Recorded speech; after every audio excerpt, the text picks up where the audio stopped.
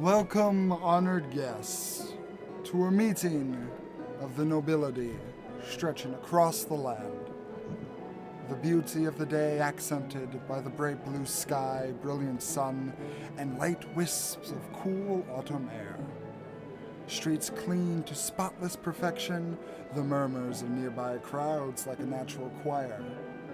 In front of the castle proper, which is a magnificent sort of classic architecture. Spires, portcullises, towers, oh my. The crowd is beginning to form as notes and notices of a gathering of important persons was soon spread amongst the capital only a few weeks ago. Oddly, though, the guests of honor are temporarily unable to enter the castle, according to the awaiting guard. I will say at this time,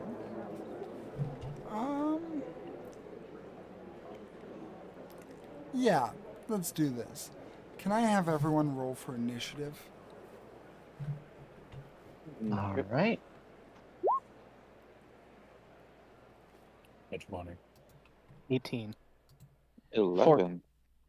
14. Okie dokie. So.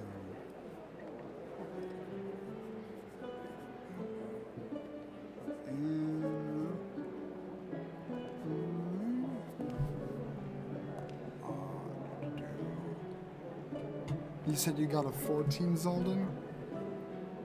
Yes, I did. Okie dokie.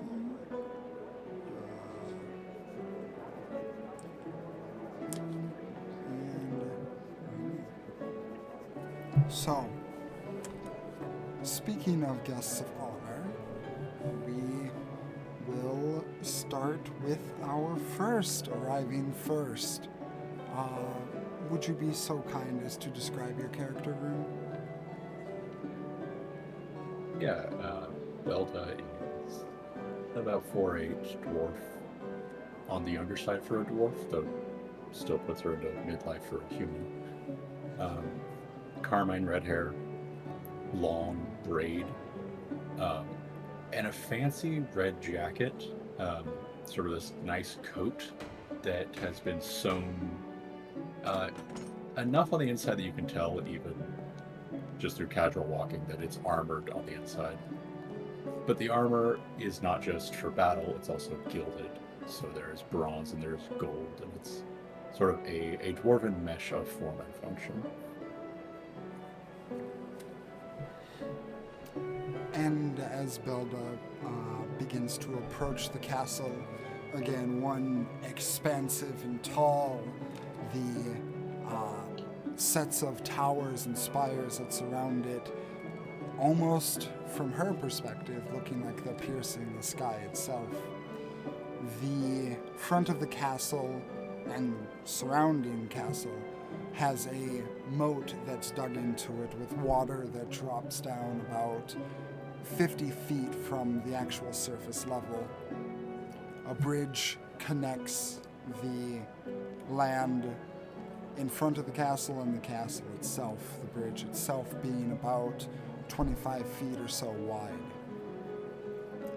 As you approach, you do notice that at this bridge there's a gathering of what look to be common folk who are standing off to the side mostly, but they are beginning to create a bit of a clutter as the guard seems to be holding them back, not in a violent way, but in a fairly stern way, as you can hear the guard saying, "Okay, now keep your distance. Do not create a clutter here."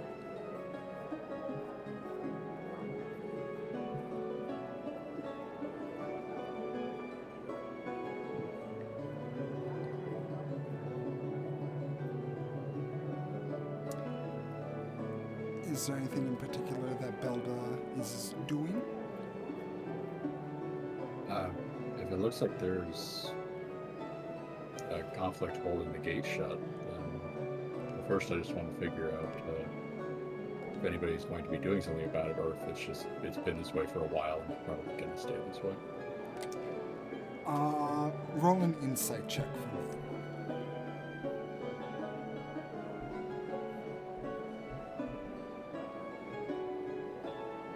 13. 13.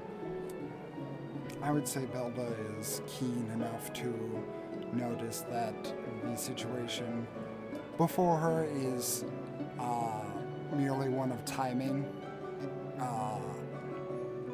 It appears that maybe the host of this particular gathering isn't quite ready, so there's just a temporary postponement of the beginning of this meeting. Well, if it's just a crowd, I will shuffle to the front, but if they're not ready, then the proper thing is to wait, and that's what I will do. Thank you. Again, the crisp autumn air seems to run through the town and keeps you comfortable in your little bit heavier attire. And as you wait, Maru, can you please describe your character as she approaches? Adeline is tall, significantly taller than Belda. She is 6 foot tall. Her long auburn hairs fall into her shoulders. Helmet to her armor is nowhere in sight. The armor that she wears is shiny, reflective even. It's a set of full plate. It looks like it could almost be metal, but isn't. And you can see your reflection in it. It is shined to a mirror sheen. As she walks forward, after a moment of walking forward, there appears a replica of Adeline right in front of her. She then inspects it before nodding and continuing towards the crowd and dismissing the duplicate.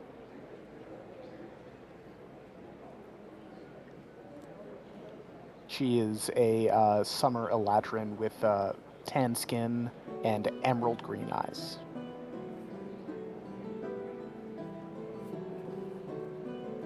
Understood. So as you approach the front gates of the castle that you have been invited to, you yourself also notice the gathering crowd of commoners and the guards that seem to be keeping them at bay. Of course, there's a crowd here for me.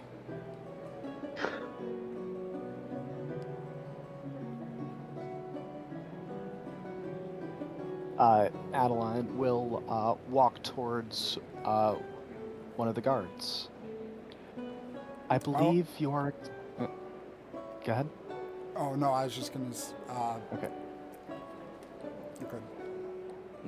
I believe you're expecting me? Everyone get back... Oh, do you have an invitation, miss? Yes. Would you mind presenting it? Which she does. Understood.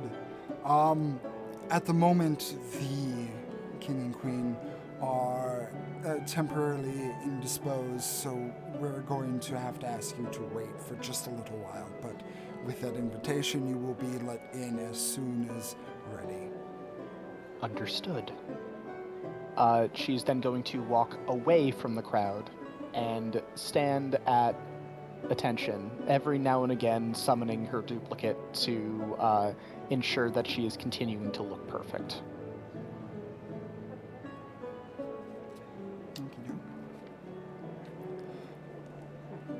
So, with that being said, Zalden, would you mind describing your character as he approaches? All right. My character, Ashan Blyqua, or as he prefers to be called, Ash, is so far the tallest of the group, standing around 6.5-ish feet tall. Not much, but not by much, but still enough. He is wearing entirely black plate mail,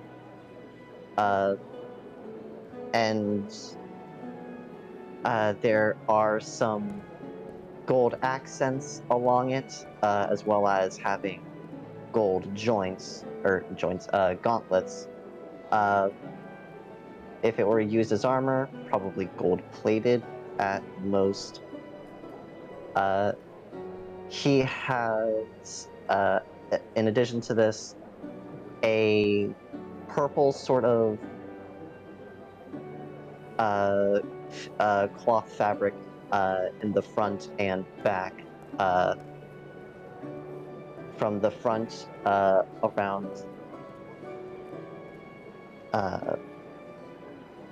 the sort of chest and going down slightly past his knees, and as a cape or cloak along his back. He also, along his back, has a shield with very, very bright, shiny, reflective. Not, it's brighter than platinum. Brighter than silver. It's platinum. Plated, seemingly,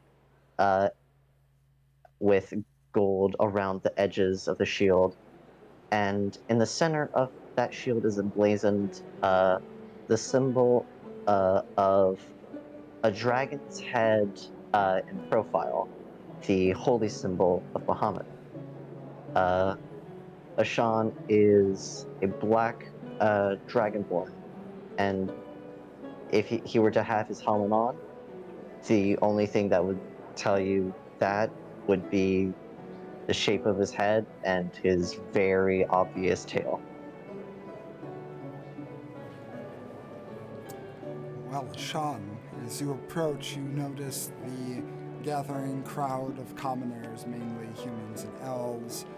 They are seemingly growing in size and blocking the path in order for you to get into the castle you were invited to.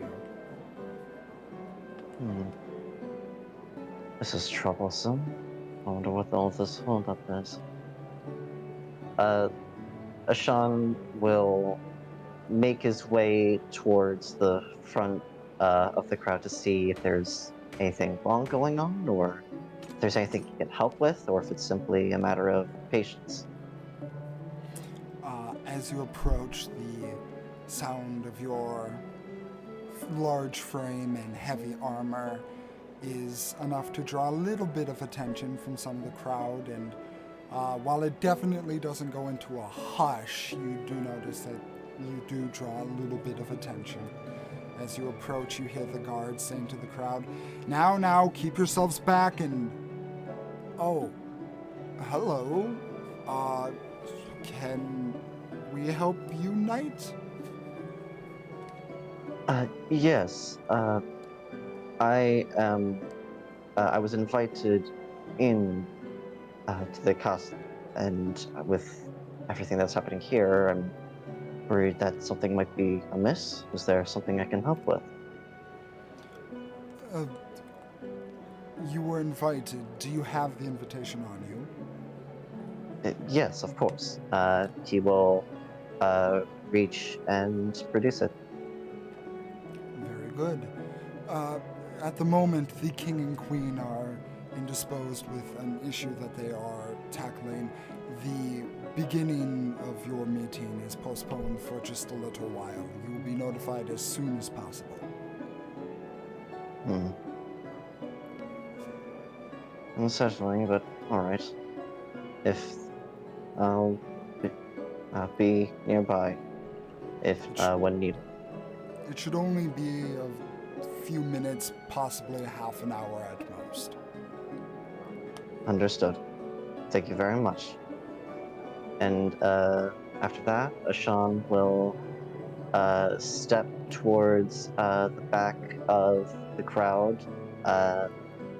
and simply wait patiently, keeping an eye on things. And if something goes down, he'll They'll be here to make sure things stay in check. Crowds of people tend to get chaotic occasionally. Understood.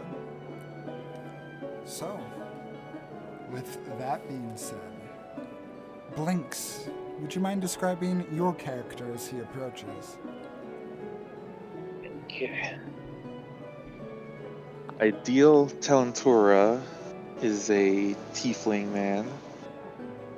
A little bit of light red of skin, more kind of pinkish. Long black horns and pulled back white hair. Wearing a very nice suit, black suit with purple shirts underneath. No shoes. A little bit of some fine leather wrappings around his hooved feet. He probably walking through the crowd in a little bit of a hurry, so he has his cane up and underneath under his armpit, kind of rushing, trying to get to the front. Excuse me, pardon me. Uh, there's some sounds of oop oop from the peasantry as you are passing by them, but they aren't giving you any physical deterrence. So you're getting through, and eventually you get up to the guard, who's saying, "Okay, everyone, you aren't going to get in without an invitation. Don't try and get past us." Yes. This is the Queen's signature, right? Quite surprised when I received it. Yes, that does appear to be so. At the moment, there is a temporary postponement of the beginning of your guys' meeting, as the king and queen are currently dealing with a matter. The postponement shouldn't be more than a half an hour at most, though, so if you wish to stay nearby, you will be notified as soon as possible. Oh, thank goodness! I thought I was late. Oof. I have some free time. That's wonderful. My letter did say that they were looking for me to help for my expertise. Would this matter be that matter as well? I am not briefed on the intentions of his or her majesty's meeting today. I only know to check for your invitation, so that will be something you will have to ask them when you meet them. Very well. Thank you so much for your service, sir. He gives And you he a quick nod. confidently, without a sigh of relief from not being late, goes down or a little bit away and sits and starts writing in his notebook. Occasionally fidgeting and checking on certain things on his person. Okay. As everyone has seemingly arrived, you notice other nobility filtering in and taking the same, or at least similar measures that you did. All of them dressed in very fancy and regal attire, their clothes costing more than the salaries of most of the people that are currently awaiting to see who exactly will be arriving at the castle today. At this time, Adeline, you hear what seems to be clawing at your feet. She will look down. You see what appears to be a black cat.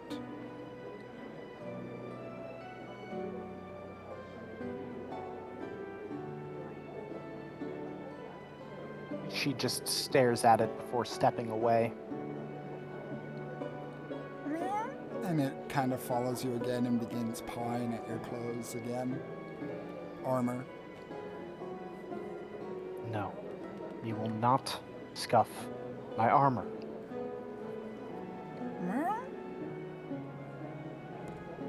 Go away.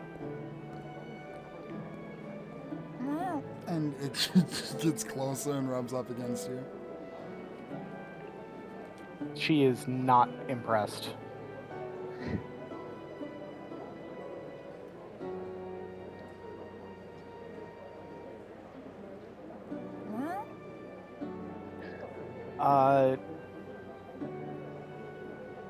Wrong character sheet.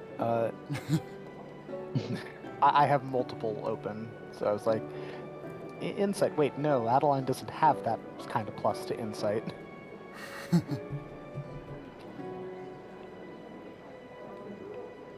You! She's going to point to a random peasant. Huh? Yes?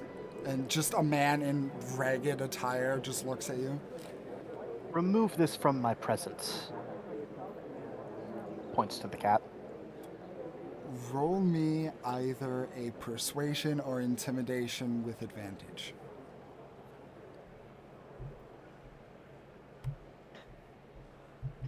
Intimidation, I think she'd go for. 14.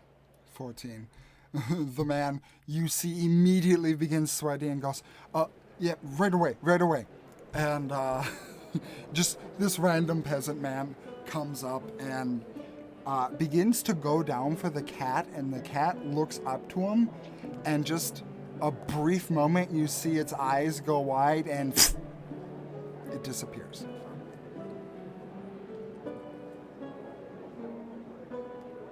Your task is done.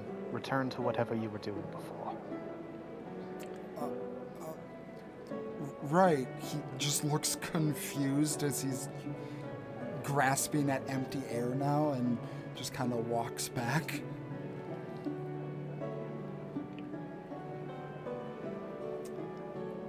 She doesn't care. What was annoying her is gone. Ashan, Yes?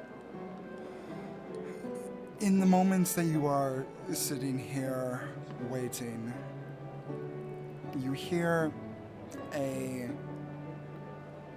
familiar voice in your head. Blightclaw, I await any news of your arrival and any news of anything that you have maybe ascertained of use. Is there anything as of yet? And you recognize that as the voice of a very familiar holy person back in your homeland. Ashan will think for a moment before responding. I have arrived at the castle, but there seems to be some sort of delay for the king and queen. I'm waiting outside at the moment. I will be notified when it is time for my meeting. There's a slight pause before the voice comes back. This is of the utmost importance. Do not fail. If you fail, do not come back.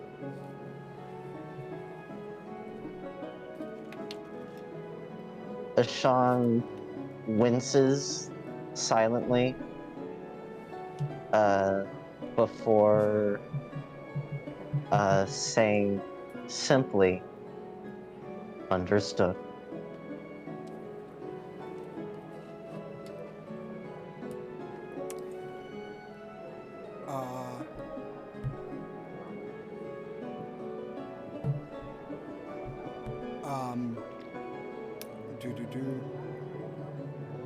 Ideal. Yes. You feel a bit of a pull on your clothing.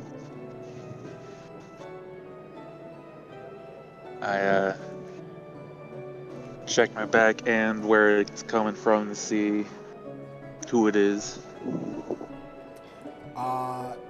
You see the face of a dusty little crab who seems to be now sitting on your shoulder, kind of pulling up your clothing a little bit.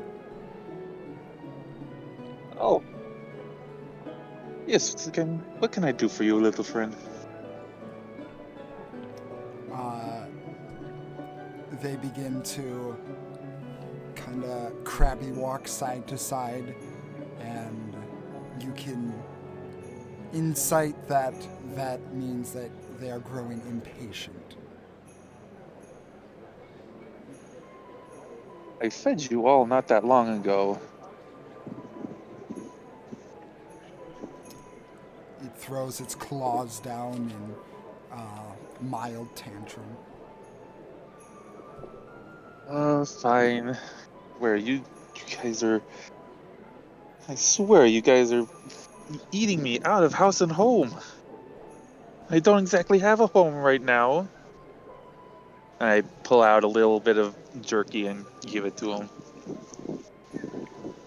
The crab begins greedily eating the jerky.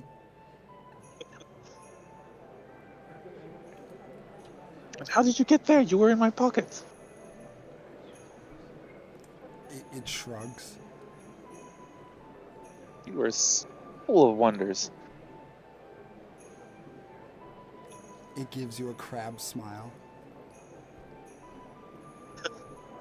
As crabs do, crab smile. Yeah, the big old crab smile.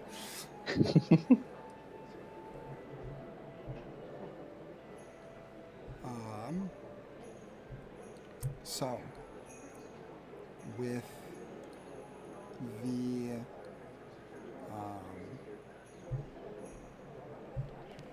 with some time passing by and there being a distinct quieting of the crowd after just a little while, you can all hear that the guards that were posted at the door begin to call out, any of the invitees that were brought here by His and Her Highness are now allowed into the building. If you would please make your way inside post haste. Sean will perk up, smile, and start to walk forward. Adeline will move towards the entrance. Oh, that is us. And I take the crab. I don't want them to notice anything uncouth. You gotta hide for a little bit, friend. And I put the crab in my pocket, get up, and start moving in. And Belda follows suit. So, as you all begin to enter into the building, you see a magnificent display in front of you, although the magnificence might be a bit contextual, if you will.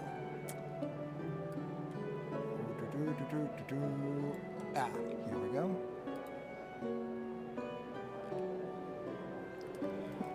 Before you, all of you, as you begin to enter into the building, is a long stretch of hallway, one with a very deep royal purple flooring with a brilliant golden carpet that seems to stretch its entirety.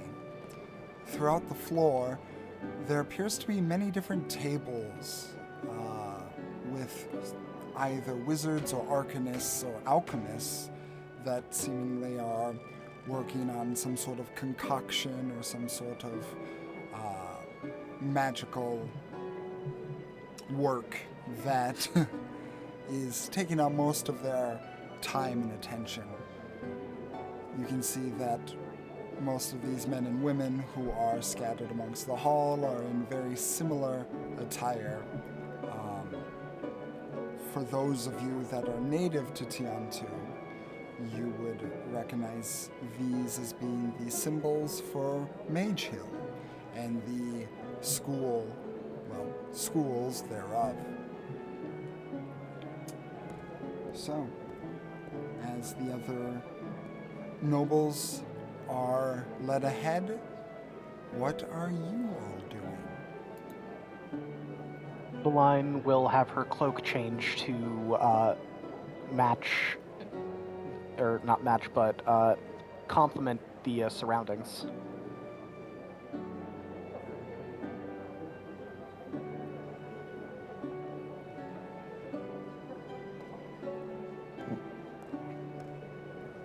That's interesting.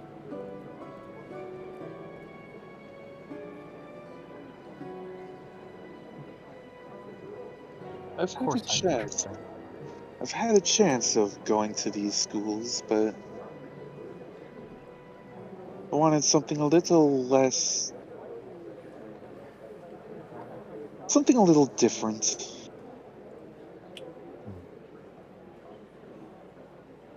Honestly,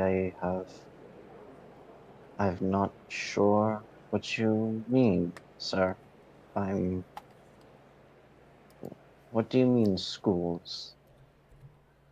I understand the word, but not context you speak it now. These symbols are of Mage Hill, quite famous schools for arcanists and magic folk. Ah, I see. Thank you. And who might you be? Well, I am Ideal Talentura. I offer a hand to shake. Ideal. Pleasure to meet you. Ashan will take it, firmly grasp and shake. I am Ashan Blightclaw. Please, just call me Ash. As you wish. Pleasure to meet you.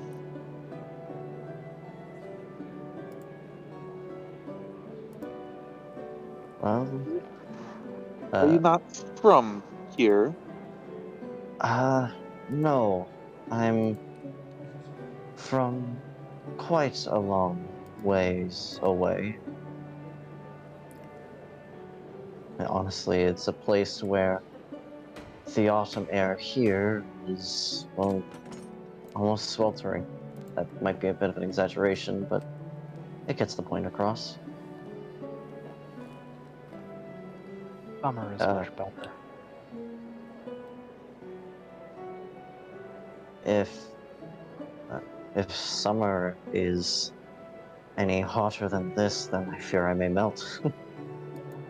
uh, you probably heard my introduction earlier, but still, I'll give you the same. My name is Ashawn Blackwell. Please call me Ash. And you are?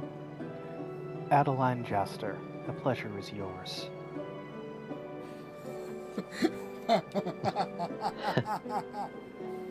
Ashawn frowns and looks like he was going to extend a hand, but then retracts it. Hmm, indeed. And says not another word.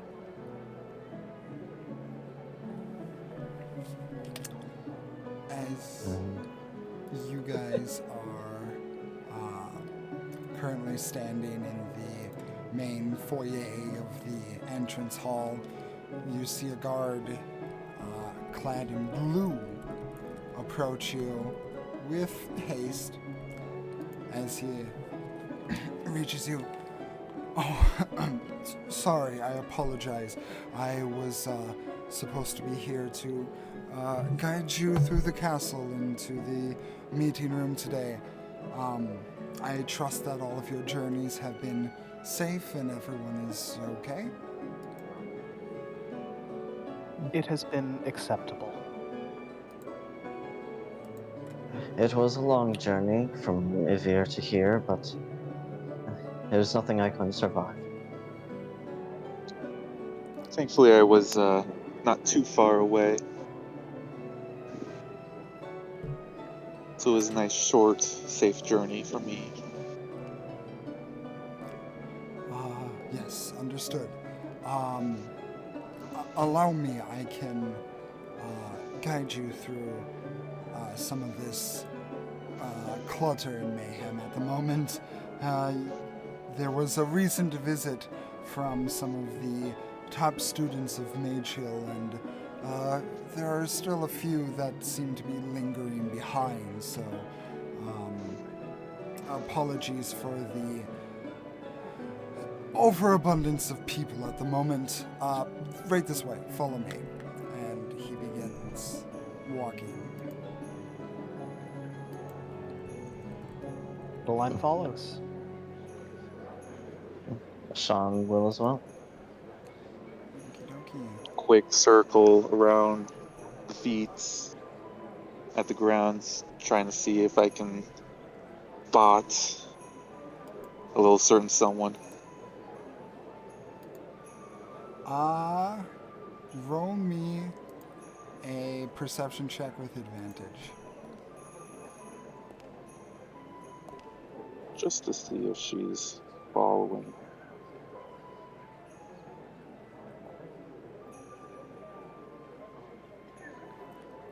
That one's a 15. Not 20, 21. Yeah. Very quickly, with the most practiced effort, you can clearly see that to your not immediate right, but fairly close right, at a table with three different students kind of conversing and exchanging notes over it, there appears to be a little black cat that is jumping at a belt string that one of the male students seems to be having dangle off his waist. I'll laugh and offer a little string myself and kind of click towards it, seeing if she will come. Without problem, the very familiar voice echoes, and the cat turns to you, and the eyes grow wide, and in a moment, there's a disappearance, and then the next moment, you feel a weight on your head, and you see a tail drape down in front of your face, but kind of the back of the tail, so you know that she teleported on your head, but is currently on her back.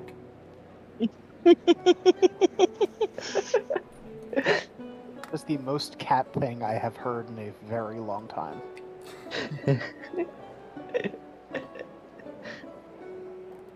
I just continue to walk in, just idly scratching at her stomach. Okie doke.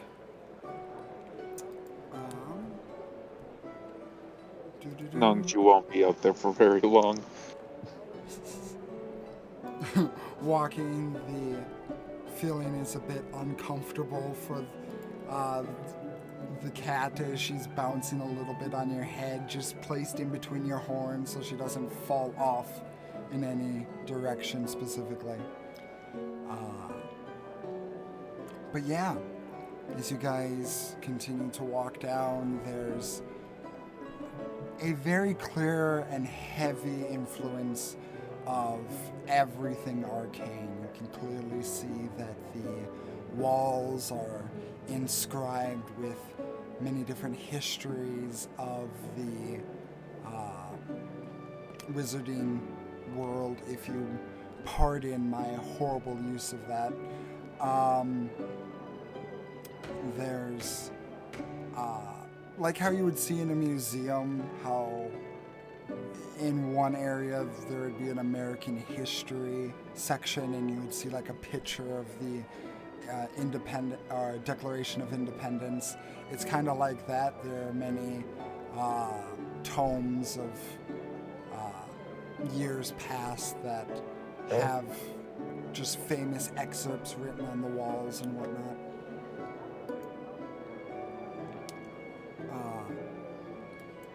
heading further down, you guys, the guard turns back to the group and asks,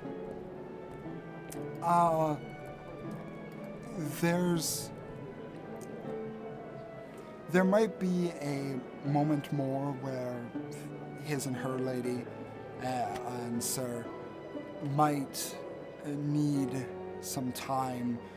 Would you prefer to meet with their highnesses now, or there is a kitchen in which you can eat and drink if you so desire?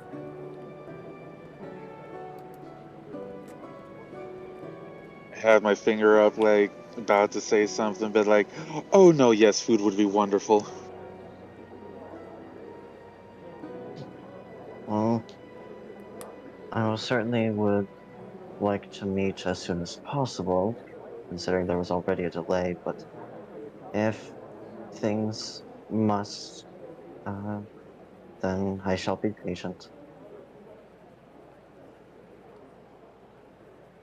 Meeting them when they are not ready will not be conducive to anything.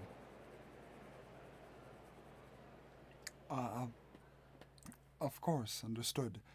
Allow me to show you to the kitchen then. And the guard in blue walks over to the right-hand side of the room to a large set of double doors and pushes them open, bringing you guys to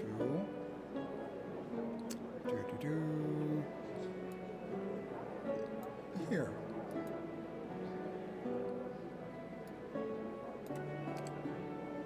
Seeing you into the kitchen and the dining hall as an extension, you see before you a opulent setup, a very large table, absolutely jam-packed with food and drink galore, candelabras lighting the table and every other section of the middle where there isn't food or drink to be had.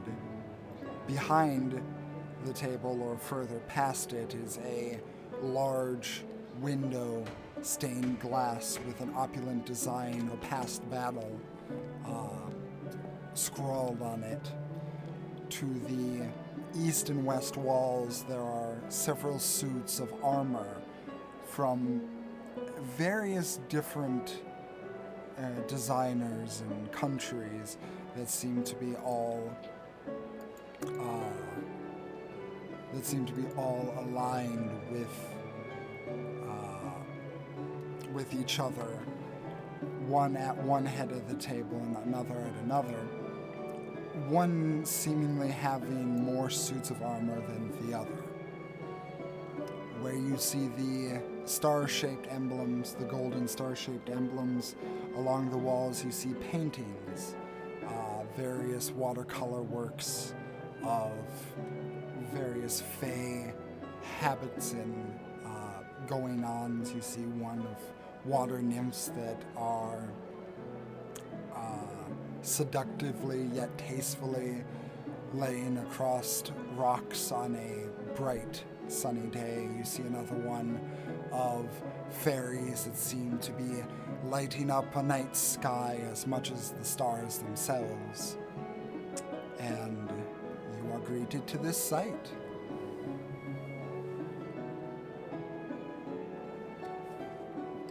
Adeline's cloak once again changes to better match the room.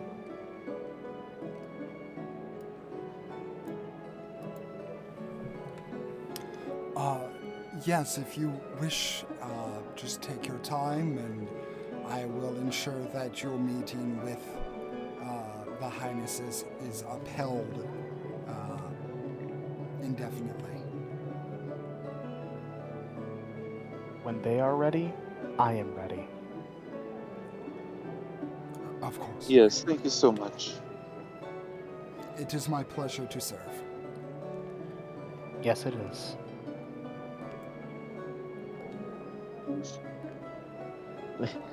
Ashan glares at Adeline.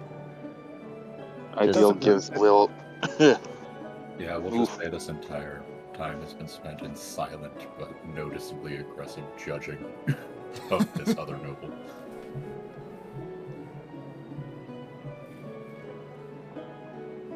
Doesn't seem to care that the others don't seem to like her. Or even notice. So do you wish to make your way to the table? Oh Yes. yeah. Yes. Ashan lingers looking at the paintings for a small moment longer, astonished how this looks so different than what he thinks of seemingly otherworldly creatures. Seems much more fanciful than he would think. But eventually he does make his way towards the table.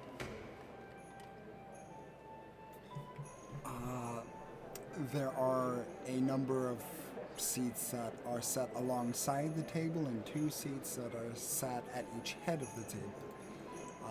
Do you guys sit at the seats alongside the table, or does anyone sit at one of the 2 seats at the heads?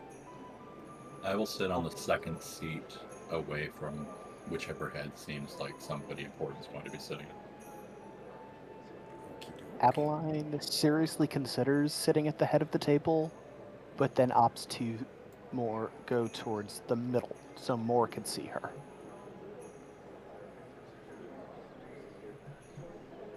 Uh, I sit where nobody is on a certain side of me, and I just start grabbing food.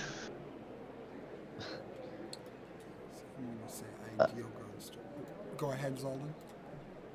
uh, Ashan is seating somewhat towards the middle, uh, less so out of uh, uh, as as Adeline is going towards the middle, so more can see her. Ashan is going more towards the middle because he doesn't want to sit next to the head or the table of either end of the table, nor at the heads themselves. So, out of simple humility and understanding that he should not assume where he should be, he just uh, sits somewhere that is what would be seemingly unimportant.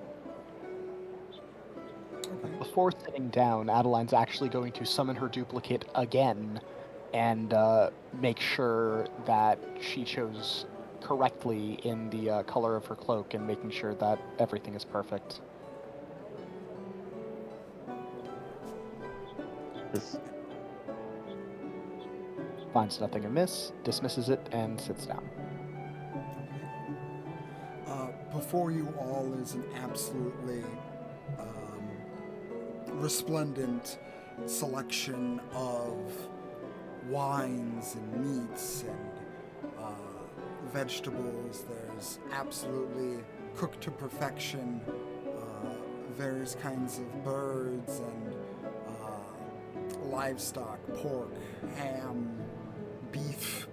There's also a plenty of variety of fruits, apples and oranges, and all of it displayed in a very opulent and let's be honest, excessive way. You can even see on some of the food there's a sprinkling of what appears to be gold dust along it. And for those that are also sitting alongside this table here, apologies, I did not place tokens for everyone at the table. You can see that they are eating the food that is sprinkled with gold dusts and various fine powders that seem to be enjoying the food all the same.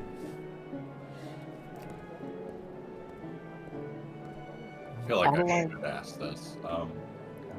Is gold dust weird to be eating for me?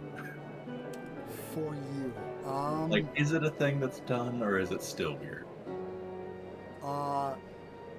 well, since it is also done in the real world, it's not typically it.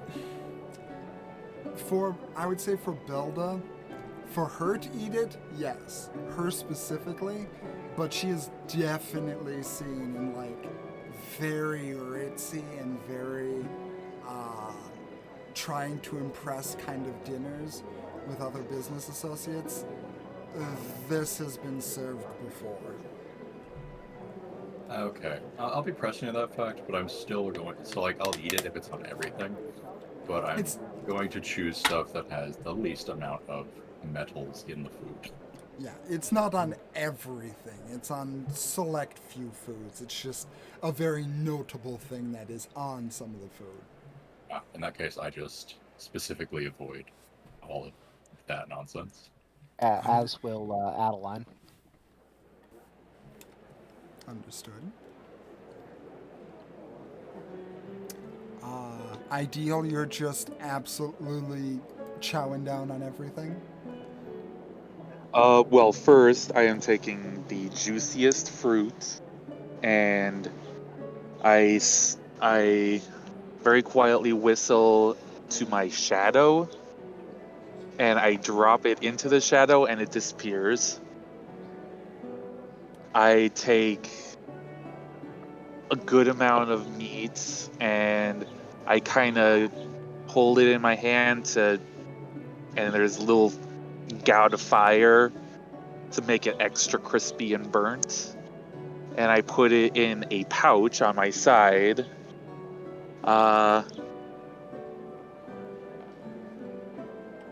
Some flakes of fish. I put it in my chest pocket where the crab was. I take like a whole little pheasant and kind of wave it behind my back, and it just disappears. I don't know if the kitten is still on my head, but probably not. Probably eating something on the table, out of sight. Oh no, the cat fell asleep on the walk there.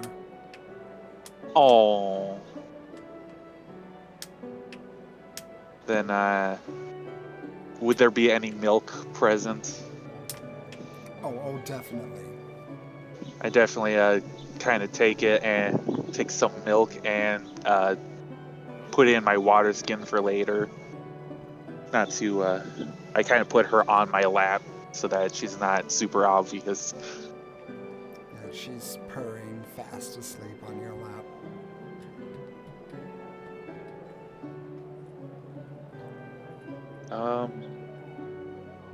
And with that, everybody's fed. Now I start eating. And yes, ravishly, because it looks like he hasn't eaten much. He's actually a little gaunt. Sorry. How much of all of that would be noticed by Ashan? He's trying to do it sneakily, but it's probably not. It's probably not super unnoticeable. Roll me a sleight of hand with disadvantage, ideal. Okay. I needed to reload my D&D Beyond.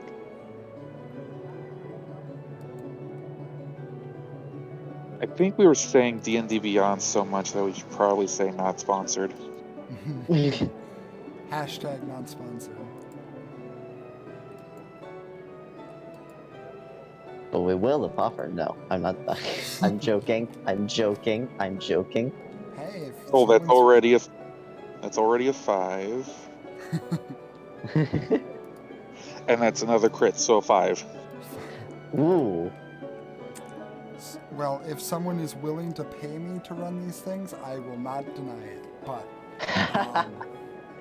yeah, Ashan, as you're kind of sitting down and getting ready to partake in whatever amount of the meal that you so wish, you do see kind of the tiefling equivalent of David Copperfield working his way on the food right now.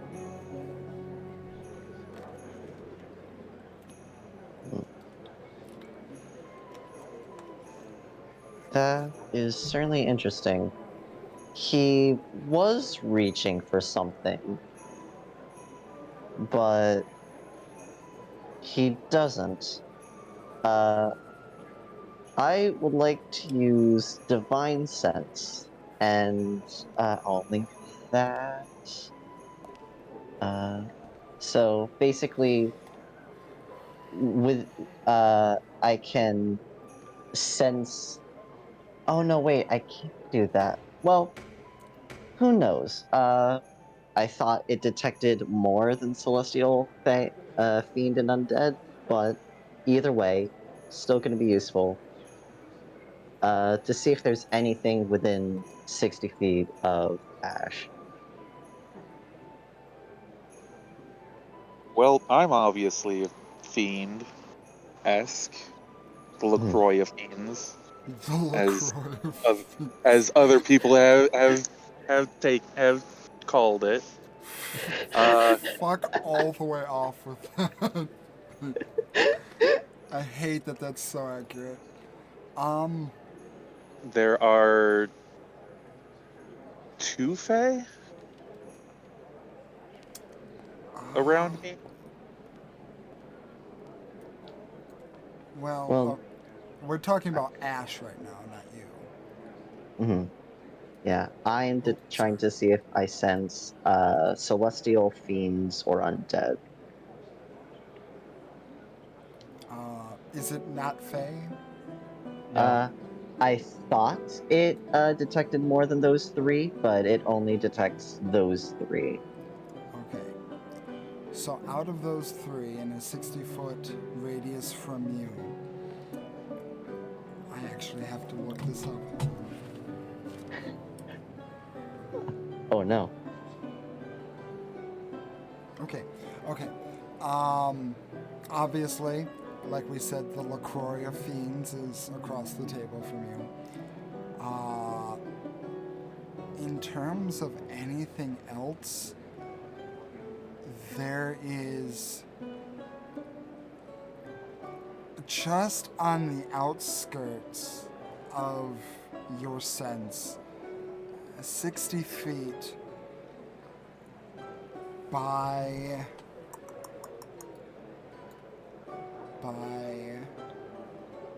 this door, there appears to be a very slight celestial presence.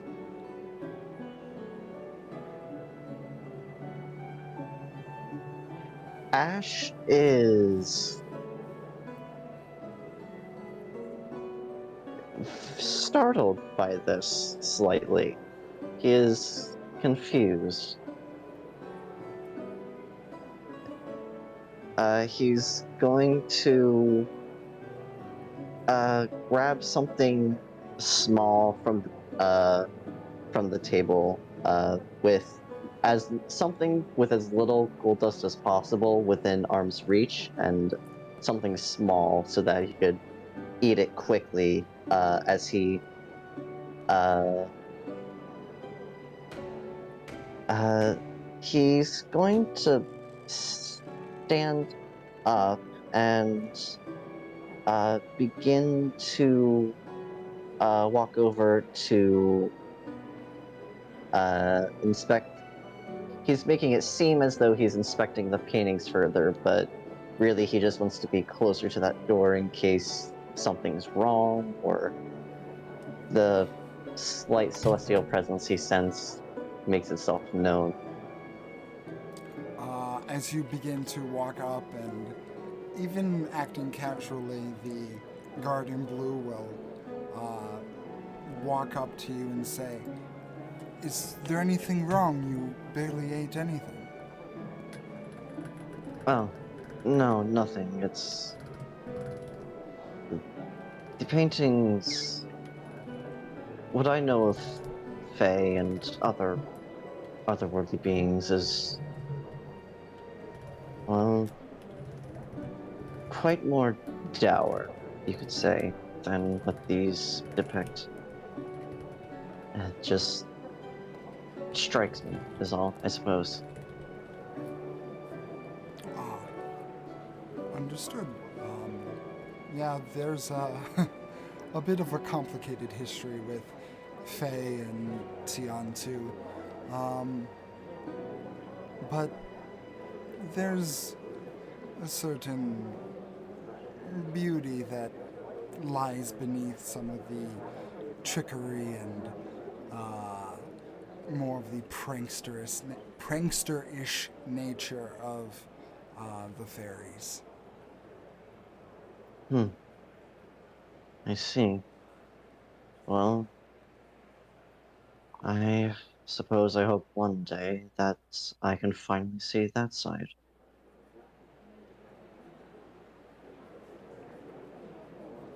It would do me a great honor in order to possibly show you one day as well. There are many places in the castle that depict some of this history, and if we do come across the time in order to see it, I would be more than happy to show you. I would appreciate that. At this What? time, the door that you guys entered begins to open, and there's a bit of a hush that falls over the room. As the door opens, and there's a figure that comes through. This figure is large, with black fur, and a mouth of nasty, jagged teeth. As you see this figure come out. For those that are in Discord, I will share that. Do do do. Do do do. You see this come out of that door as a knoll the size of the door frame itself, essentially, makes its way. Ignore the flails in the picture, I couldn't find a better one. And you just hear the heavy breathing of it.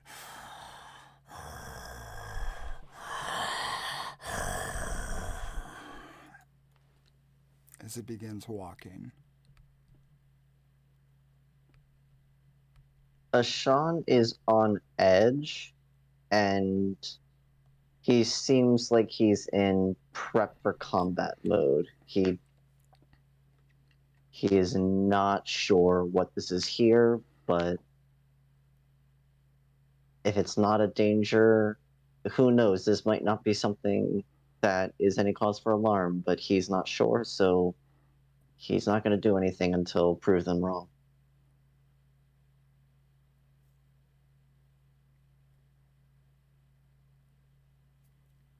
Reactions from anyone else? One will look over and then mutter under her breath, "It's one ugly creature," and then just continue with what she was doing.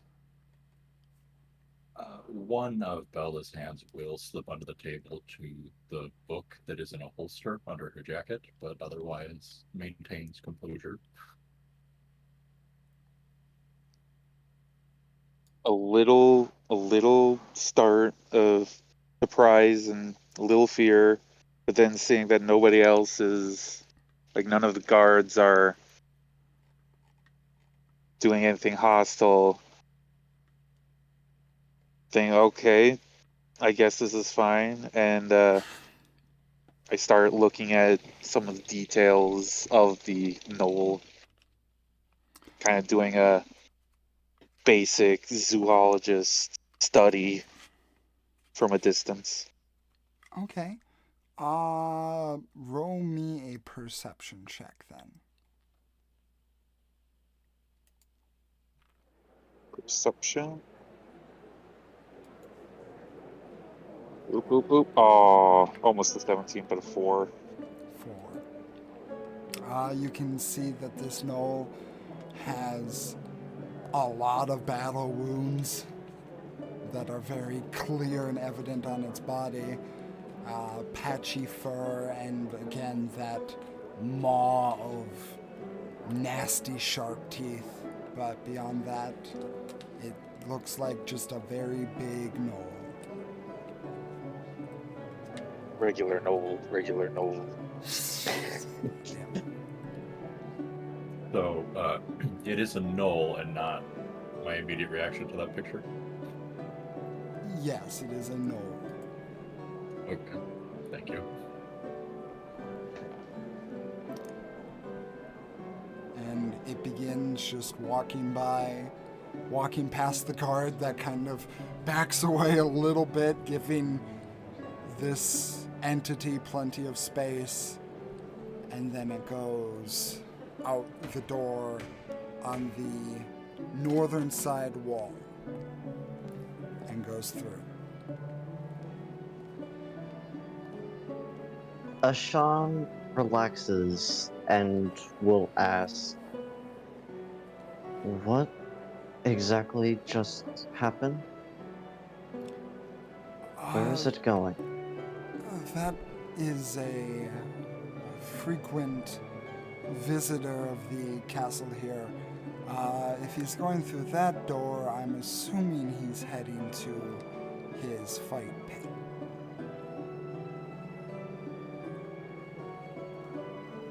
Ashan blinks 3 times, quite visibly. He doesn't blink hard, but it's like you can almost hear him blinking. And he will say to the guard, I understand what all of those words mean, individually, as words. But in that sentence, in that order, I am confused. I think, well, he kind of leans in close to you. I think the proper term is a training yard, but I'm just being honest. It's more of a fight pit. Huh. I see. Well, if he is a frequent guest, then I suppose my instincts were wrong this time.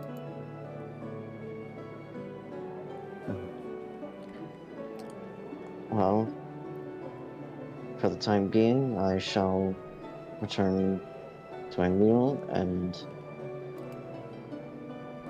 well, hopefully I'll be able to see, as you said, some form of positivity from the Fae.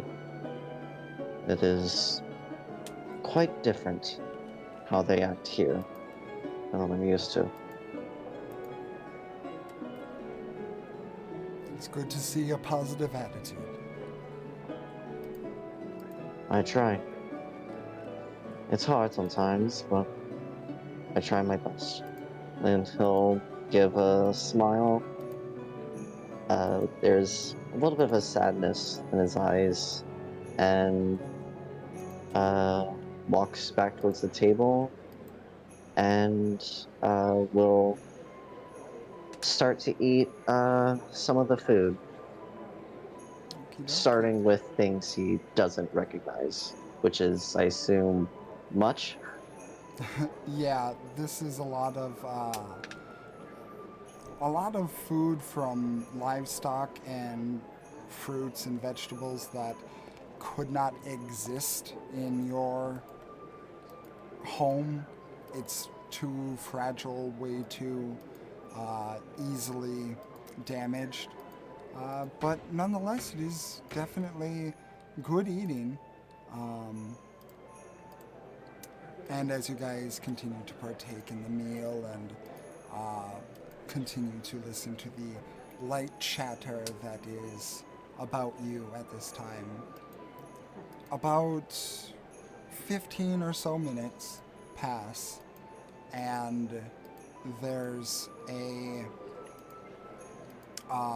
there's another guard that comes out of the door that you had entered into the room in, and the guard proclaims, "Her Lady, Queen Aban Orgo, now entering." Immediately stands up in respect. Surprisingly, Adeline also stands up. Sean follows suit. Of course.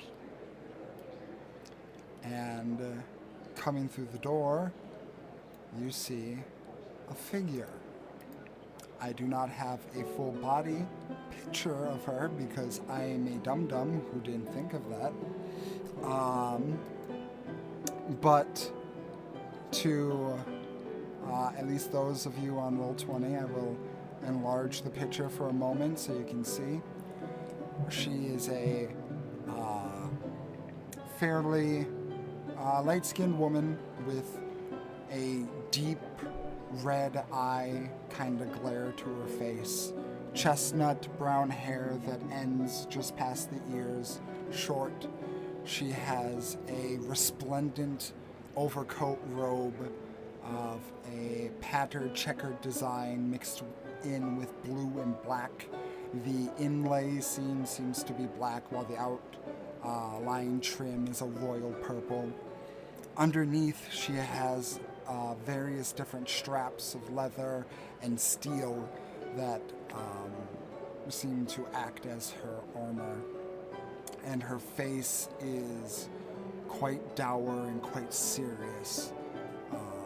There is no hint of amusement, no hint of putting on any kind of facade for a noble court. There is purely business on this woman's face.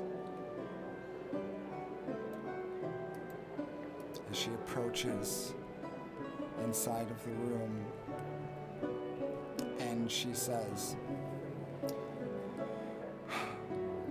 "Well, I am glad that the contingent of you that could make it has made it. I am your queen, Veneth Aban Orgo.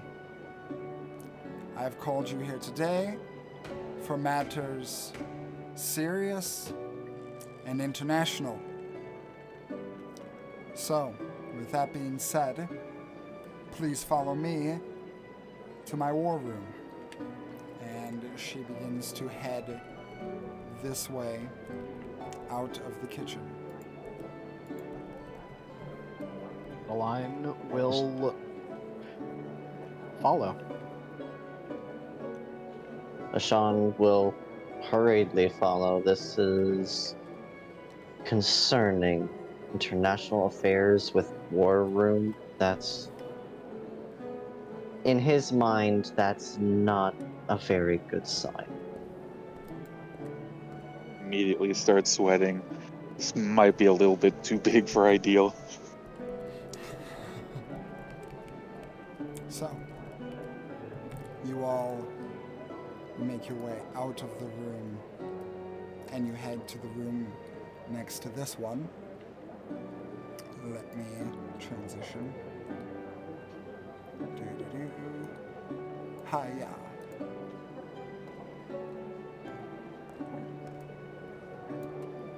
As you exit out of the kitchen and you head into the next room over, you see you are greeted with, to your left and right, stands that reach about 8 to 9 feet tall, with long benches extending on them.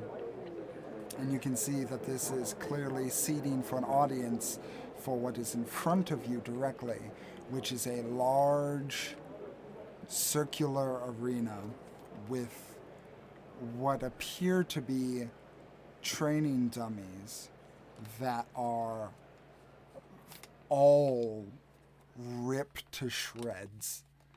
They are like, the only reason that you can tell that they are training dummies is because they vaguely are upright, but upright in the sense that, like, if you go to an old abandoned western town, the buildings are upright, but it's in serious disrepair. The ground itself seems to be one that was cleaned, but over every inch of the circular arena, there is clearly a light stain of red that covers the entirety of it. To the northern wall, there's a long line of martial weapons that seem to be pressed against in holders up there, halberds and great axes, whips, and other various weapons used by the well-trained knights and officers of this castle.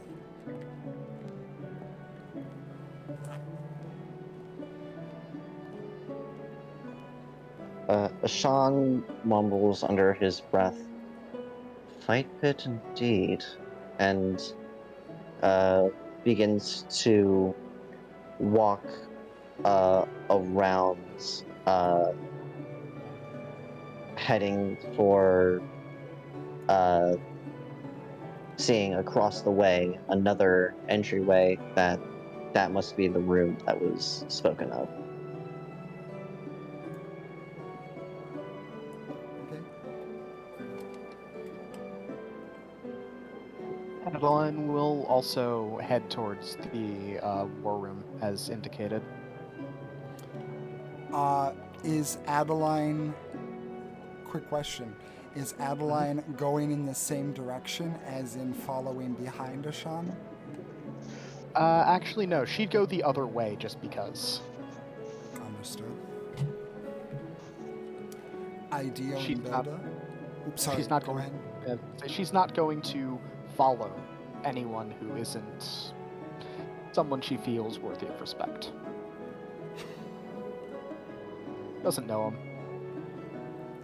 Kind of I mean, finger around the collar, just ooh, how dreary. And I'll follow Ash.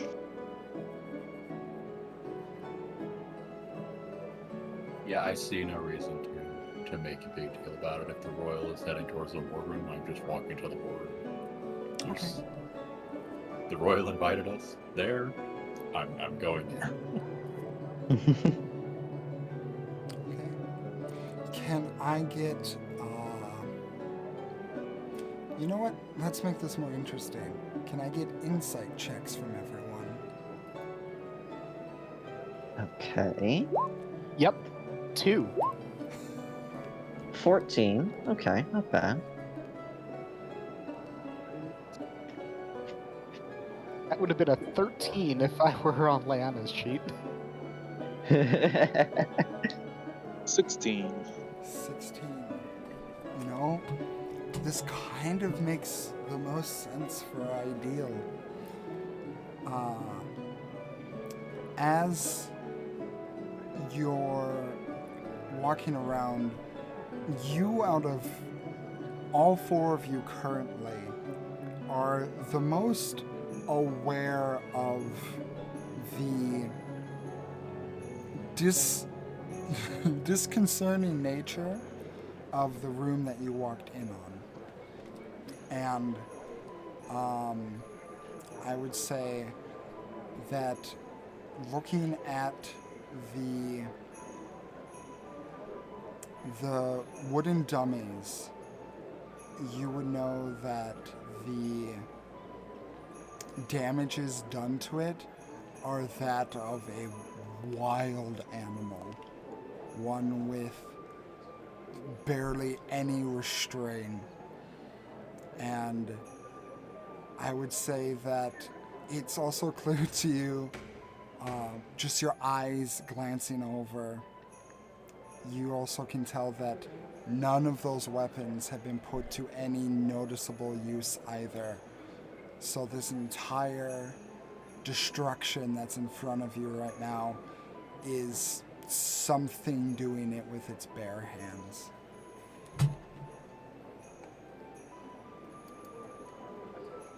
Bare hands, more like Noel claws. Ooh.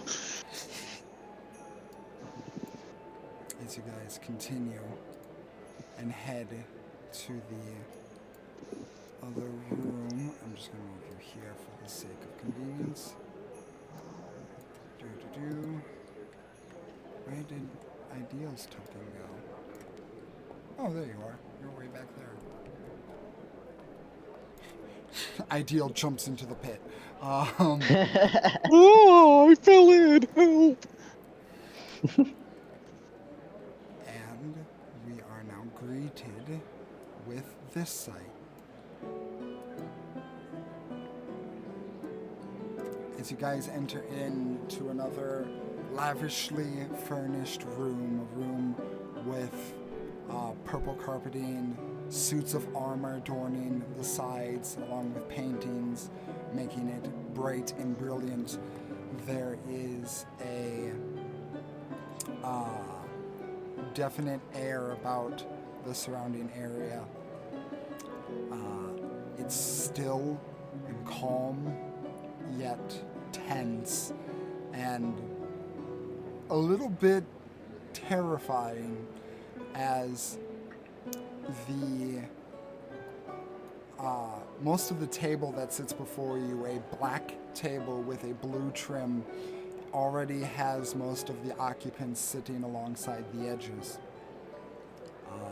At the quote-unquote head of the table, you see Queen Veneth Ebon Orgo on a fairly large double seat, essentially. Behind her is another stained glass window, but with a reddish tint, creating a very warm red color inside of the room, mixing in with the purplish hue from the floor. And all the eyes turn to you four as they notice you enter. Oh, Again, Adeline's cloak will change to best match the room. and for those of you who are obviously listening, next to Queen Veneth is the Knoll from before, sitting beside her.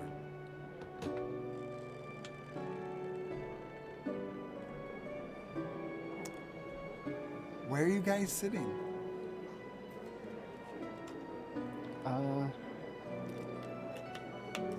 Adeline will go next to the knoll. She doesn't care. Okay. Ashan is taking the furthest available seat from the queen and the knoll. Not out of fear for the knoll, but more so for respect and humility for the queen. Trying to show that he doesn't think himself important enough to be seated so very close. Ideal's sitting kind of in a corner, feeling a little uncomfortable, a little out of place. In a corner of the room or at the table? At the table. Okay. I'll say that you're kind of wedged in next to Ashan and Ashan to your right and Belda to your left. Yeah. As the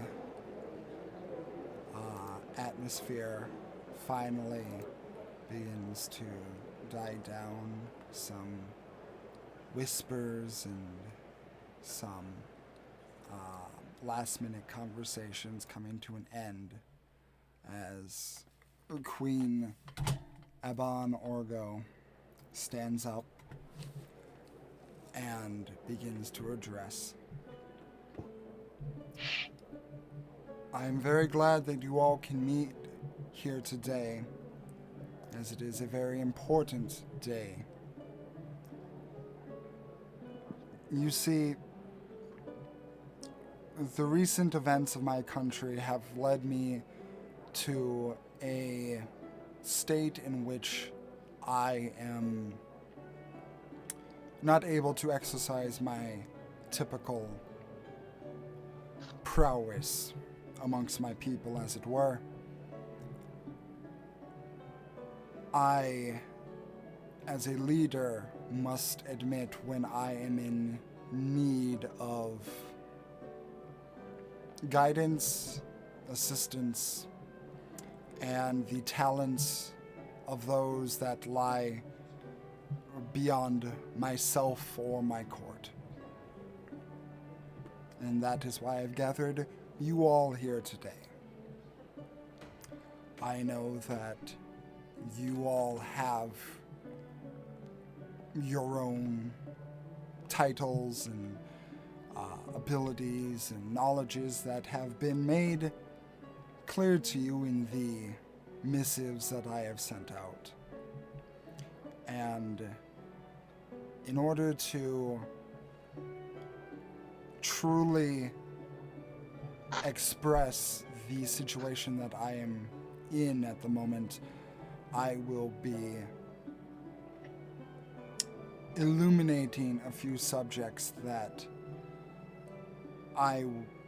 you and you alone in this room will be aware of, as these are secrets that I do not give out easily, but I hope that in doing so I will gain your trust, and by the end of this meeting,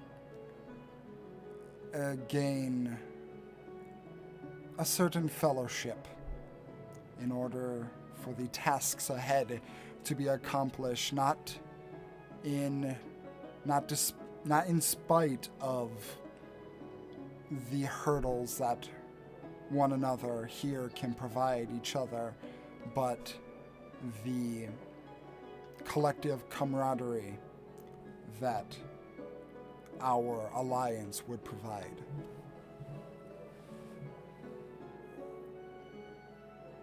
There's murmuring amongst the other nobles, kind of questioning and a little bit curious, and a lot of them still looking at the fucking knoll in the room.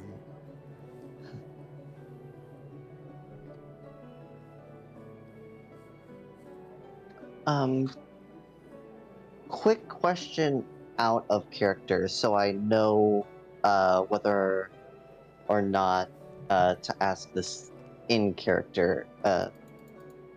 Would Ashan have any idea of the recent events in Tiantu that Queen is speaking of, or is he just like absolutely clueless and lacking context for this? Roll me, since this is a major political situation, roll me a history check. Understood. Would any of us know exactly what's going on already? Okay. If you want to, though, anyone can roll a history check if you want to just see how caught up you are. 17. Adeline was paying attention for once. Ooh, 21 for Ash. 15 for ideal.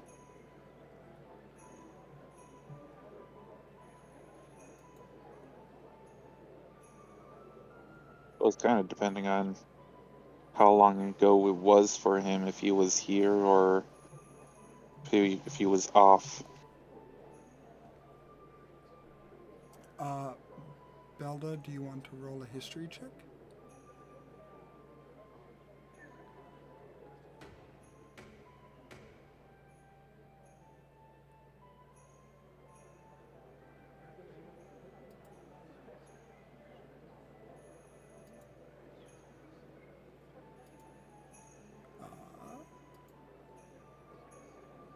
Okie doke.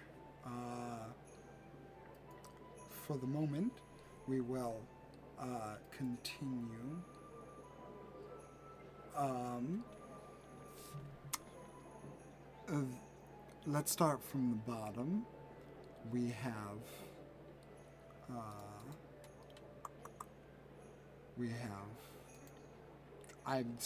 ideal. I cannot read anymore, apparently.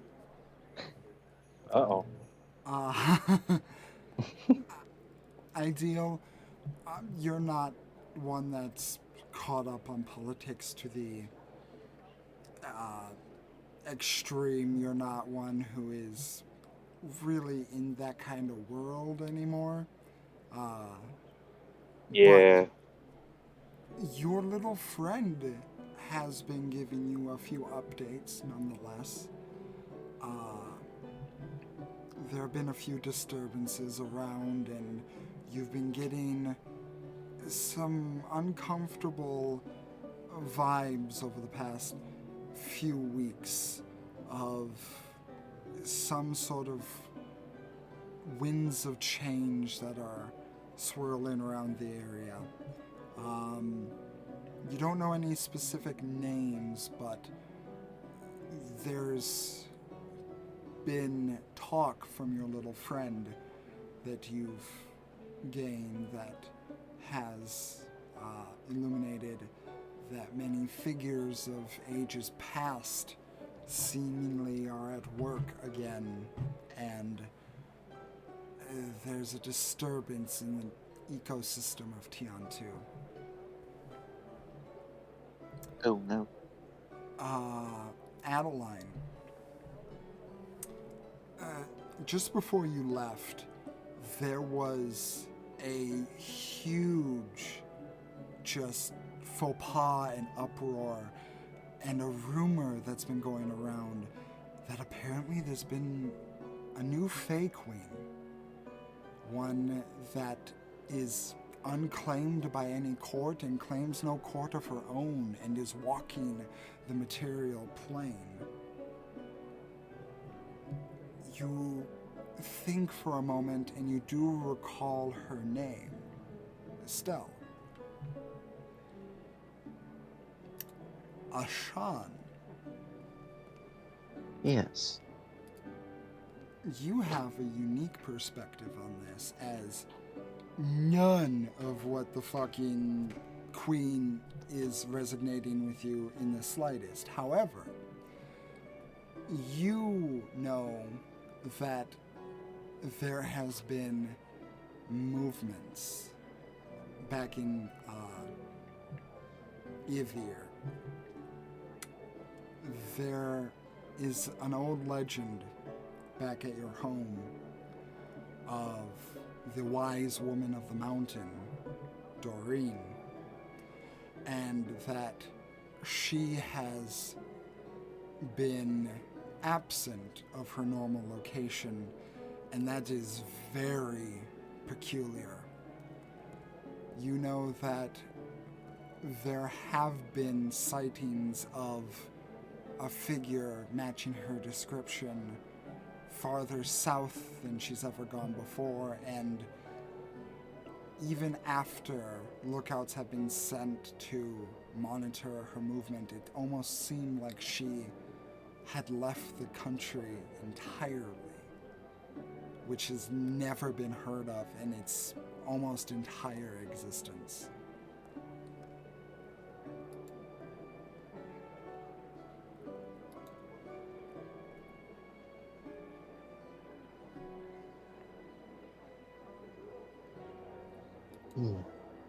I see.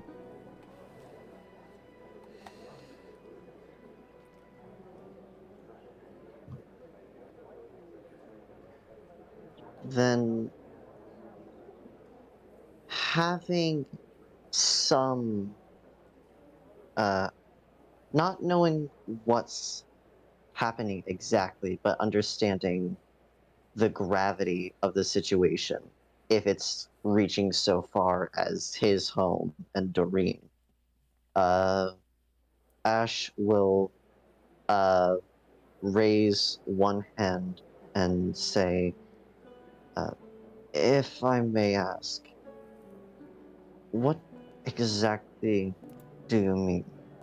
I am from a very far journey from home, and I'm afraid news of the exact nature of what you speak has not yet reached my ears. The queen adjusts herself and deeply exhales as the talking is about to begin. She looks over to you, Ash, and she begins speaking once more.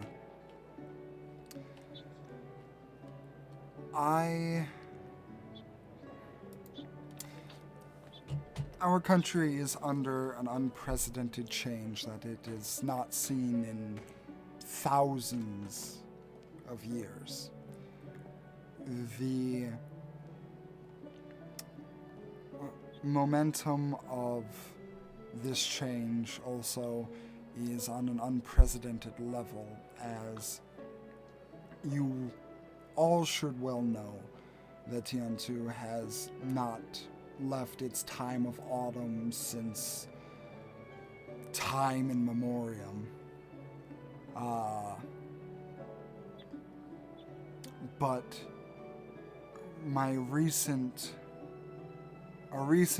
set of visitors that came by,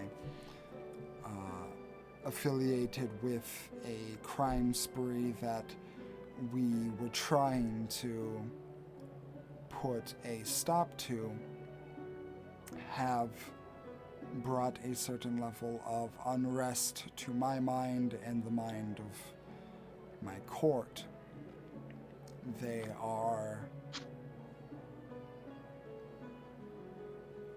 a chaotic element, one that is not necessary for our country to continue prospering in a beneficial or functional way. Now, these individuals have family and cohorts that have been acting egregiously against the laws of the land and are currently recruiting other individuals who are also of a troublesome nature. And from what my investigations have shown, they have tapped into unknown magics and unknown powers that should have been left dead and alone for many years to come. And that is why I'm asking you all here today as a necessary force against this change, this chaos that is going to overtake our land if it is left unattended to.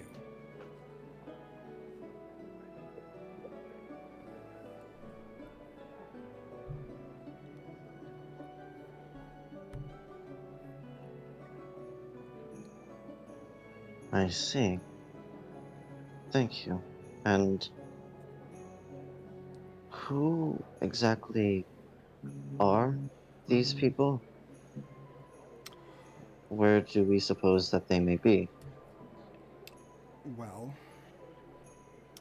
originally there was only 3 of them, but their numbers have grown since then. Originally it was one Leanna Monolay of the Traveling Monolay Entertainment family, a family of acrobats and performers. Another one was Passeth, of no specific surname, who is a fairy from, I believe, the Summer Court, who traveled to Tiantu a number of years ago and was informally adopted by a dwarven family down in Crystal. And third was a druid from a nearby grove named Stell, again of no surname. They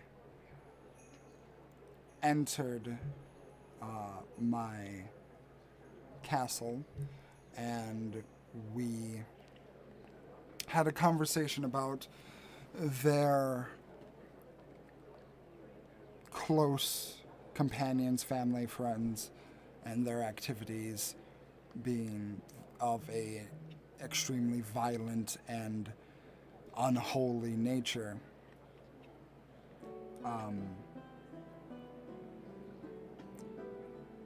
While they assured me results in capturing or at least preventing these individuals, when it came to the conversation I had with them, they assured me that there was going to be some sort of effective results and that this would cease. However, over the past few weeks, we have seen no such results, and the attack on the people of Tiantu have continued, and the fear and unrest is continuing to grow.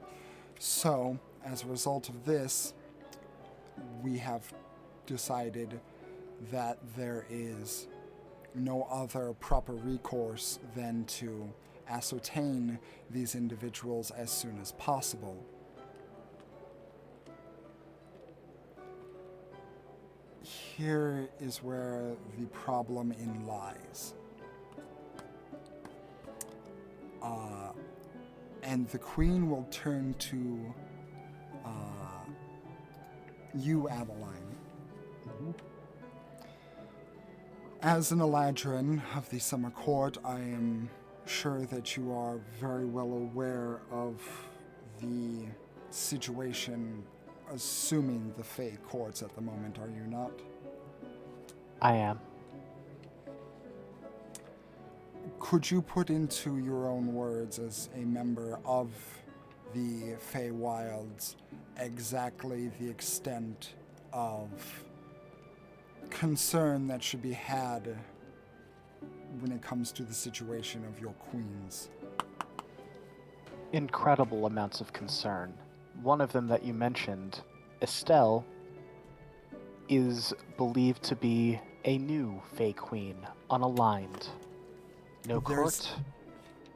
Sorry, go ahead. She was just going to say, no, unaligned, not a part of any court, and that was it. There's an immediate murmur and there's a new one, and just there's a hum in the room of conversation.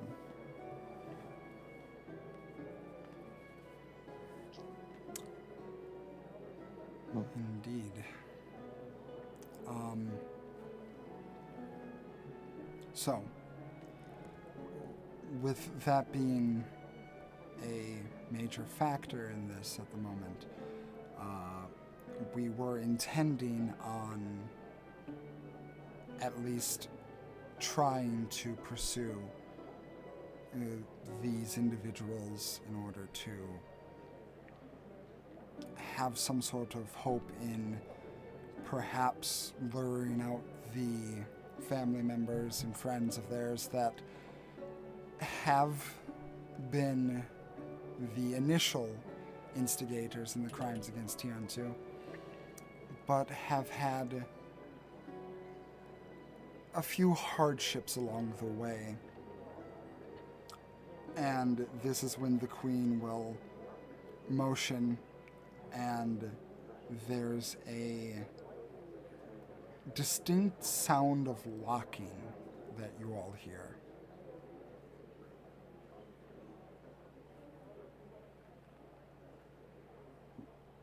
Locking? Locking, like a door lock being locked.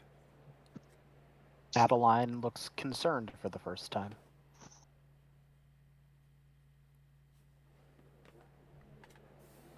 Kind of reaches behind Ideal's back, gripping onto something.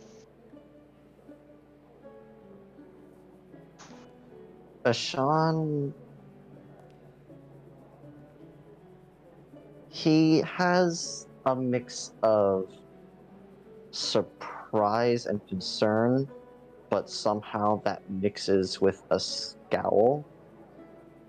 He does not like that.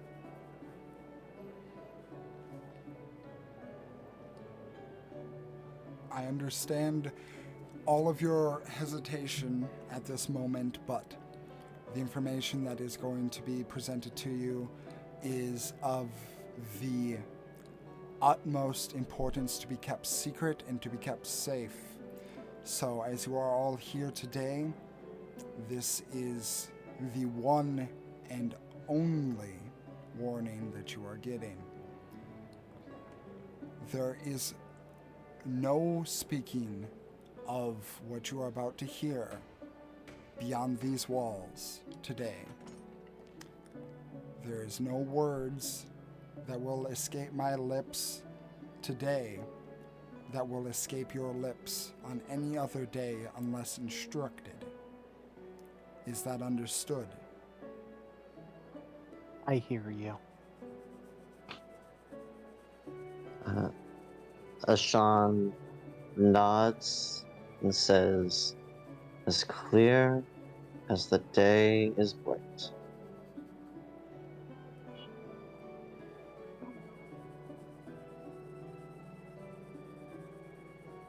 Kind of Rather looking than around. speak up, I would just nod respectfully, as I assume most of the other 20 people in the room are doing.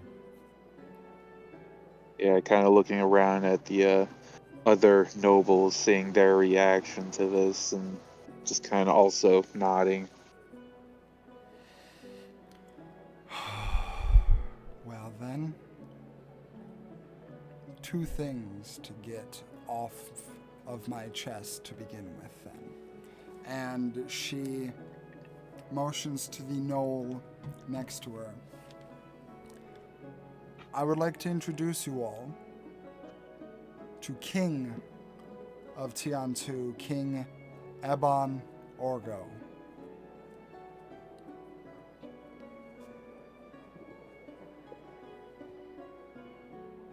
Oh my god! I had suspicions. Out of character.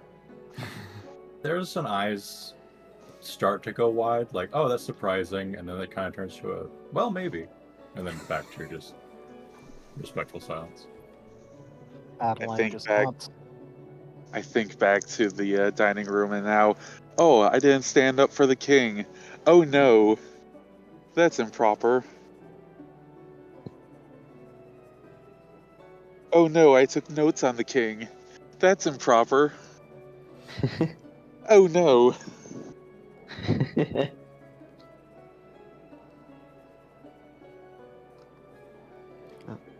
Ashan is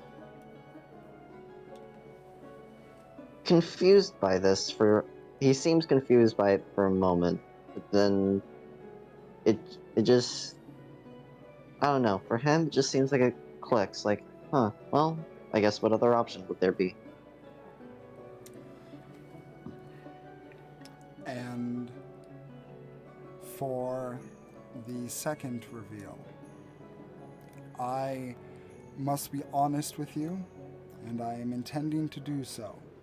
So, to be 100% transparent with you, my court, now, I wish to tell you, show you something that I have only shown Sorval here in I can't even recount how many years. And you see the queen kind of bend over for a moment and then rub her face just like someone would when they're tired. And she rubs her eyes, and you swear you see something come out. Like two clear orbs, except semi-hemispheres. And as she looks back up at the presiding court before her, you see that her crimson red eyes are now eyes that are one side blue and one side green. And she says, I am not, as most people would assume, a human. I am what is known in the ancient language of the Druids as an ASMR. And that is where we're going to take our first break. Oh, brick. Lore drop, lore drop, lore drop. Lots of information. We'll see you guys soon. All right.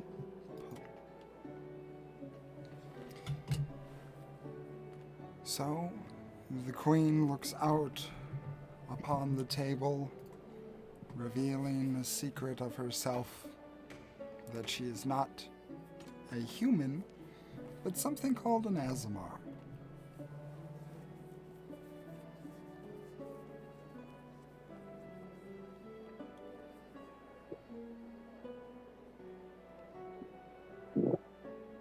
Ash tilts his head to one side,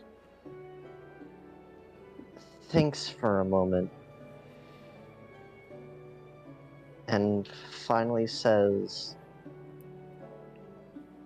I have many questions to follow up with, but I suppose I'll start with what I hope is the simplest. What is an ASMR? It is, to put it in the simplest terms possible, it is a designation of people born under a certain celestial circumstance.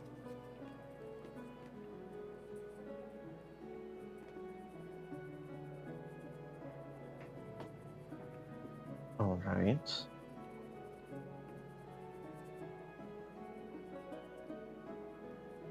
And my other question being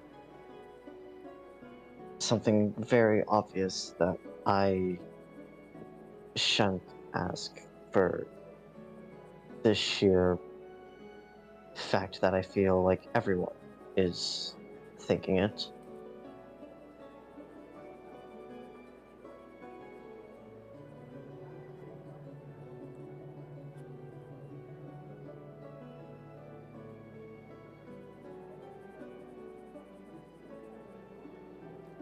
You shan't ask it? Uh, uh, wait, did I say shan't? Oh, You said shan't. my mind. Uh, apologies, misspoke. I shall ask it for its everyone's mind. This is the king. Yes, this is King Sorval Abon Orgo. Hmm. I see.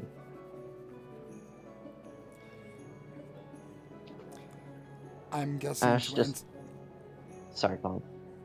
I'm guessing to answer your question before you ask it, no, this is not a marriage that was done out of a romantic necessity, but a political marriage in order to achieve a certain ability for both of our causes.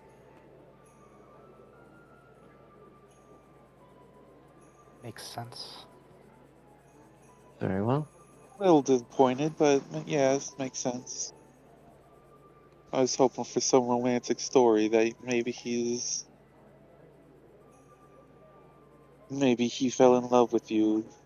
We're not here for romance. Ideal, Indeed. roll an insight check.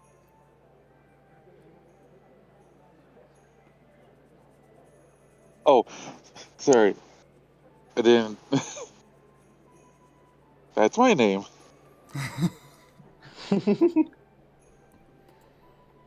Insight. That's an 11. You're not picking up anything that's out of the ordinary or in particular.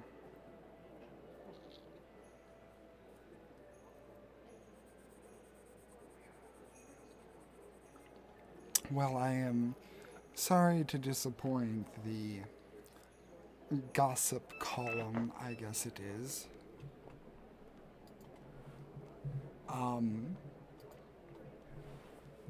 Anyway,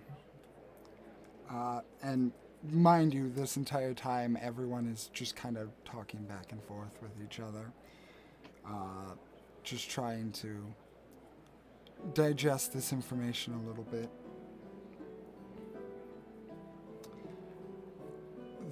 Those are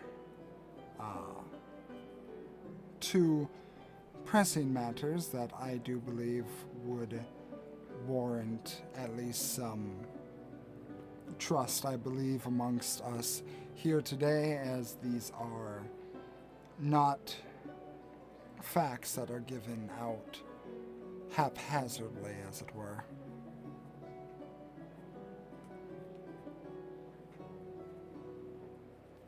Then why tell us? In order to ensure that you do not believe me to be deceiving or trying to beguile you in some way, as I would not tell you things that could damage me in return if I was purely trying to use you.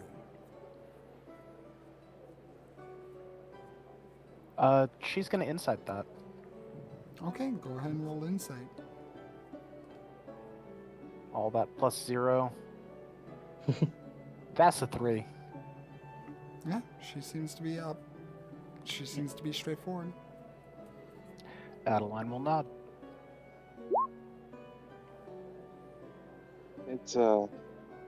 It must be quite the situation if you were willing to give up such a secret, 2 secrets, in fact, of this magnitude. It is indeed. This is not a situation that is. It's not a situation that has found itself to me before. And it is a situation I fear is beyond my capabilities as queen and Sorval's capability as king to deal with. So, as you are all here, I've brought you all here for your various capabilities. Belda, yours being your magical capabilities and arcane studies that I have been privy to, and I am interested in having you work with some of my arcanists here on. Ideal, your situation with your bestiary is of great interest to me, and your knowledge of possibly cryptid animals is definitely one that would be useful in potential future engagements. Your fighting prowess, Ash, Mr. Blightclaw, is definitely something that doesn't go unnoticed and unheard of, even all the way here in Tion 2. And how could I forget the prowess of your family?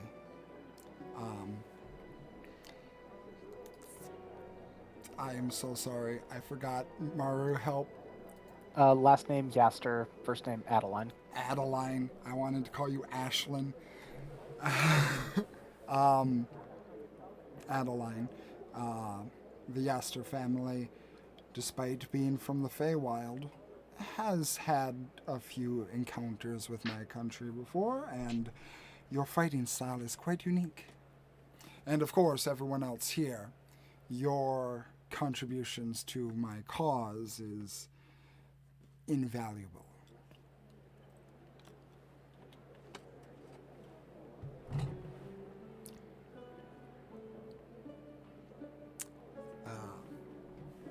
There's one noble in the corner. This one in particular. Come on. Ping for me. There we go. He seems to be a fair-skinned, red, kind of like burnt red head, with some furs and plate underneath, very fancifully set up, as he stands up and says, my queen, I am absolutely touched and honored at your sincerity and your ability to divulge this very sensitive information. I am honored that you would trust me with this kind of information.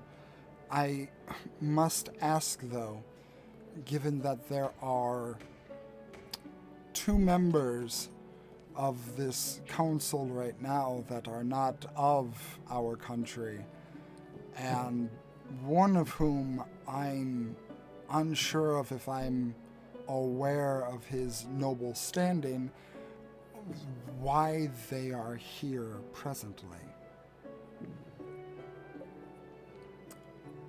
As I've said, they are of use to this cause, and I believe that despite the fact that they are not native citizens, at least 2 of them, and the 3rd one, I have verified myself his capabilities and his standing, there is nothing to be afraid of.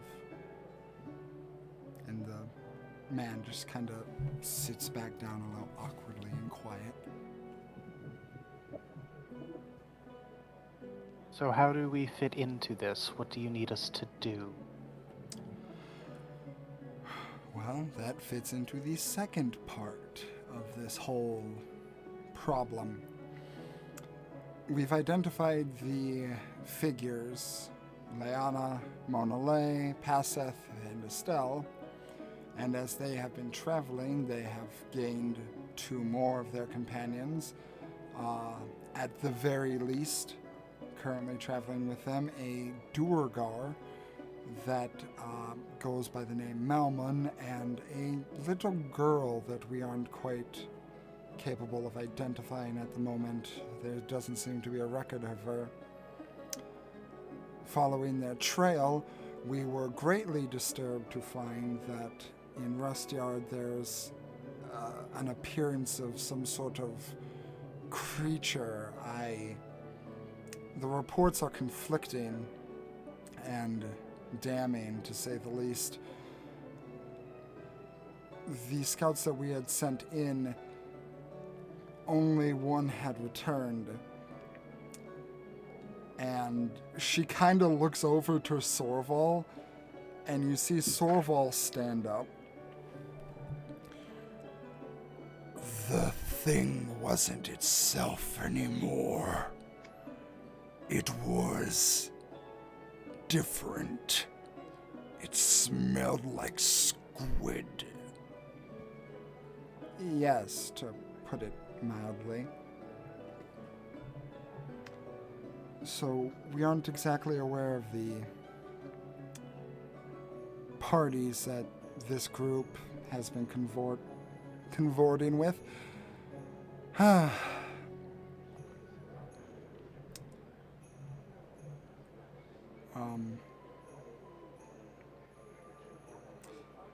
So, in short, I wish to set up a certain task force in order for you guys to uh, mobilize some sort of way to retrieve, capture, and or eliminate this threat. And she begins addressing the other side of the room, and she seems to be talking to other nobles on a more personal level on that side, and the other ones that aren't being addressed to are kind of speaking to themselves again. It seems you have a little while as she's going over some protocol with other people.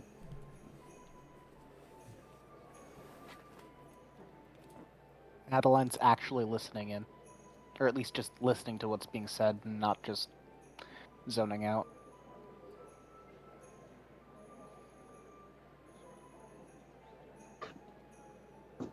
Ash will uh, lean slightly towards Ideal and whisper, no matter how much of a criminal these people are, going after their families seems odd to me and extreme. A little sneaky and underhanded, yes. I don't like this. Feels wrong.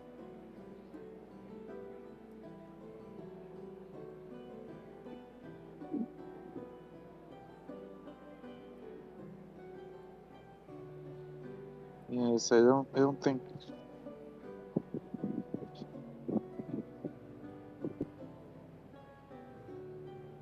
But she is placing a lot of faith in us. Indeed. Ash looks very conflicted now.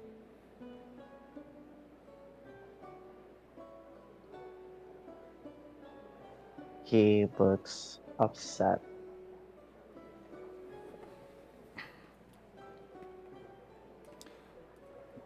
Uh, Adeline, as you're listening into the conversation Veneth is having, it's basically like, yes, I know your family is, of great renown in Loshire, and yes, I am aware. And then you hear like the nobles say, yes, we would be of great use to you, and blah, blah, and just kind of going on back and forth.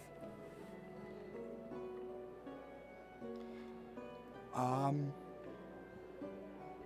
is there anything anyone would like to do at this time?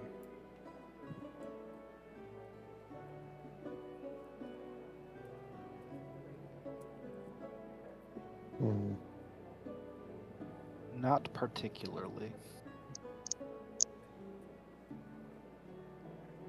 No, nothing comes to mind. The only thing Ash wants to do right now is to figure out what's next, but he doesn't want to interrupt what's being done, so he'll sit and wait patiently.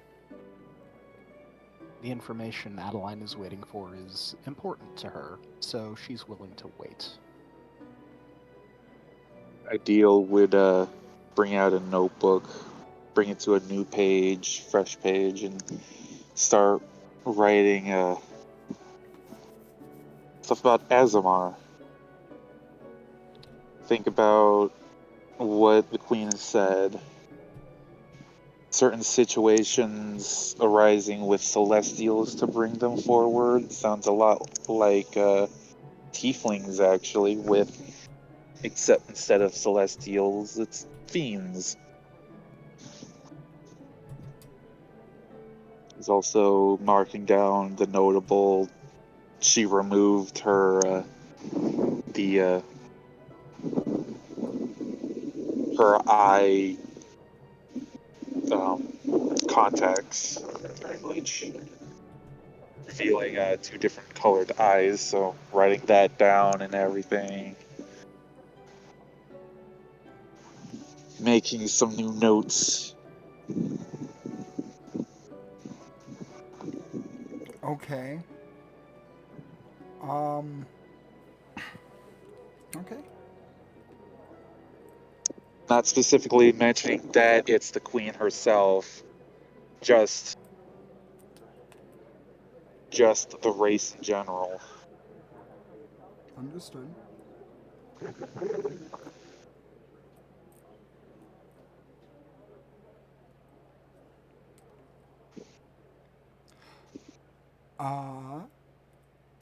So, as you guys are sitting there, the Green will once more kind of set herself up and begin speaking again.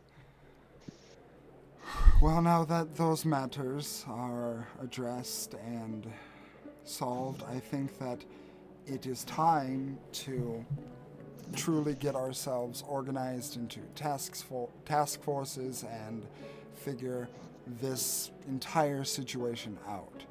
I believe that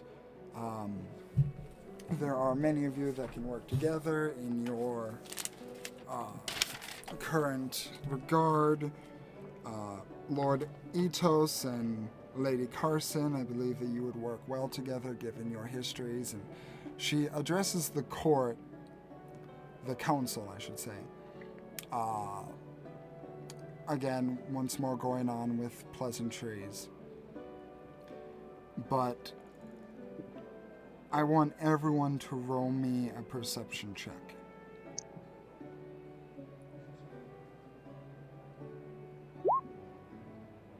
Ooh, 19. 22. 5. 5, 7. 7. Okay.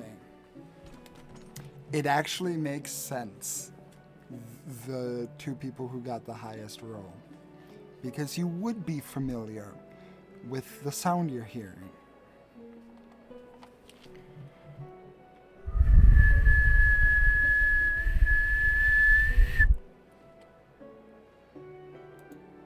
I don't know if my mic picked that up. I did not hear anything. Damn it. I did not. Okay.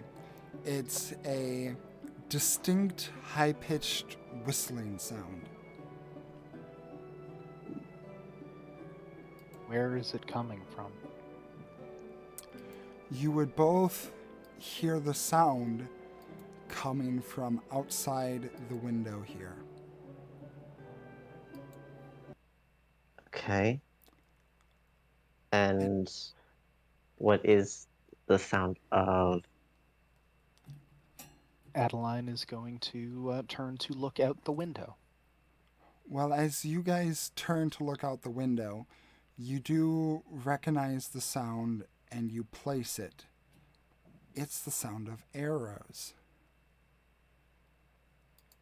Ash will scream out away from the window and move forward to maybe block an arrow or two. As you begin to say, "Get away," you hear crashing from the windows as dozens of arrows start piercing through it. I will roll something real quick. That is an 8. Okay. So, as you guys are sitting in this room, Ash and Adeline, you hear the sound of arrows coming towards the window, and in another moment, it pierces through the window. Ash, you begin to get ready and warn people, but the attack comes too soon, and this noble,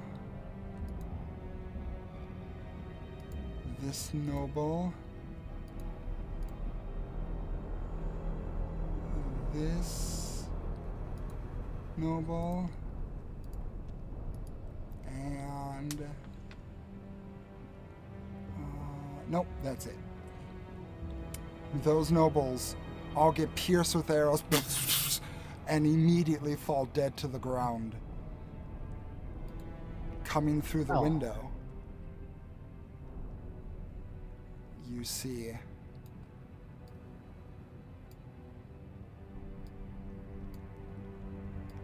these hellish colored creatures cackling,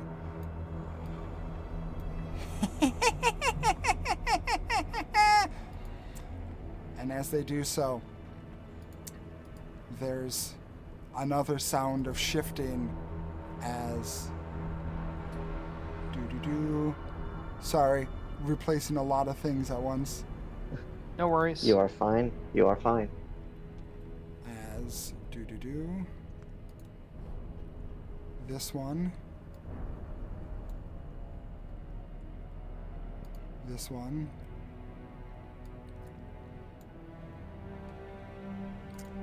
This one. And this one. Members of the council begin to take off their original attire, revealing this black kind of leather underneath, and then don these masks of a unknown kind of sigil, their mouths covered and only exposed by thin vertical lines, their eyes almost bugged looking in this mask, and I need everyone to roll for initiative. Oh boy, let's go. 11. 26. Natural 1 for 2. All right, not bad. 16. Wait, did I hear that right? 26? That's correct. Fast as fuck, boy. Yes, the tiny dwarf that has been sitting there minding their own business and listening politely is also the quickest to remember.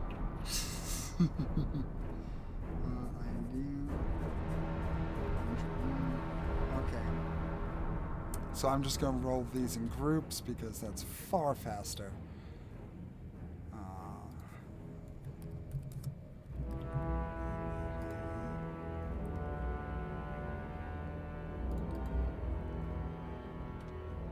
Okay. So I got decent on that one.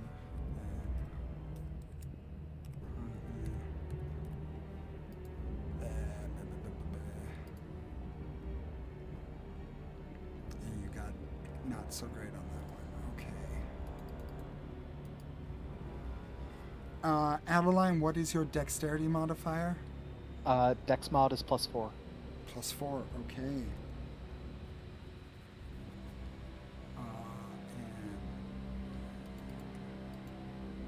Oh.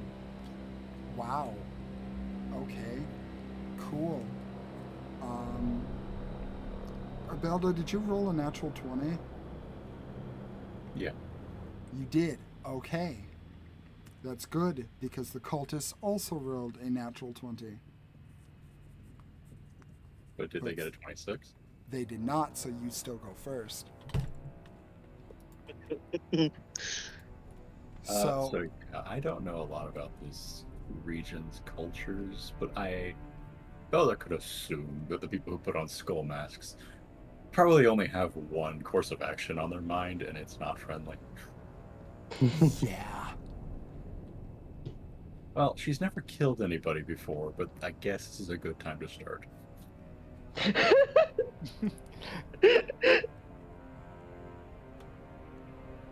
Okay. Oh, I need to... they're not gonna roll as fucking good as that, but... let's go, boy.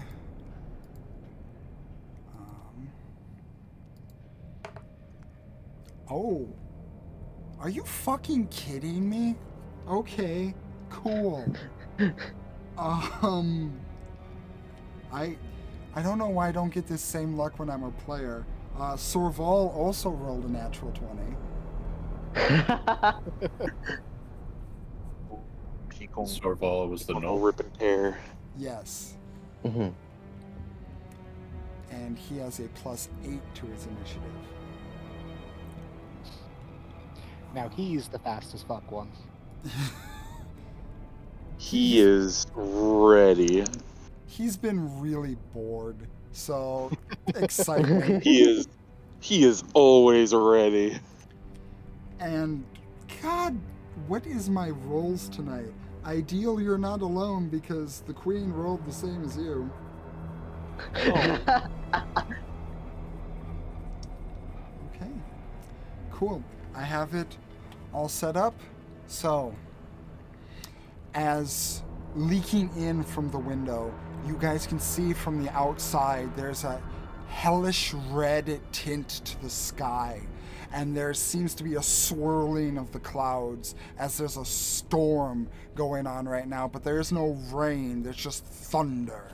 And you hear and you feel something oppressive coming in. If it's the imps, if it's the situation, or if the atmosphere itself is changing, you're not quite sure.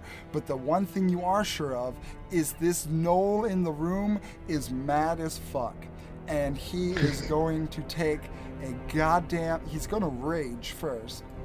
And you see him extend out his maw as it seems to grow in front of your eyes, going from being about 3 feet in length to being 5 feet, almost as long as a gator's, as he turns around and just tries to munch down on the imp behind him. Go, my queen, my king. King, Carrying my Druid? king. Whoops. Nope, there's my fucking luck. There it is. There it is.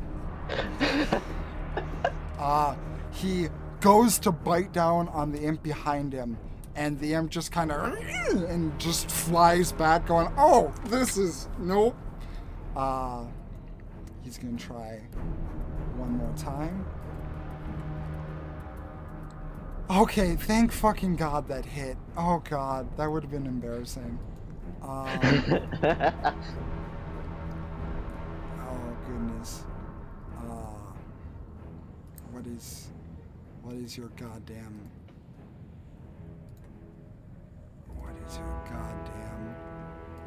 damage here, buddy? Bite. That is 10 plus that is 3? Yeah, 3. So he bites the imp behind him into ribbons. Just nothing. Nothing is left. And there's a huge roaring cackle that comes from his mouth. As the Knoll is ready to fight. Belda, it is your turn.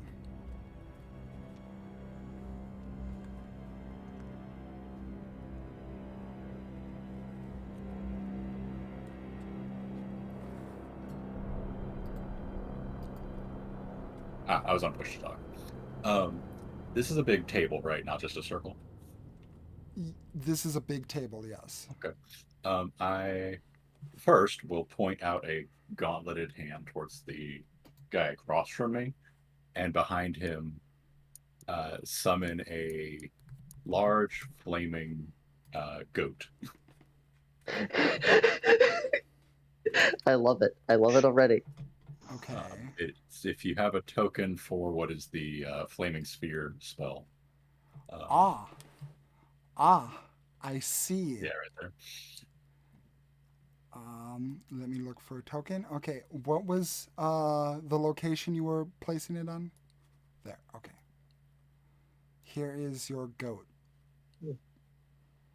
And that was my action, which I don't think it does anything when it starts.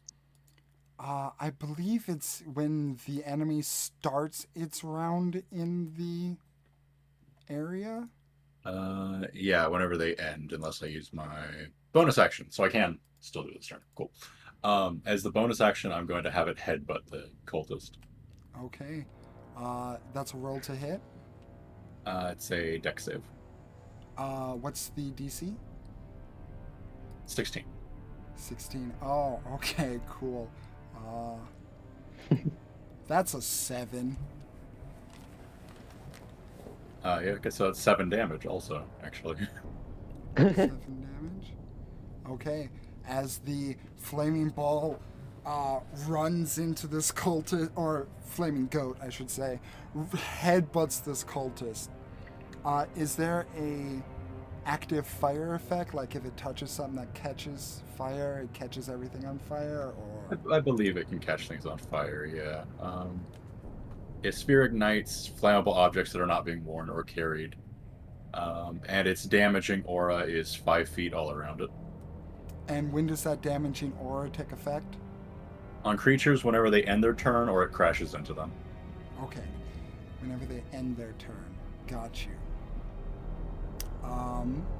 So yeah, as the fiery goat headbutts into this cultist, there's a loud ooh sound as initially it's the impact that he feels, and then as he starts burning.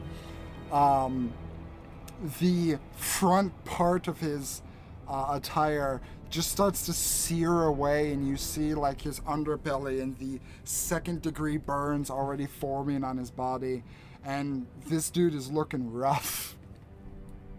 And then for my movement, I don't know if you want to rule this is harder because I'm so short, but I'm going to roll up onto the table and just start sprinting towards the guy who's on fire. Okie dokie. The table isn't terribly tall, so it doesn't cost you any movement. I'm going to stop short since I have no action here, but... Okie doke.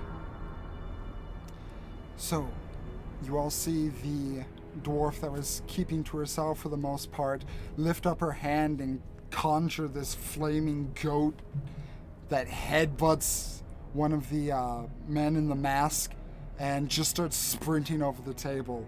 Okay. That would be the cultist's turn now. Best field trip ever. This one is going to take a swipe at...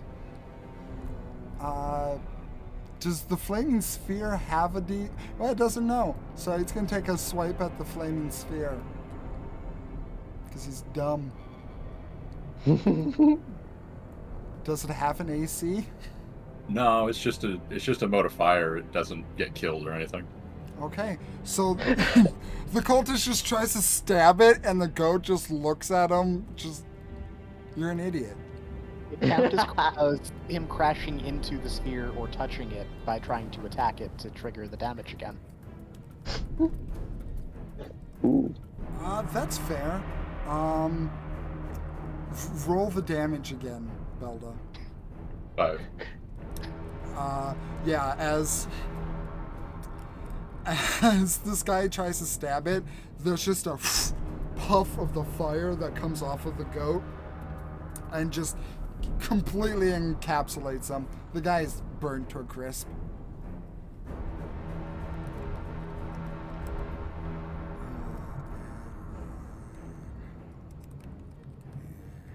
Sorry, just typing out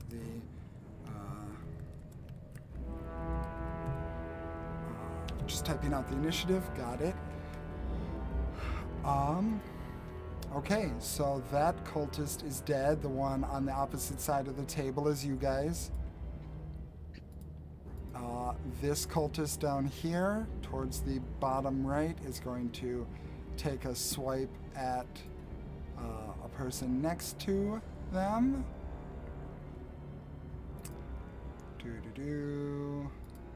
And misses fucking horribly. These are not good cultists, man. Let's Does go. One Minimal of them tried to casualties. stab fire, so... Okay, this one down here does hit. Oh, you dumb 2 damage. Fuck you. Like, he stabs this noble, and the noble's like, oh my! And cultist is like, die, die, die! And finally, this one up here, next to you, Ash is going to try and stab the noble in between you both.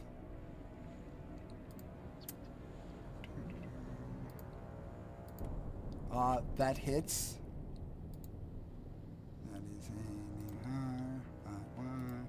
That is another 2 damage. God damn it. As he just takes his dagger and stabs the noble next to you in the arm, and they just let out this scream of pain. That is the cultist's turn. Ash, you're up next. All right. See, do I want to do that?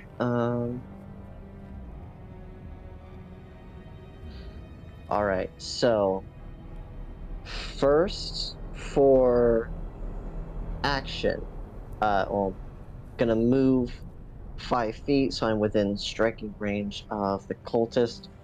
Then, he's going to take his shield off of his back, grab uh, what looks to be a little piece of decoration on the top of the shield, but it's actually the hilt of his sword as he draws it. Its scabbard is behind the shield, and he's going to take a strike at the one next to him. Okie dokie, roll to hit. That will be a 22 to hit That hits. for max damage of 16. Lethal or non-lethal damage? These people are going to kill everyone here if nothing is done, so he does not care. Okay. You just cut this guy in half immediately. Oh, frick. Yeah, they don't have that Yeah. much health. And, let's see, how far... no, I don't have enough.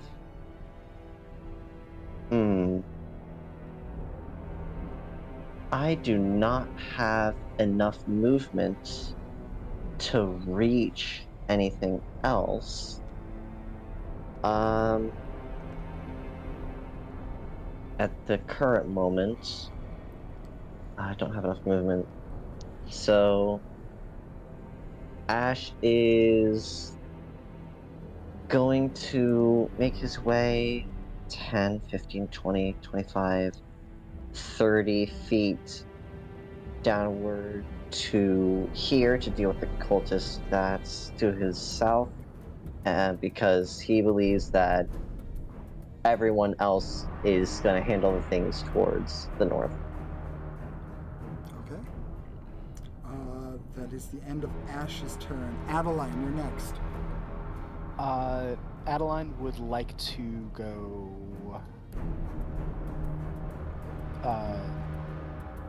right here. Let me just measuring my movement. Right here, I think. Yes.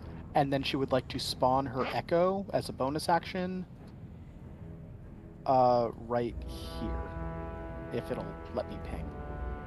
Next to the cultist. Okie dokie. Just...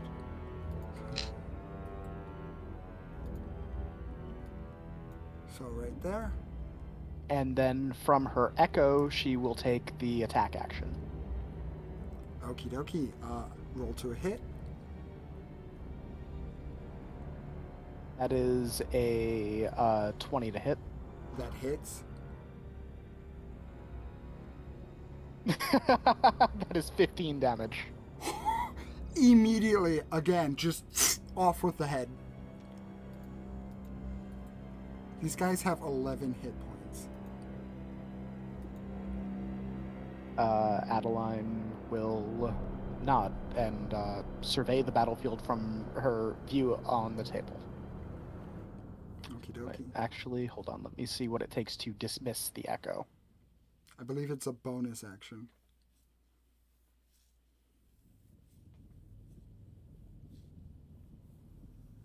Yeah, dismiss it as a bonus action. Okay. Okie doke. It is now the imp's turn. This imp is going to fly over this way. Seeing Ideal not do anything, it is going to ignore him because... Hold on, let me roll an intelligence check real quick. Yep, no, it's a fucking idiot. It thinks Ideal is part of the invasion team.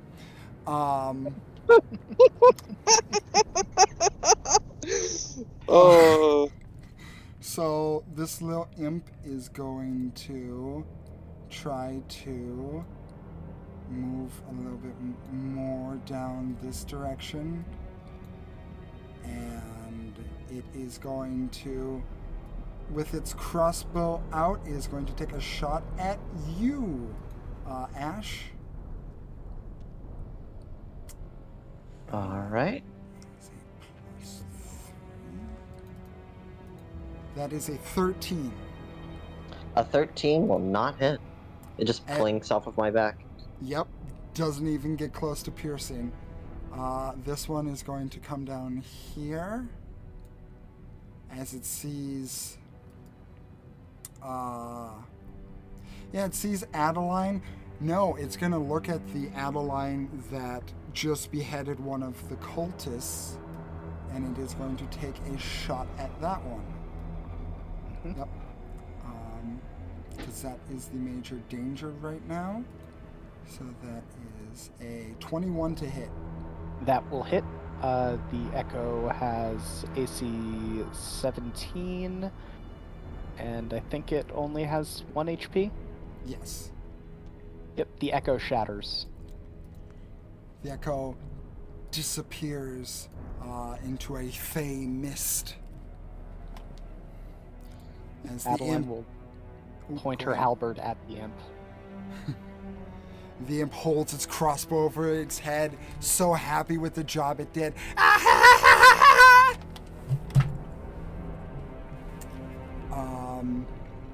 This imp.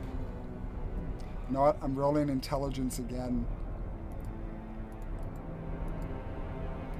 Let's see. You have how much? How much was it again? Oh, good. A flat roll. Let's see how that goes. Yep. Nope. Fucking single digit. It believes that the flaming goat is also an ally. Fucking morons here. And since Belda casted the flaming goat, obviously she must be working with them. So it's going to come over here and okie dokie. Thank you, phone, for ringing at this time. Why isn't it being picked up? Okay. Sorry about that. Is going to worry. take a shot at the queen. How dare. That just misses.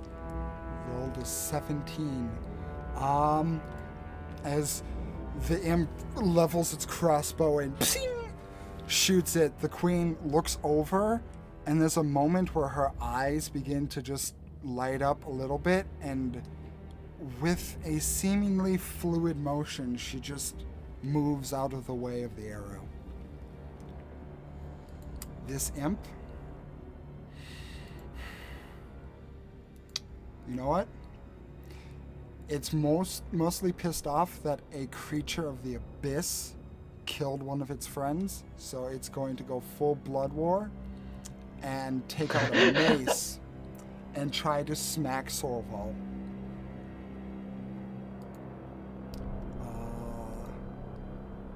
Let's see, that's a 6. It tries to smack Sorval with the mace, and the imp just bounces, just like nothing, and Sorval just turns and looks down. Okay. That is the imp's turn. Ideal. Currently, you are sitting at a big round table. Belda ran up on the table. Is currently about how far away? It's currently about 30 feet from you, towards the top right part of the table. Adeline also ran more towards the middle, bottom right section, also 30 feet from you. There's an imp that currently believes you're on its side, 10 feet behind you. And Ash is about 35 feet south of you. And there are 2 imps to your northeast, one 25 feet, one 45 feet. I slightly panicking, very confused to what's going on, seeing the imp attack the queen. Well, that's not good, so I'm going to, first as my action, cast my own version of Armor of Agathis, Stone Crab's Ice Carapace, as I reach into my breast pocket for my crab. And say, "Come, okay, little buddy. I need you to do quite a couple things right now." And this armor, this crab carapace made of ice, covers Ideal entirely, making it kind of crab armor. And oh, well, thank you. That's quite helpful. And I need you to go see the queen. And I toss the crab as at the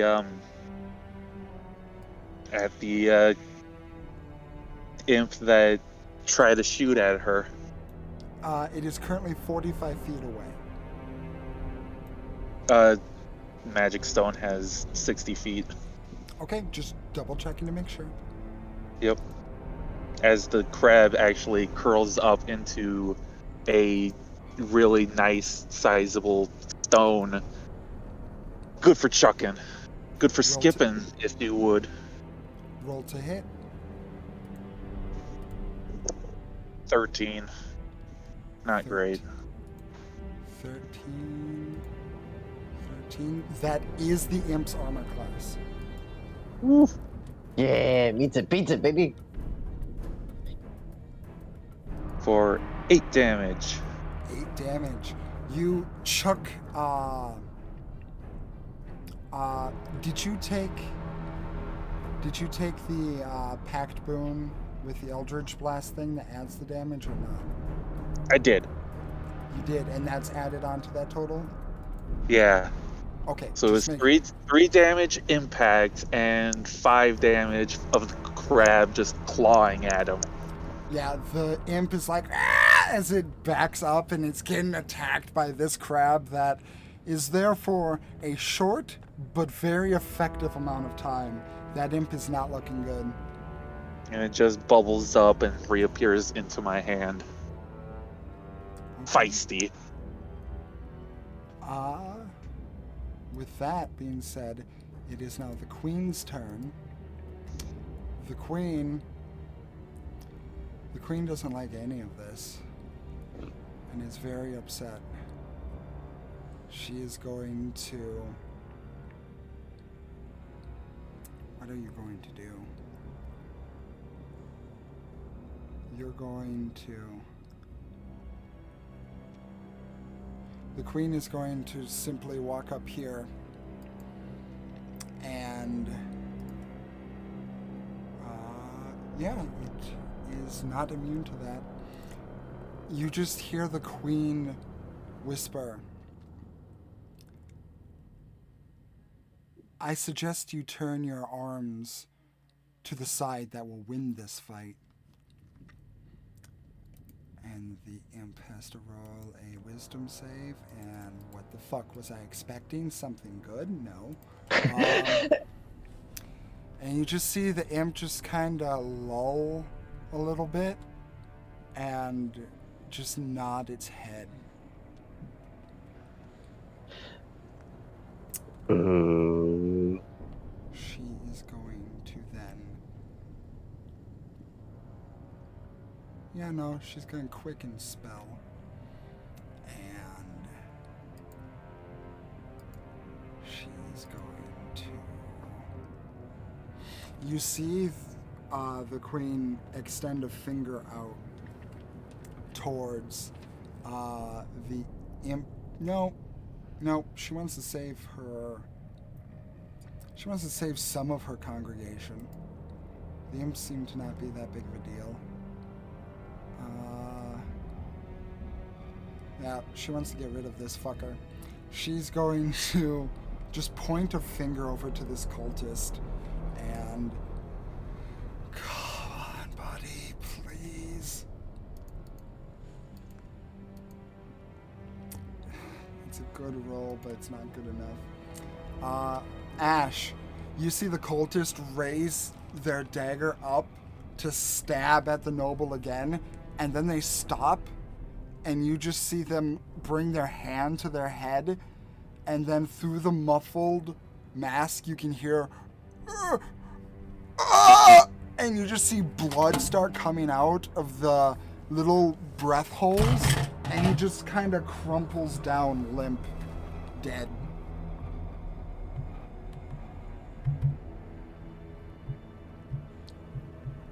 Okay. That's the queen's go.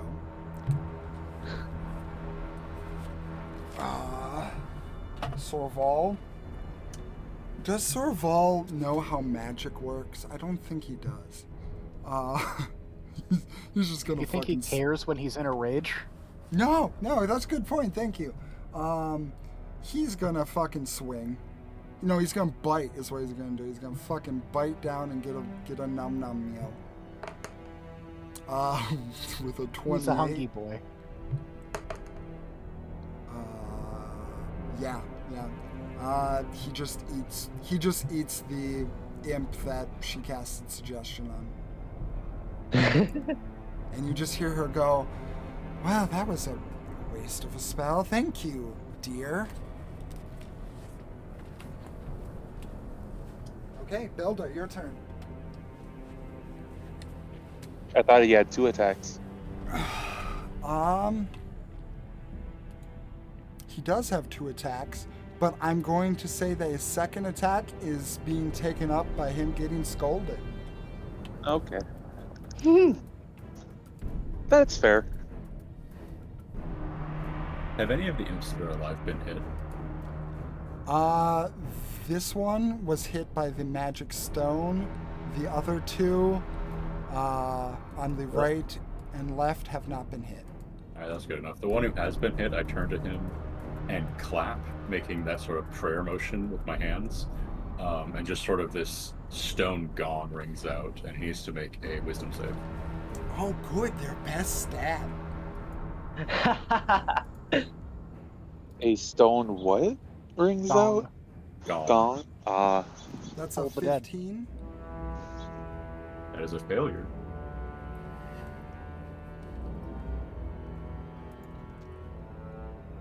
So that's 12 necrotic damage. Just describe how this wither. imp dies. So the vibration echoes out, hangs in the air for a second, and then the imp just feels all that vibration come down on it 100-fold and tear its body apart, crushing it like he would crush like some wet sand and just grind it down. Yeah, just nothing of this thing anymore. And given that I'm pretty sure fire is useless against imps, the goat is just going to hop up onto the table.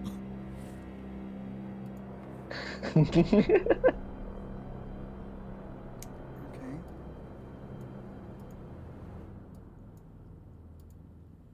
The goat just kind of and just goes up.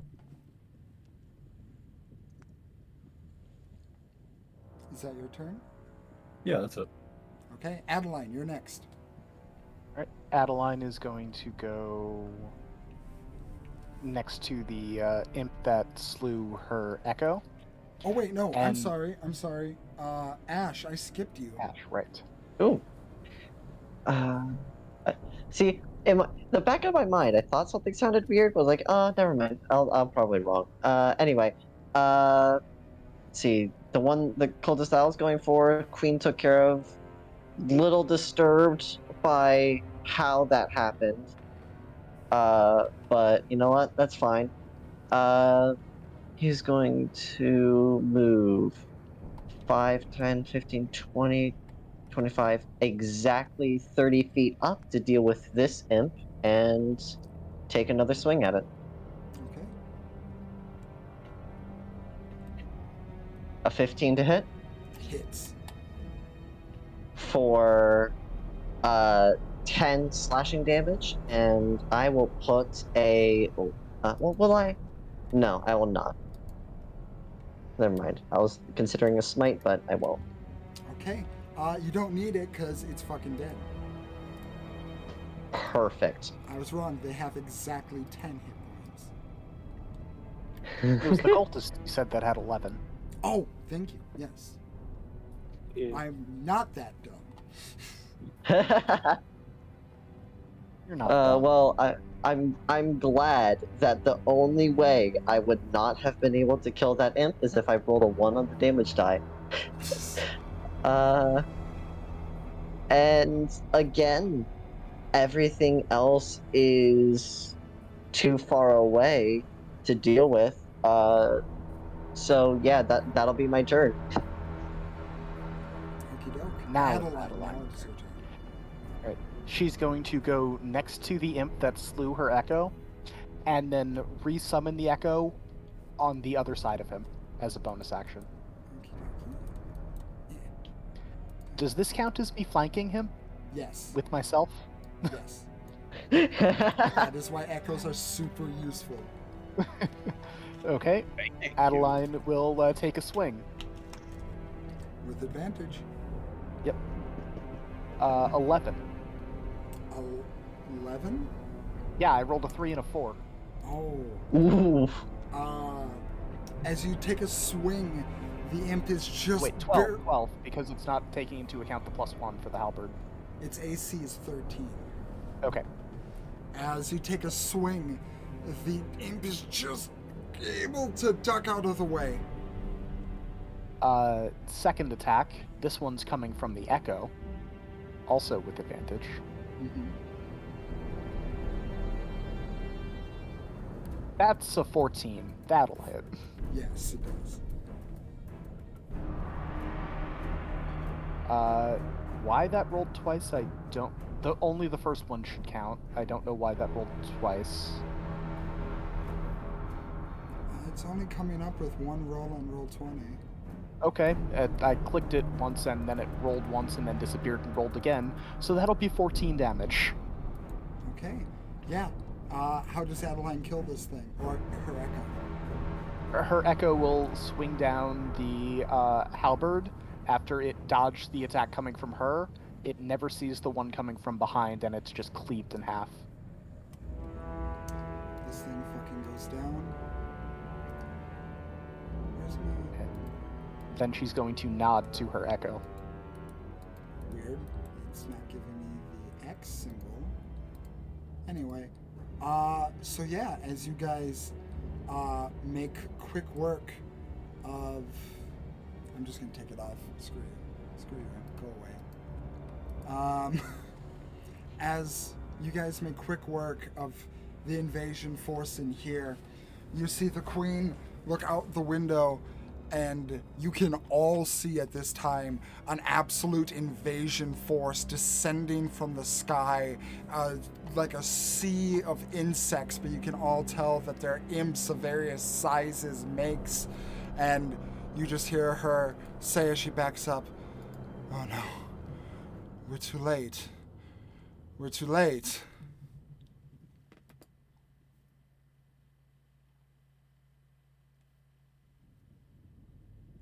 Looks like we have a new task.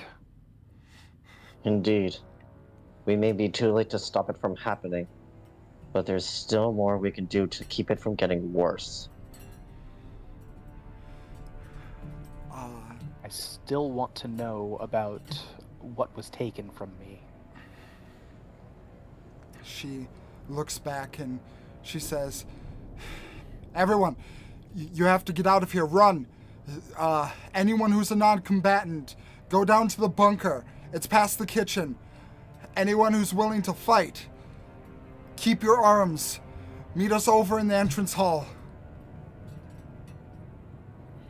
Ash will go ahead of everyone else to the entrance hall. Adeline will also go to the entrance hall, but she will repeat to the queen that she does still want to know about what was taken from her, if she wasn't heard when she said that. The queen, in a frantic, just gives you a nod and just is trying to organize things quickly herself. Adeline will Right. nod and go. Ideal kind of looks at his little crab friend. I don't know if we're much of combatants, but I don't want to look like too much of a coward. I guess we should go to the front hall.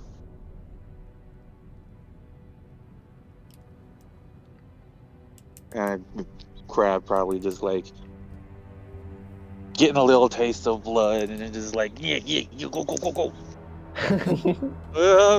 Okay, fine.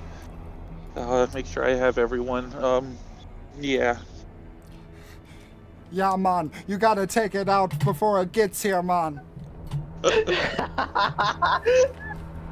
I don't know why I'm surprised, but I shouldn't be. It's canon. Crab is Jamaican.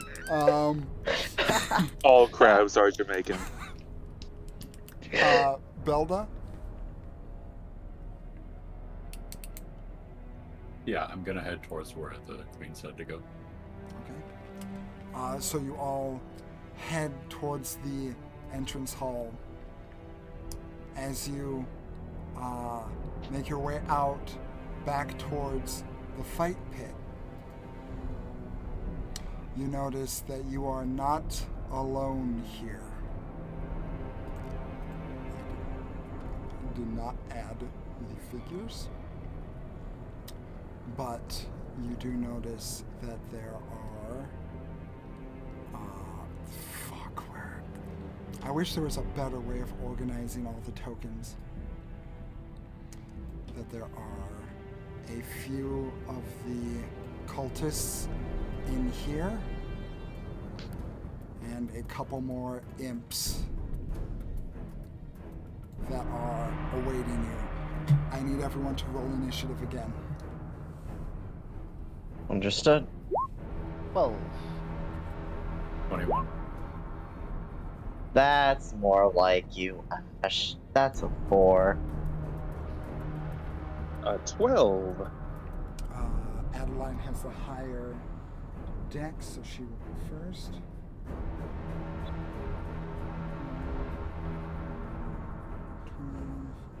Ash. Okie dokie. She has.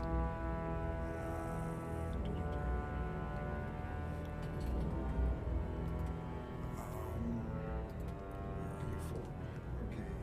So the.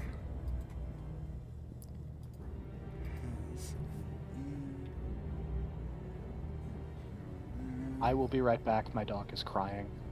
Okie Oh, doke. mom's home. Don't need to do anything.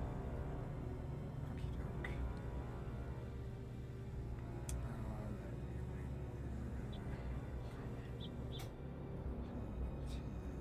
Okay.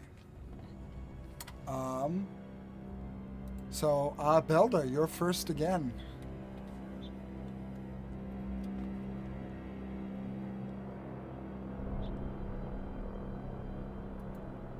Is my goat next to me?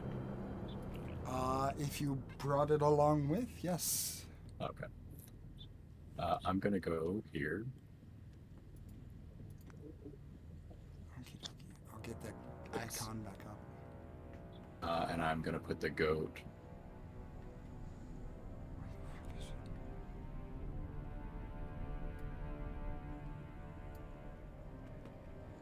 There we go. I'm going to use my thunder chains to. I throw my fist forward. Bronze light sort of eclipses the hand. The hand disappears, and in its place, 3 golden chains shoot out towards the imp. And he needs to make a strength save. Oh, even better. That's a -2. Yeah, it's a strength save. Cool. That's an 8. So he'll end up here. Okay. As I pull him closer, and then he takes 9 thunder damage as the chains they wrap around him, and then just conduct energy from another dimension into his body. He starts smashing him over and over again from whatever's on the other side of that portal. There's an absolute just vibrational mess going on inside of the imp as it gets pulled forward, and there's just this like ungodly movement inside, like something's trying to get out from inside the imp, and it just starts spitting up blood. I just adjusted my token. I should have been there. The range of the spell was shorter. Okie doke. Is that yeah. your turn? Yeah, because I moved the goat as far as it'll go, but it is digging its hoof into the floor looking at that cultist. Okay. Speaking of cultist, I don't know why they roll high. You know what? It's a running theme. Let's do it. Let's see how smart these boys are. He has a +0. So. Stellar. Okay. He's plus not 0 a to complete idiot. Oh, good for you, buddy. He's gonna go, oh, fuck that. That's a flaming goat. And absolutely just book it away.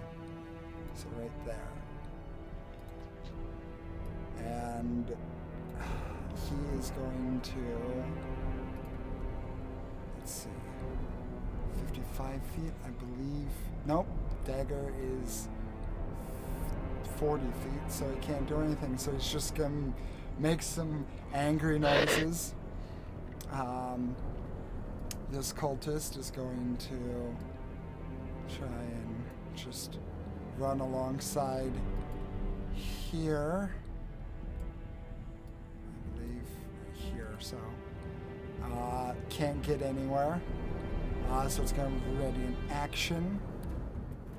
And this cultist right here is going to run down to his buddy. And ready in action. Okay. That's the imp's turn. Adeline, that's the cultist's turn. Adeline, you're next. Adeline is going to go 5, 10, 15, 20. And smack the imp that is next to her. Or actually, no, 25, so flanking, and then smack the imp. Okay. Advantage. That's a 26 to hit. No, that misses. No, I'm kidding. And that is 9 points of damage. Okay, yeah. It absolutely just gets beaten to death by your halberd. Alright. She's then going to move up for her final 30 and 5, 10, 15. Place her echo right here. So I'm just moving this for a test. Okay, yeah, I do have the X, but it doesn't come up anymore when it's towards the side of the screen. That's weird. Sorry, just let me No worries. put this here. And where was the echo going to be? Right below the imp.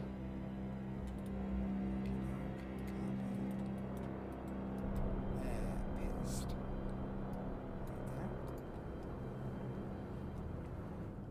There. And you still have an extra attack? I do, but I don't know if I can break it up that way. Oh, yeah, you can do that. Okay. Then the echo will attack the imp that it's next to. Okay, roll to hit. 21 to hit, That hits. and that'll be 13 points of damage. Imp is down. Yeah, these things are not that sturdy, but there's a lot of them. Usually. Okay. And that will be my turn, because I don't think I can move the echo the turn I summon it. I don't think so. But it does say that I can move it up to 30 feet with no action required.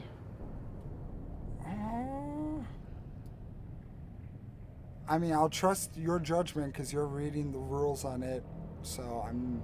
It doesn't say, so I'm letting you. Sure. Yeah, I can move. Okay. It can't. If it ends turn more than 30 feet from me, it disappears, but it can get to right here, I believe, and still be within. Yep, and be within 30 feet of me. So, yeah, that will be the end of the turn. Okay. Ideal. Currently, you are in the fight pit room. There are two cultists, 55 and 65 feet at the. It would be your left hand part of the circle, and on the right hand part of the circle, there is one cultist 65 feet away.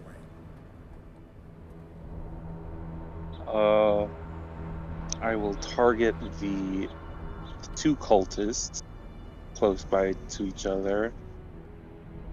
I'll say, okay, let's see if what you taught me actually works. And I raise my cane up, do a little magic sigils in the air, and a gout of water blasts the further away cultists, the 65 feet away. That's Eldritch Blast. Okay. 22 to hit. That hits.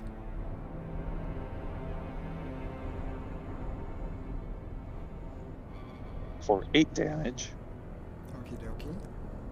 Oh, and I'm level 5, so I will be able to cast that 2 times. At the same guy, just boom, boom.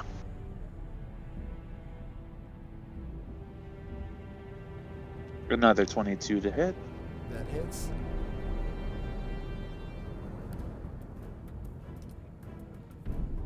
For 14 damage to the same guy, just digging a hole through his chest. Yeah, this guy's chest just looks like, beaten meat. It's just gone. Oh, that worked out very well. Now it's your turn. And I toss my crab at the 55 feet away guy. Hold on, let me see. The 55 feet? You killed the 55 feet away guy. I was targeting the 65 feet away, the two guys to my left. Yes, okay, my apologies. So, far guy's chest is beaten into raw meat, and this guy's still alive. Okay. Looking like That's Seamus only after wrestling Walter. Yeah, pretty much. That's only a 12 to hit the other guy. That hits. Ooh. They do not have good AC. For 8 damage. 8 damage. Yeah, as you throw your crab friend, he just flies and he's all like, feel the rhythm, feel the ride, and he just collides with this cultist, just going at it and pinching away, and the cultist just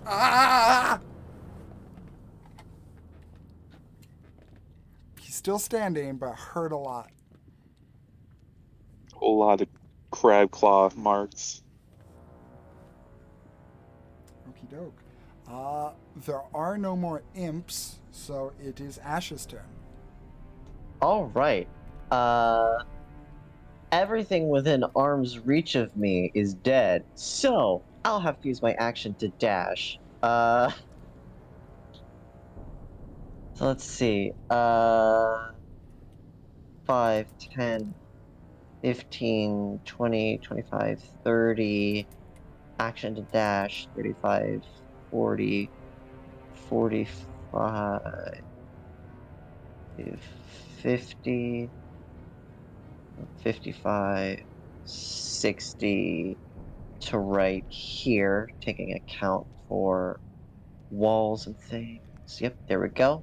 And that was the action. Is there any bonus action I want to take? There is, but honestly, I don't think I will need to use Shield of Faith at this current moment. So I'm just gonna end my turn after dashing. Okay. As you dash close to him, his held action goes off. Anyone that gets close enough to hit with a dagger, he is going to throw a dagger at. All right. Okay. That is an 18 to hit. 18 misses. You're just like a train, just like the most intense Thomas meme you've ever seen. Just and it just bounces right off of your armor. It Thomas Tank Engine intro theme, but it's in like the most absolute hardcore metal cover you can think of. Exactly. It's Mr. X, except it's the Mr. X modded to be Thomas. Okay. So after Can't tanking Sorry, can't stop the pain train. after tanking that dagger, it is back to Belda's turn.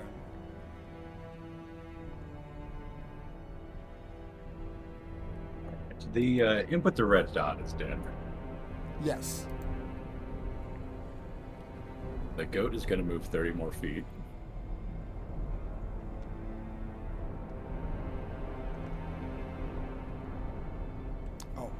Oh, I didn't give you permission to move it. Yeah, that would actually be probably easier on you. Oh my god, there you go. There you go. And I'm going to make my way that way too. And as I am, I'm going to run the tips of my gauntlet, the fingertips of my gauntlet along whatever this wall is, start up a spark, and just scoop up fire as I run and hurl it at the last cultist. Yeah, Okay, really okay. far air attack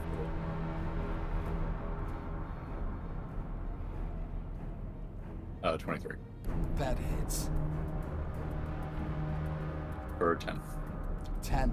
As you send your flaming goat down south, the cultist looks away for a brief moment and then looks back towards its initial threat being Ash, who was just charging him a second ago.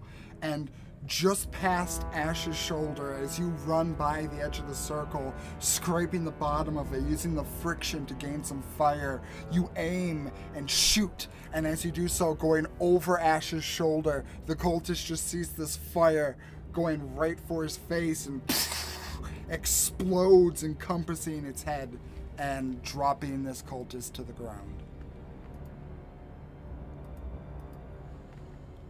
That's all. Okay. There's one cultist left. He is not suicidal, surprisingly. So he is going So he's to... not going to walk up to the Echo? No, he's not. He is going to dash action... Oh boy. 15 feet. Run here. And let's see, that'd be 45 feet.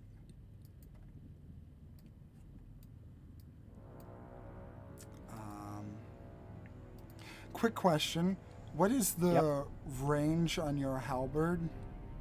It's a 10-foot reach. 10 foot, okay. I'm not a bugbear, I don't have the 15-foot reach. Got it.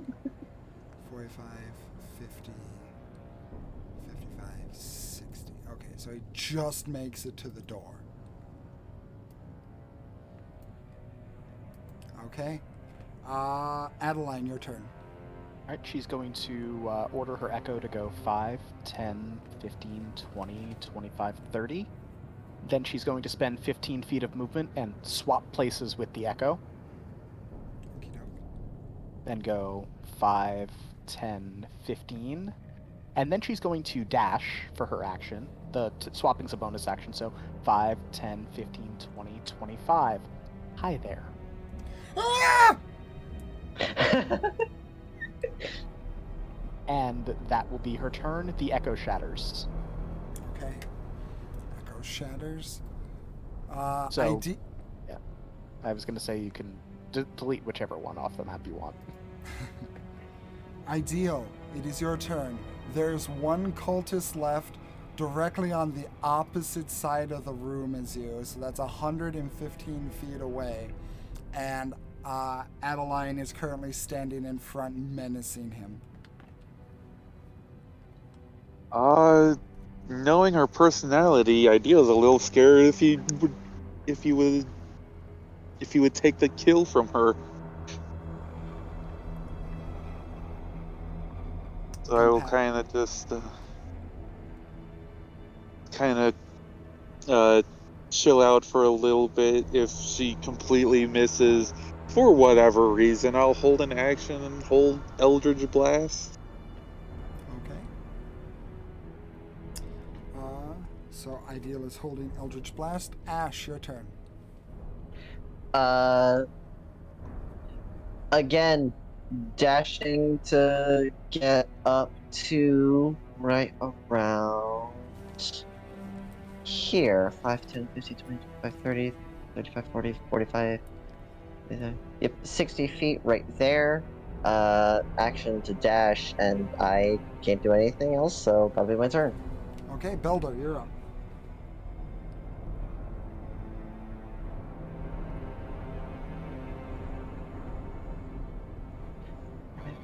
I'm going to scoop up my hand on the wall again and just flick some more fire that way.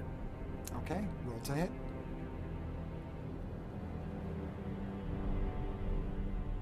17. That hits. 11. 11.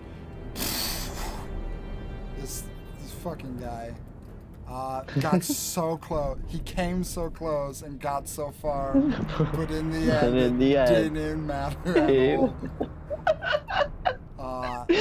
Adeline, you just see as you menace him and get close and you wind back your halberd, just this fire comes from over your shoulder and just incinerates this man. She just nods, doesn't care.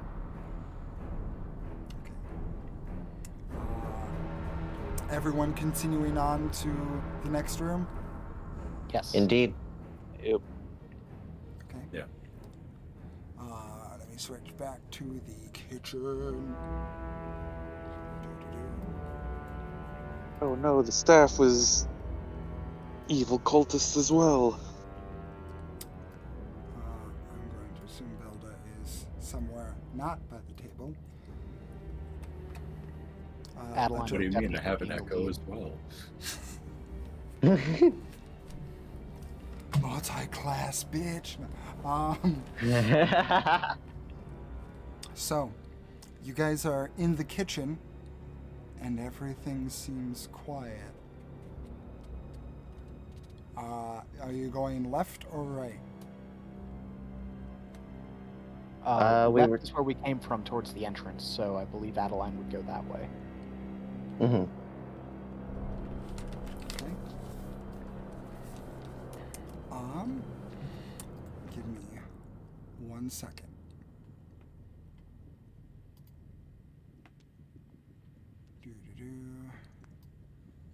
Just got to adjust something.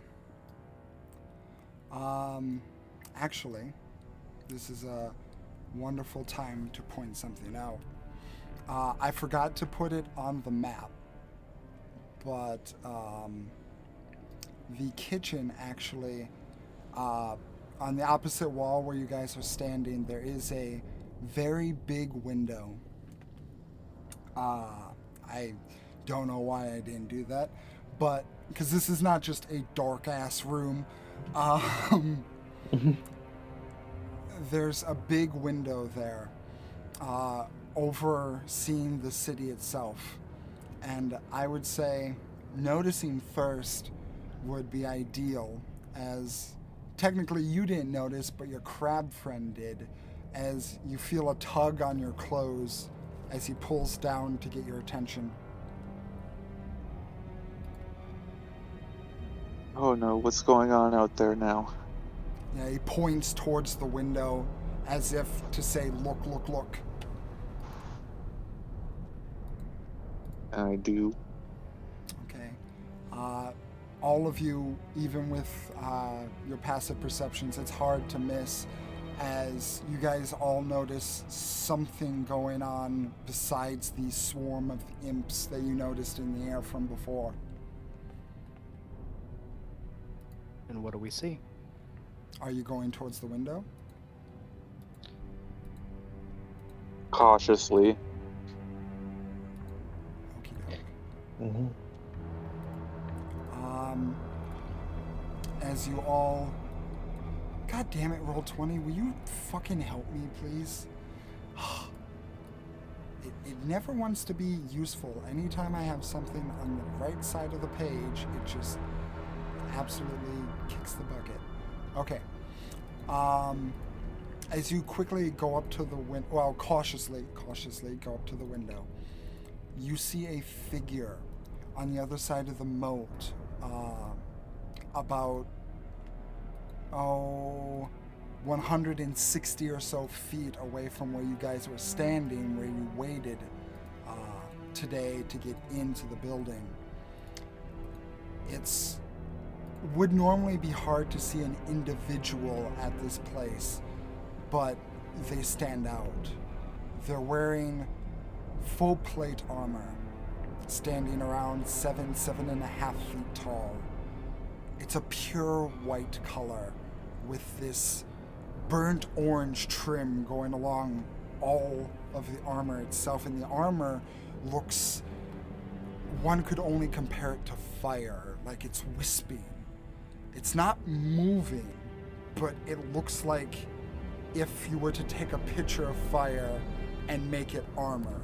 The kind of fluid motion it has is the jagged, pointed edges that this armor consists of.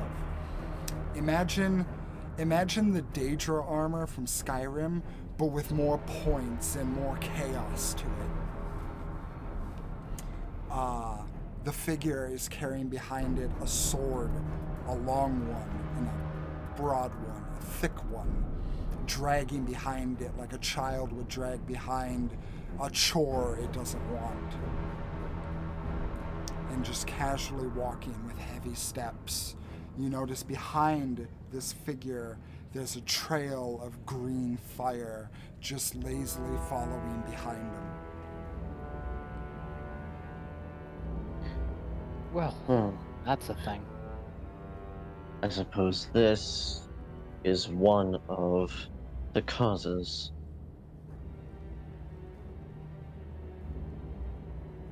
Doesn't fit any description that we've been given. Well, let's go see who this is then. And Ash is gonna go towards the entryway and go towards the entry door, towards the entry hall, and go make his way towards the entrance.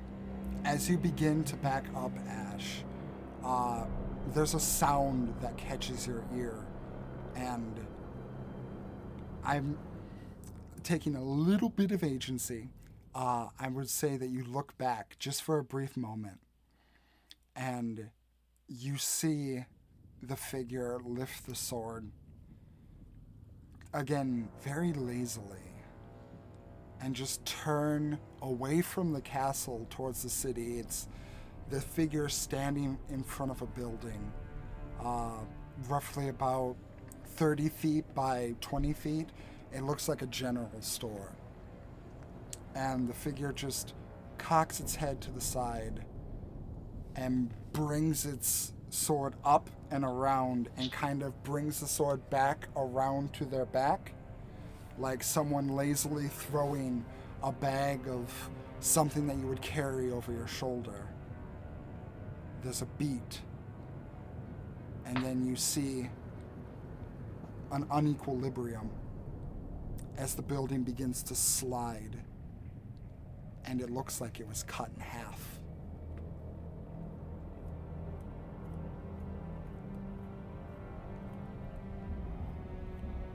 Huh. Or maybe not.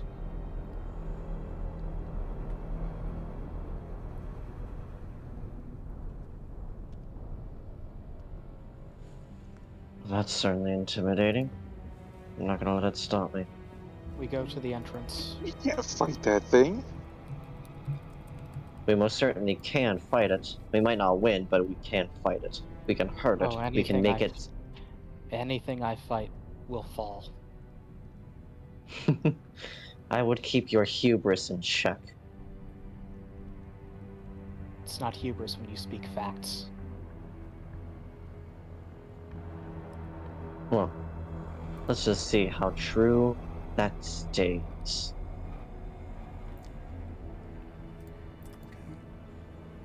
So you're all running towards the entrance hall?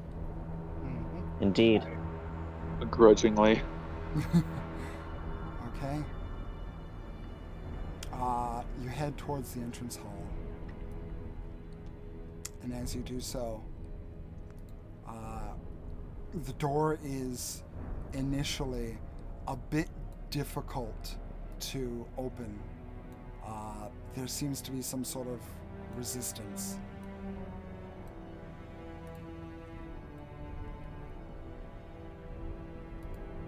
That doesn't seem good, and Ash will push much harder this time.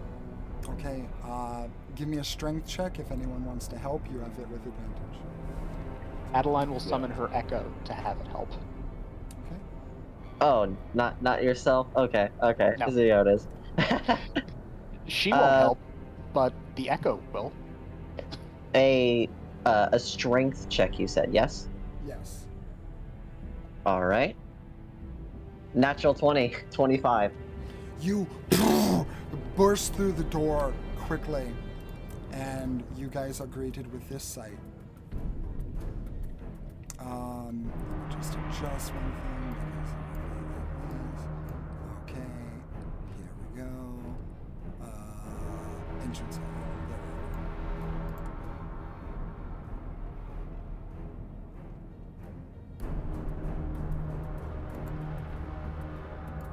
Oh. God, why can't I get rid of this screen?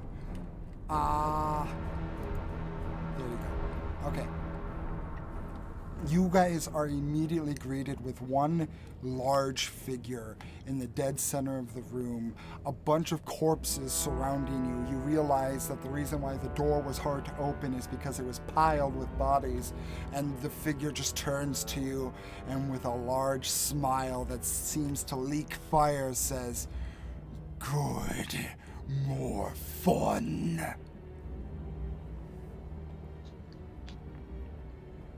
I need everyone to roll initiative again. 9. Dirty 20. 17. Also a dirty 20. Oh, jeez. Wow.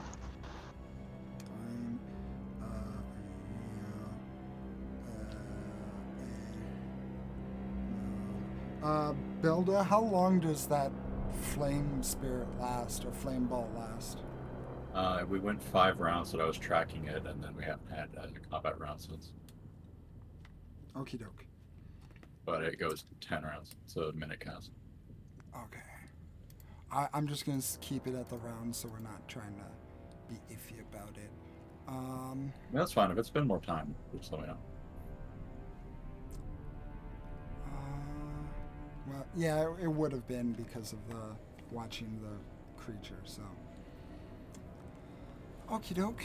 Let me roll this, motherfuckers. Okay, here's that. So that is and that is you guys all roll Adeline and Ideal. You rolled 20. Yeah. Yeah. Okay. Ideal, what is your dex mod? Just a +1. +1. Okie doke.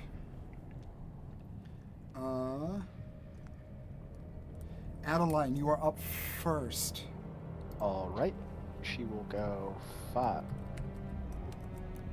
10, 15, 20.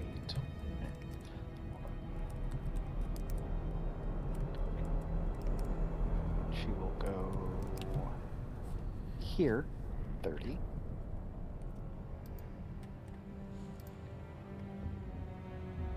She will spawn her echo here.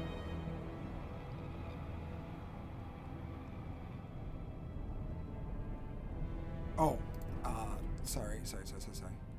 No worries. Copy.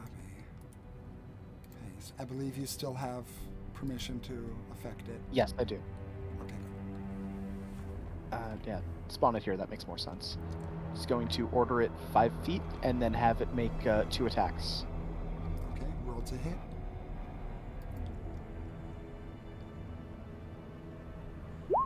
Uh, 23. That hits. For 12 points of damage. Okay. And second attack. That is a 24 to hit. That hits. And that is 13 points of damage. Holy shit. Okay.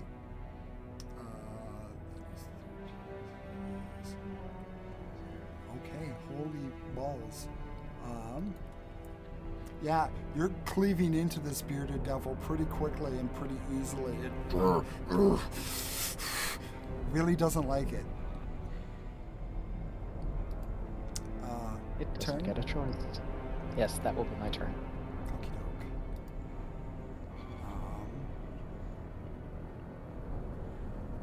Let's see.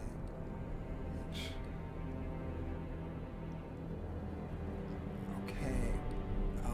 It is going to walk up to your echo. 1 second. I need to make sure. I need to double check the when I they believe enter. when it Okay. enters. Yes, that's just what I was double checking. And you see the creature lift up its chin, and as it does so, there's a hail of what looks like beard hair, but it's more like spikes that just shoot out of its beard. That's She makes a face.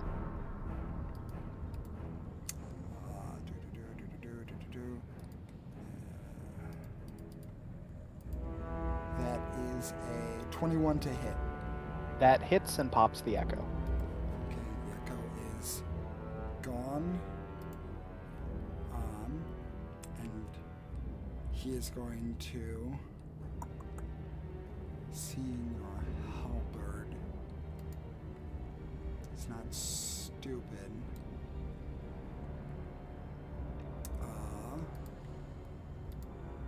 He is going to, you know what? He has no choice. He is going to approach you. Triggering an attack of opportunity when he gets within 10 feet. Mm-hmm.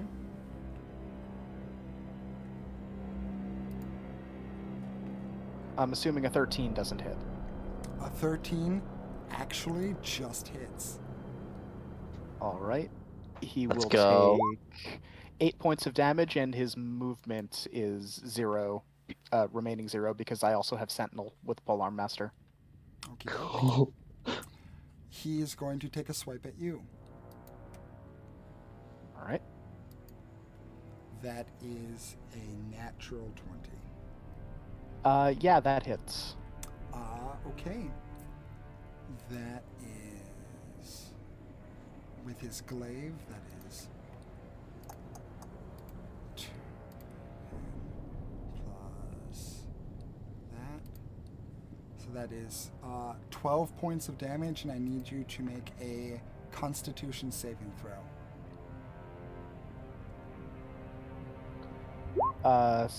14.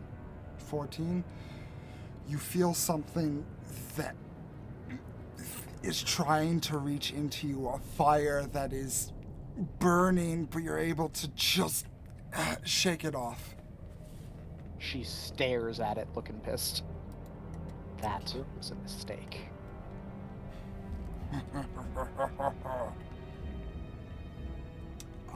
Okay, Ideal, your turn. Making sure to stand behind everybody, out of the way. I'd like to...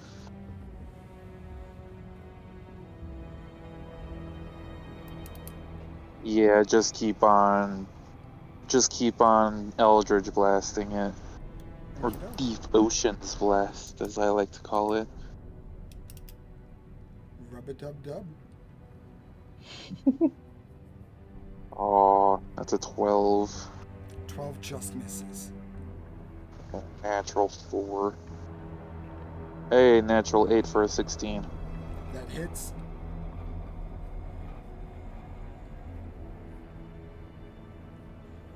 Ooh, for 14 points of force damage. As I just blast him with a whole lot of water. Curses. And then go my crab. 13. 13 hits.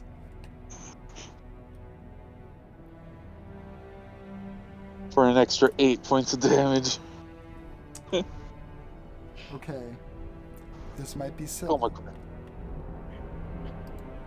You okay? Yeah. How does the crab kill this thing? Huh?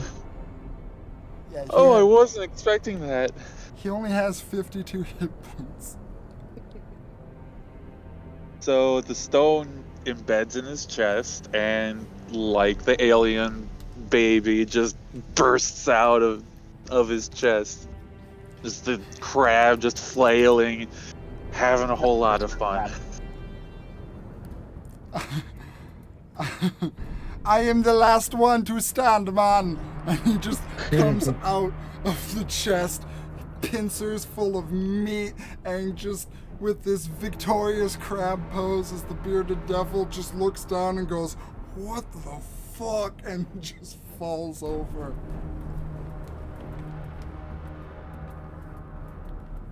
Yeah. The bearded devil is down.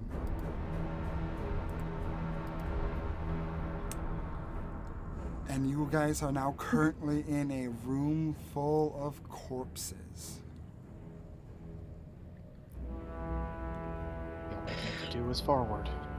Huh. That was easier than expected, and Ash is just, again, running towards the entrance. There's something big out there, and he's gonna fight that big thing. Okie doke. As you guys begin running towards the entrance, Ash, you do hear in your head,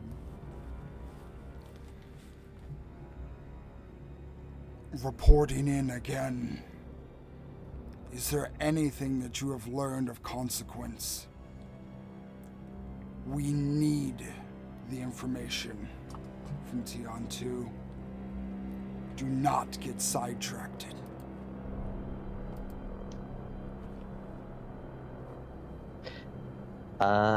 Ash will, say back. Meeting was interrupted by, mentally say back, not out loud. Meeting was interrupted by devils, some sort of invasion. Contact again later once once everything's done. Roll an insight check, Ash. Insight, alright.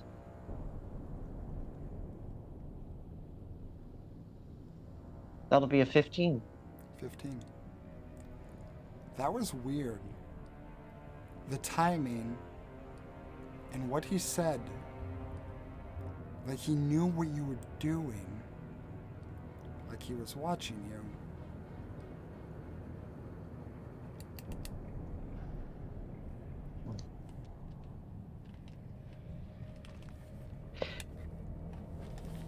He is concerned.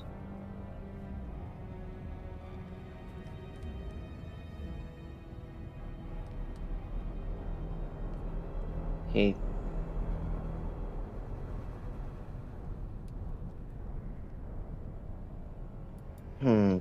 Okay. Yeah, Ash is he Ash is visibly upset by this realization. Um there's only one thing that I could think of. I will No, I'm not gonna do that. I'm gonna do that. No. I'm gonna do it. I'm gonna use an action to cast See Invisibility and look around to see if uh wait, yeah. Um, I'm gonna see if there's anything that would be used as like some sort of monitoring device. Okay, while you do this, Belda, can I get an investigation or arcana check from you?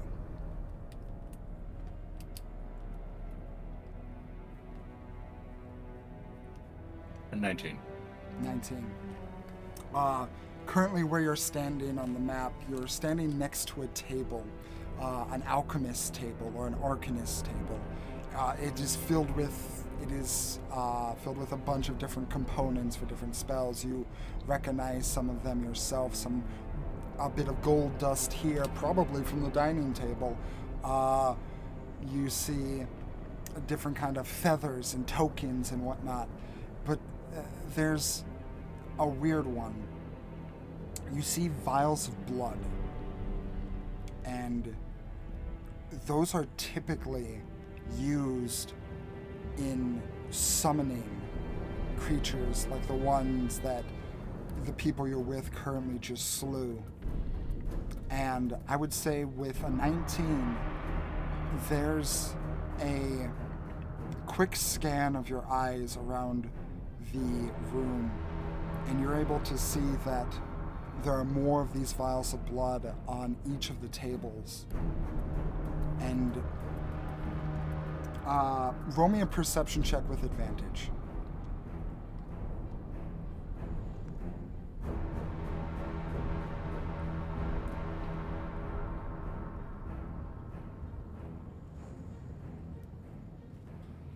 $15.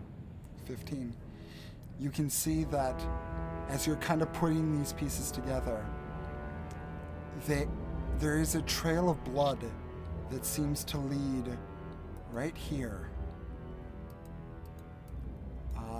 For the Right here. podcast and for Ideal, it seems to be at the opposite side of the room next to a set of armor. Are all the tables leading a trail to the armor, or is it just this one table?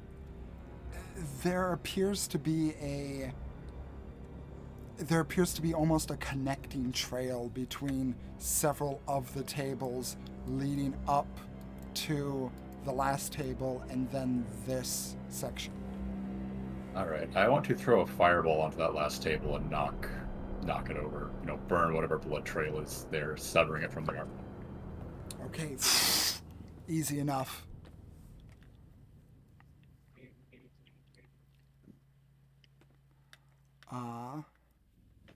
Okay. Ashan, you casted See Invisibility.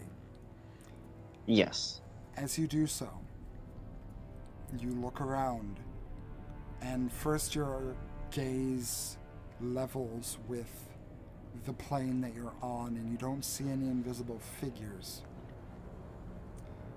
But there's another moment where just something in the back of your brain tickles, and you look behind you and up. And above you, you see this glowing globule of light, but it seems to be an off-white light. And as you look at it for a moment closer, you see the smiling face of what appears to be an even bigger imp, but it's much more built, much more muscular, as it just smiles and stares down at you.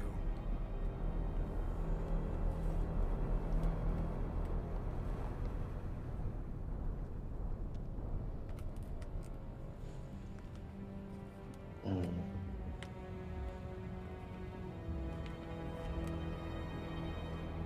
Much bigger. Okay. do- how long does that last? It lasts an hour. Okay. Uh, Ash will, say, to Ideal and to Felda, who seem to be the most magically inclined, uh, he will point, to the globule and say, "It seems we may be being watched. An invisible orb of light. Seems like as though there's a rather large, muscular imp watching us. I Not snap sure my if it. head up. Can I see anything? Unless you have something that allows you to see invisibility, no. Oh. I got confused with the light. I thought there was a light, but invisible in. Okay, never mind. But yeah, Ash is pointing out, hey, there's an invisible thing over there. Looks like people are watching us. Can I be Remora. reasonably sure of where she's pointing? You can guesstimate the spot, yeah. I'd like to throw a fireball up there. A ball or not bolt? not a ball. Sorry, a bolt. I'm gonna throw some more fire up there, and if nothing immediate happens, I'm just gonna expand around in a circle till I hit something. Okay, roll to hit with disadvantage. I mean, I would use fireball, but devils.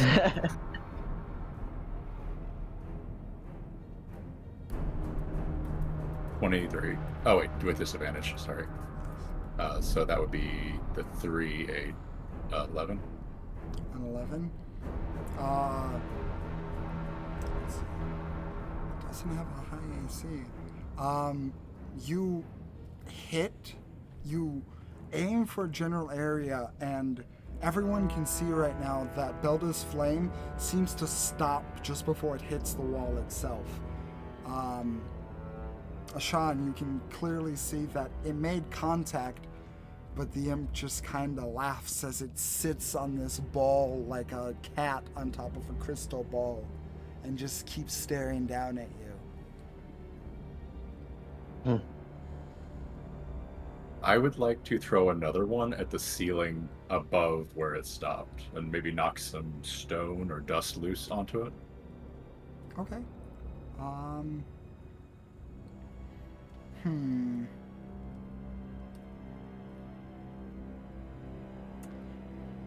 See, because it's not technically intangible, but in the same way it kind of is. See, scrying's weird because it's invisible, but technically to do what it does, it's also intangible. So, because that would imply that you could just wave your hands in the air and technically hit a scrying orb if it's only invisible, which doesn't feel right. Yeah, that makes sense. So, I would say Belda's just basic Arcana score would give her an idea that this is a scry spell, and it's not really something that can be like physically messed with. It has to be dispelled.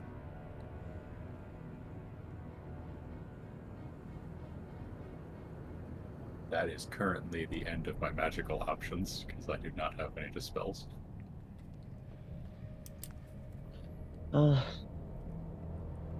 Very well, if we can't get rid of it. Let's keep going. I don't care what that is. We have more pressing matters to deal with. Indeed. Well, let's be off then.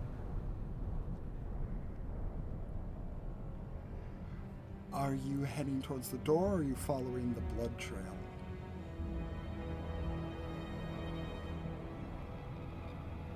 The blood trail just went to the suit of armor, right? Yeah, it led to the suit of armor and then kind of stopped.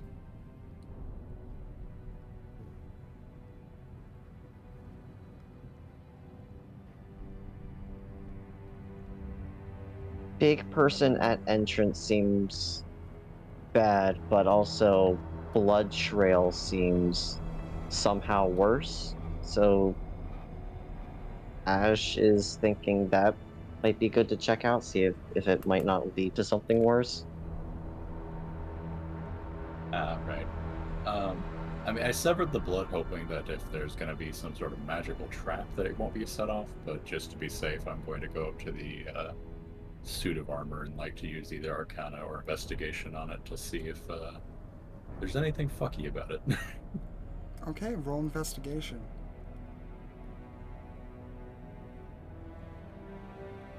14. 14. You kind of feel around in the area and you put your hand out, and towards the base of the suit of armor, you feel a breeze. Is there something behind it that's breezy, or is the breeze coming from the armor? It feels like there's, like, by a tile at the base of the suit of armor, it feels like there's a breeze coming up. A tile seems like loose-ish earth. Can I levitate it up with mold earth?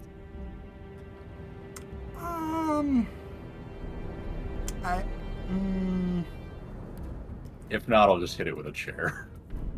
Okay. You know what? For shits and giggles, for easiness, I'll say you just mold earth, and there's kind of a section underneath the armor that starts to jiggle, and as you lift up the tile, the suit of armor kind of tips on its side, and underneath it you notice that the suit of armor was hiding a door, or a underground latch, I should say. This seems important. What was the threat outside you were concerned about?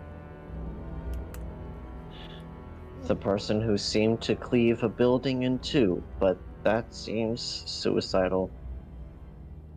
So let's see if we can figure out something this way first.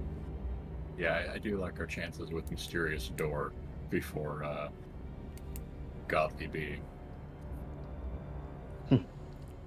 Need to get my information from the Queen, but you all probably need my assistance.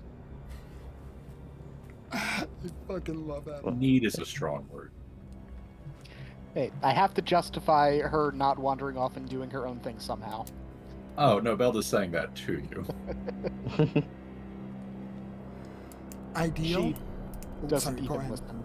That's like that is said to her, but it doesn't really fit into her worldview, so she ignores it.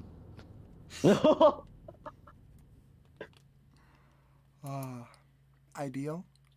I would definitely like to avoid meeting the building cleaver.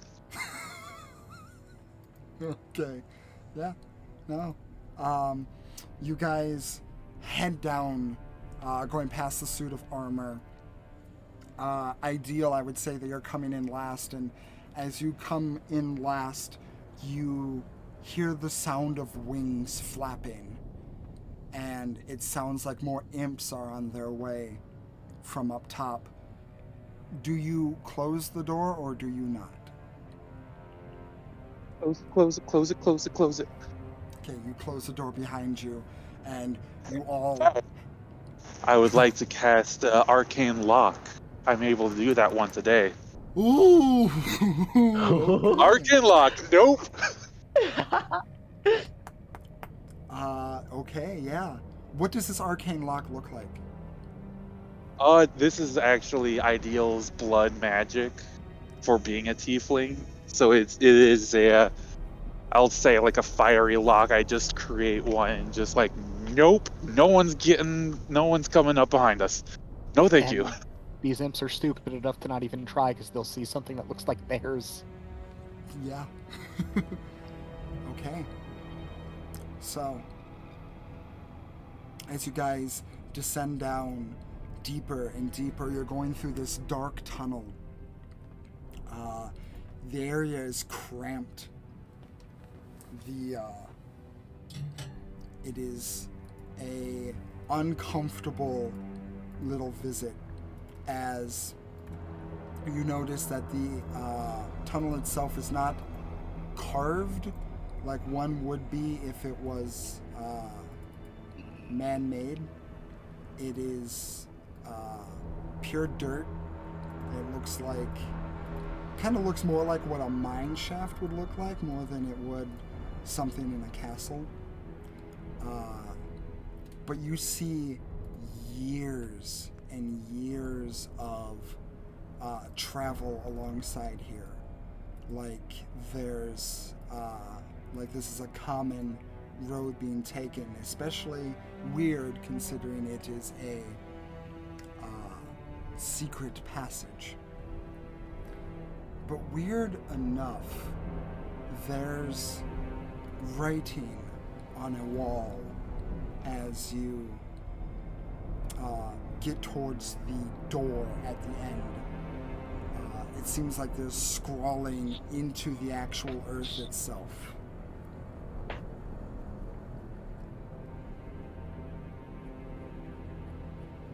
Can we read what it says? It is indeed written in common if you wish to look over it. Yes. Mm-hmm. What you see is a list of names. You see a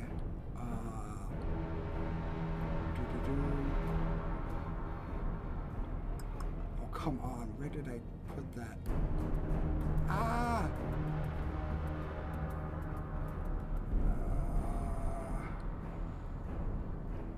Apologies. Dang it. No worries.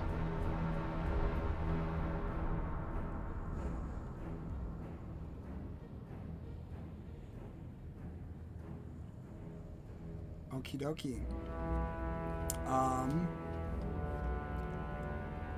Okay.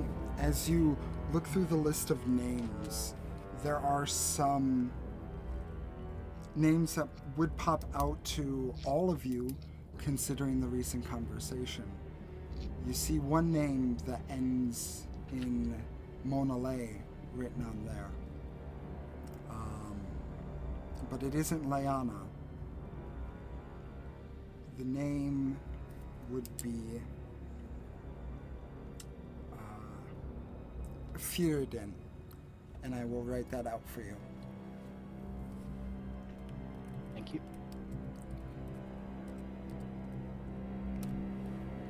Firden. It says Firden Monalay, and I think to one of you particular, the writing on the wall says, you know, I was preparing for this during prep and I'm like, oh, I should get these names in order. And I'm like, I'll totally have these names in order. And then I didn't have these names in order. NBD. Another one that would pop out to one of you in particular says Vardaman Fire Apple. Excuse me? It says Vardaman Fire Apple in this list of names. I heard, but given the situation, both Velda and the player are trying to process what? Why here? Oh, okay. Well, noting that for later, since I don't really know what to do with it.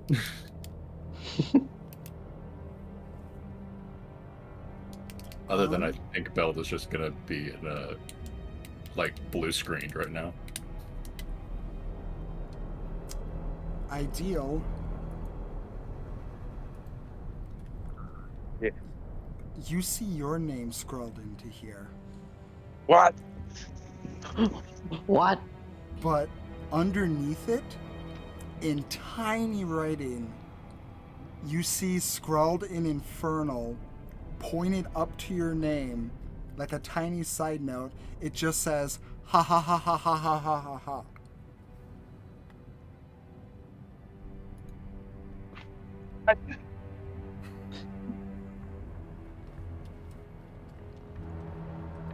Well, this doesn't make sense.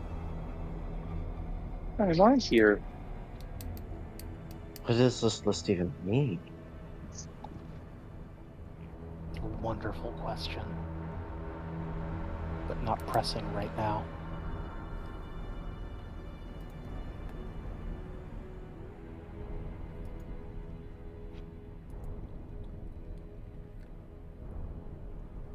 We keep going and we do something useful. Right. Okay. So you press on, and you go to the door at the end of this tunnel. And with a momentary breath, you breathe in as DM tries to find his tokens. There's gotta be an easier way to organize these fucking things.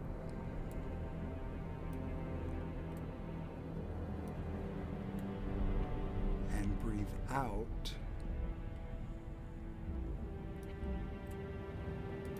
And you open the door.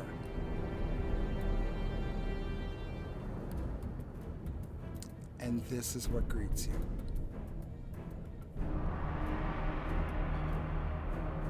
Doo-doo-doo.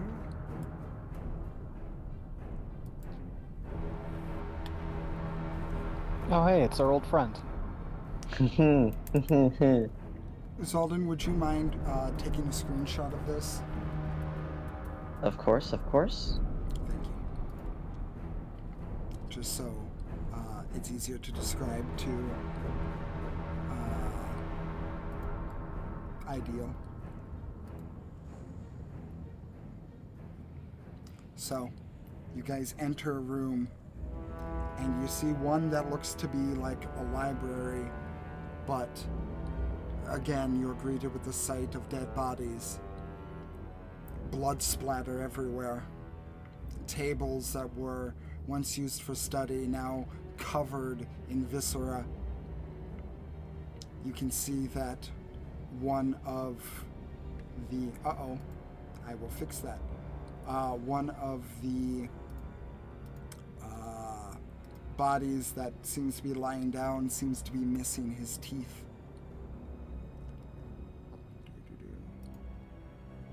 As the big figure in the middle turns to you and says,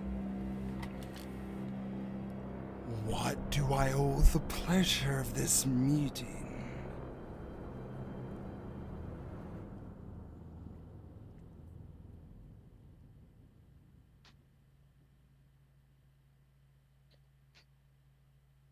Meeting me is indeed a pleasure.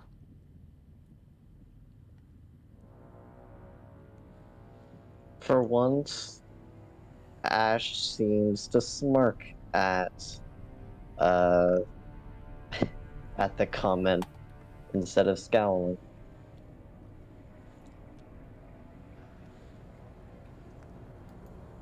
In as few words as possible, we're going to send you back to whatever pit you crawled out of. Oh, that's a shame. Because there's truly so much you don't know yet.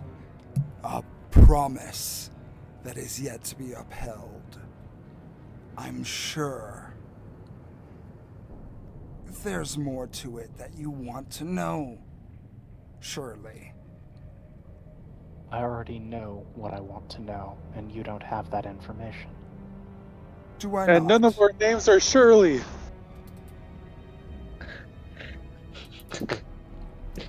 That Sorry, terrible Sorry, I just wanted. joke Sorry, I snapping just her out wanted of to the be woods. part of the conversation.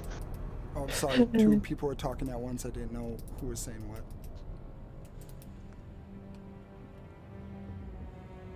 I was just saying that terrible joke snaps her out of blue screen enough to be like, yeah, actually, you know what? That's a good idea. Why is my brother's name written on that door? So you do have questions. Good, good. This is a place where we can start. I'm sure you, Belda, and you, Adeline, have plenty to learn for what I know.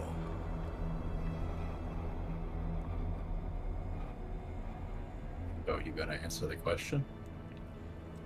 Well, I mean, that's a deed to be done. What do I get in return?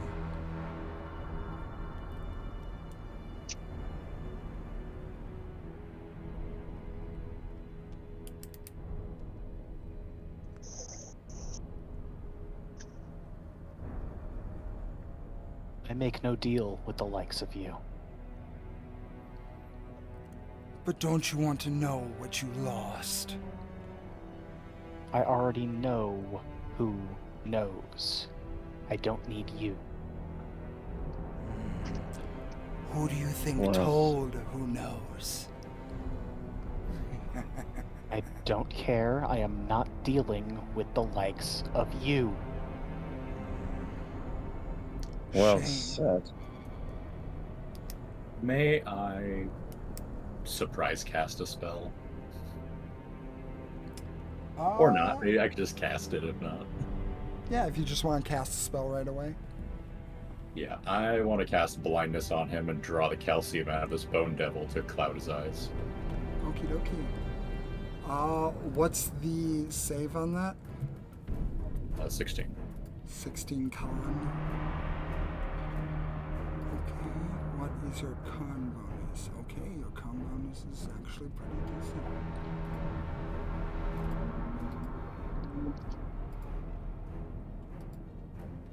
Doesn't matter. Wait, hold on. Does it have advantage on saving throws?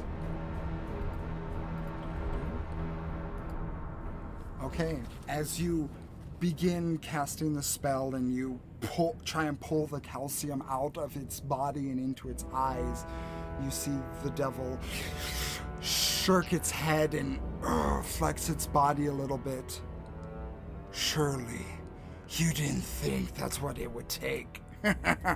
Okay. Yeah, our names aren't Shirley. Fine. If this is what you want, horde, And- begin. And I need everyone to roll for initiative. All right.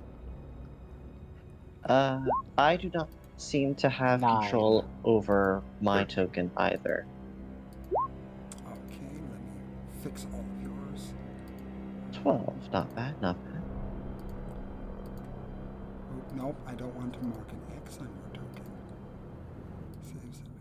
Okay.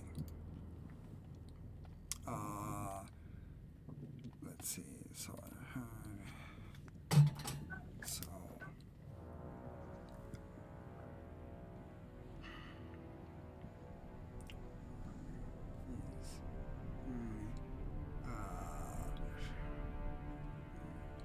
Is 12. Half of you roll on D&D Beyond and half of you roll on Roll20. Oh, poor Ideal. I'm so sorry. Oh no. Okey-doke.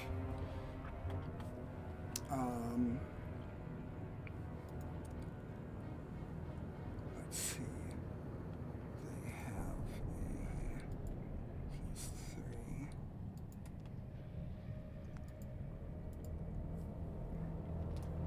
Belda, what's your dex?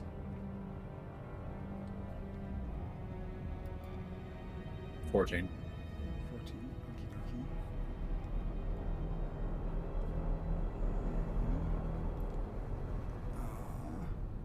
And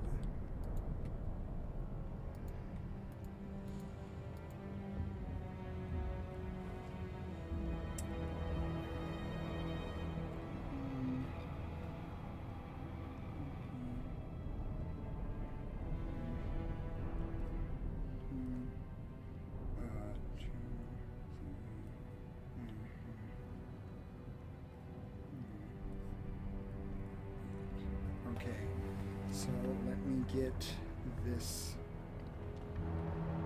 written out for you guys. Okay, so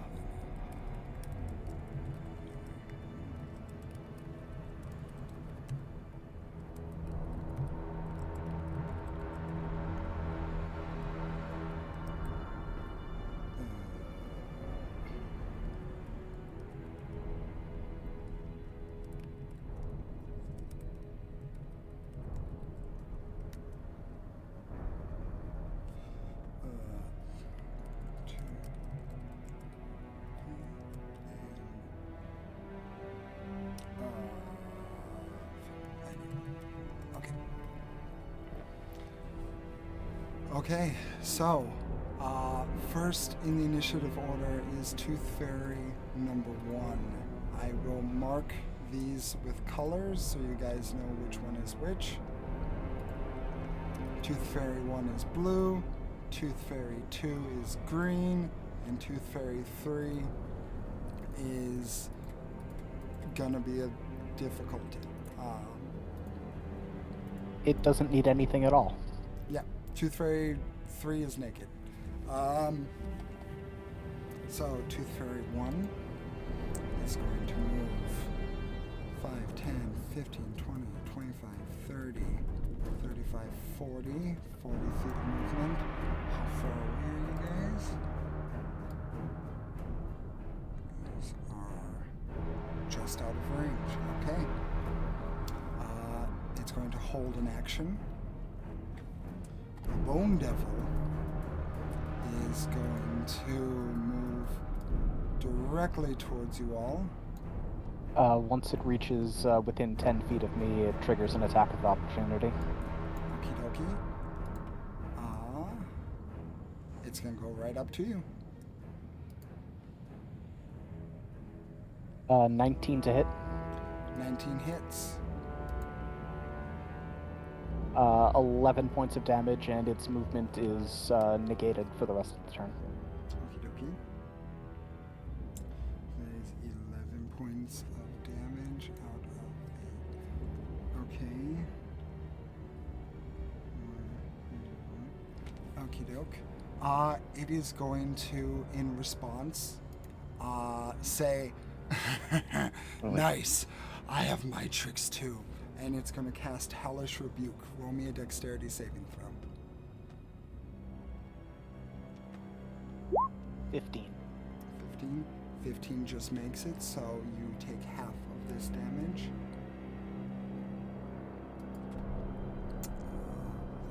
That is 3d8.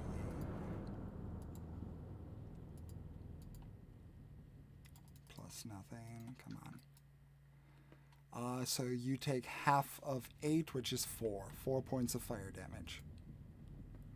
She's going to look down at her armor that now has soot on it and get really angry. You have made your last mistake. Now that's more like it. Nope, that's not what I want. It is going to make 3 attacks, since you're the only one that it can reach. It is going to make 3 attacks on you. That is...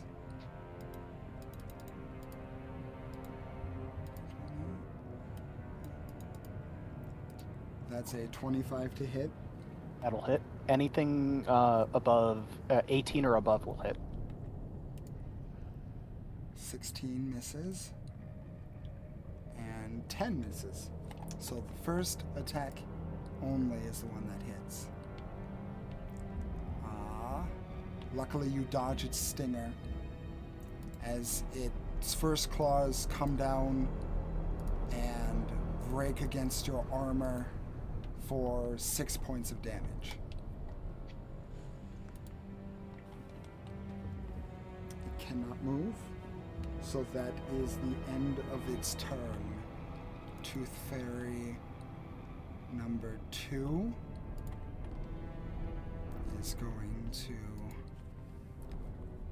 5, 10, 15, 20, 25, 30, 35, 40. And it is also going to hold... Wait.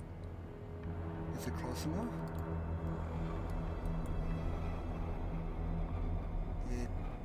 It is close enough. Okay. I need all 3 of you to roll me a wisdom saving throw.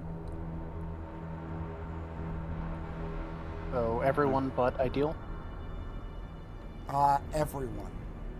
You said all 3, so that's why I was confused. My Ooh, apologies.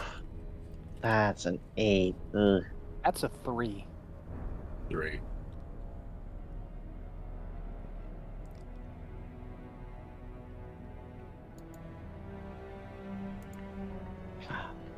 And Ideal is currently AFK. Sorry about that. I Okay. had to go back in my car and because it was cold outside. We'll make what save? Wisdom. Wisdom. Please pass. No one else has. 17. 17 passes. So the Tooth Fairy begins to let loose this shriek out of its mouth. And as it does so, Belda, Ash, and Adeline, you are considered frightened. But the one person who's most scared in the situation is not. Yes. So you cannot actively move closer to the Tooth Fairy, and you have disadvantage while in line of sight. Keep in mind, the Bone Devil does not consider something blocking it, so you would have to get somewhere around here One of the, yeah. in order to actually block line of sight. Okie dokie. That's the end of its turn. Belda, you're up. Yeah, I was just looking if frightened affects my ability to cast spells on it. To hit spells, yes.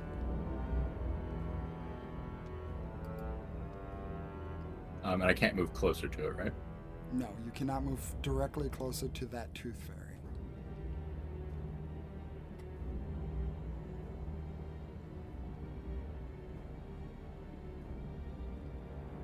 That would be moving closer to the Tooth Fairy. How? You are currently 25 feet away. You cannot be any closer than 25 feet.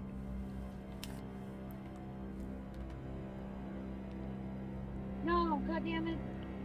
No. So I can't move laterally?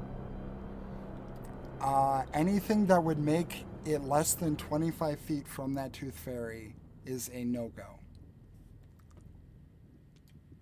That is 20 feet. Is there another token I'm not seeing? The green one? The What green green? tooth? The little thing next to the Bone Devil. That's what you need to be 25 feet from. On my screen, there is no little thing next to the Bone Devil. That is weird. I'm gonna reload the page.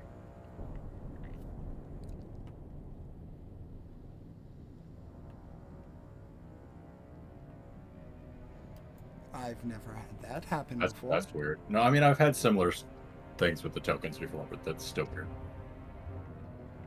Okay, well, now I can see it. Okay, good. So, yeah, you could move 1 square back from that.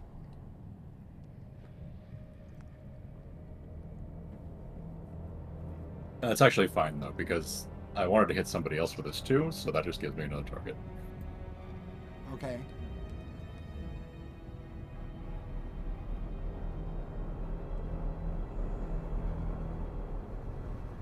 I walk across, I stop, turn, hold out both of my hands, and then a tiny glowing blue mote appears in between. I throw it forward like a little ball, like I toss a little ball into the air. That transforms into a blue ibex made of lightning and runs through the two of them. Okay, what is his spell? Lightning bolt. Okay, dex save. Yeah. Okie doke. Also, as you get closer to that direction, roll another wisdom saving throw.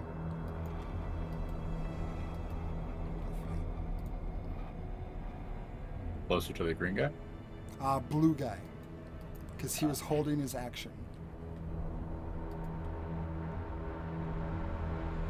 11. 11. You are considered frightened of the blue guy now. I would like to use my bonus action to increase that to 15. 15. 15 saves. You are not frightened. They both fail their dexterity saving throw. Well, that's really low, but 16 to both of them. Okay.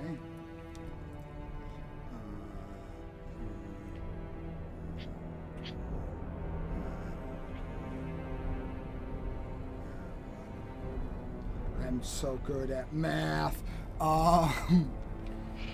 Okay. Yeah, the Bone Devil seems to be pretty fine, but the Tooth Fairy looks fucked up. Okay.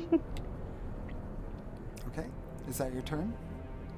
Yeah, that's about all I can do. Okay, Ash, you're next. All right. Let me see which one I do. Which one will I do?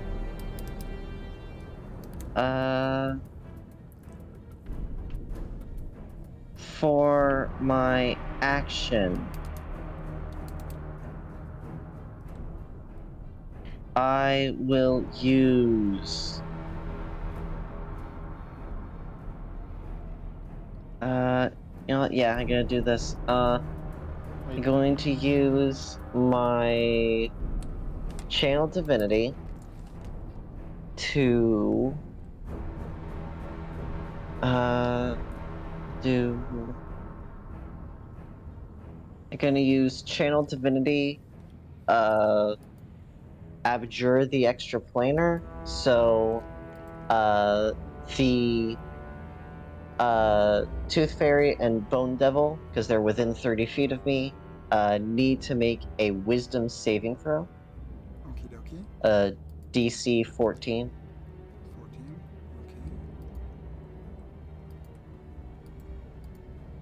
Okay. That is a 3 for the Tooth Fairy and a 14 for the Bone Devil. All right. 14 succeeds because that is the DC, but the Tooth Fairy fails, so that means it is turned for the next minute. It must spend a turn creature must spend its turns trying to move as far away from you as it can, and it can't willingly end its move in a space within 30 feet of me. For its action, it can only use the dash action or try to escape from an effect that prevents it from moving. Okay. Uh, You make me scared of you. I make you scared of me.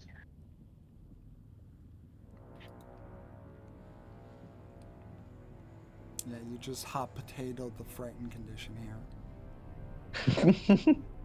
Uno reverse card. No you. Alright. And that was my action. For my bonus action,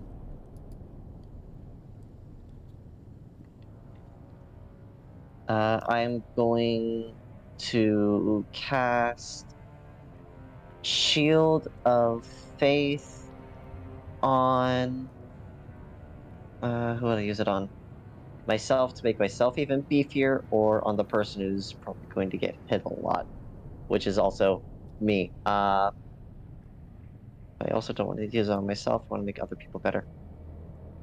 Yeah, sign of goodwill, sign of good faith, cast Shield of Faith on Adeline.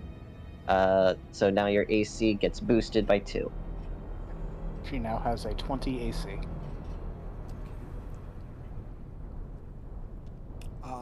Would you like to move anywhere? Let's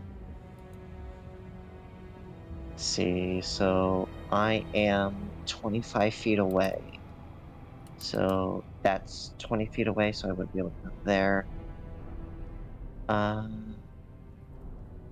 move here. And then that'll be 25. So yeah, just to right here. Can't get any closer than 25 feet, and that is 25 feet away. So yeah, I'll that was my action, bonus action, and I'll stop my move there. So that'll be my turn. Okay, Adeline, you're next. Adeline will, as a bonus action, use Second Wind. 1d10 plus 5, and heal that amount. Heals for 13. It's fantastic. She's then going to not move because she doesn't need to attack, and attack the Bone Devil with disadvantage because she can see the stupid Tooth Fairy.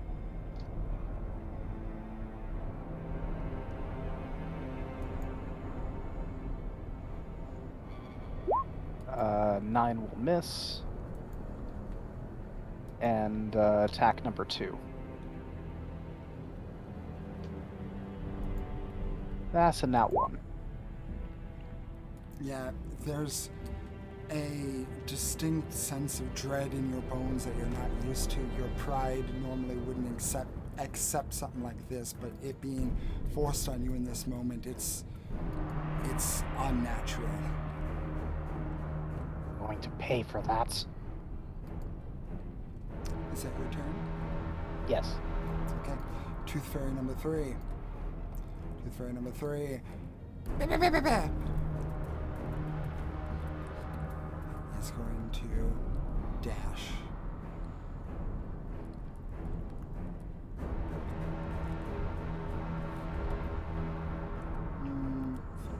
No, gonna go right here. Okie doke. That is Tooth Fairy number 3's turn. Ideal.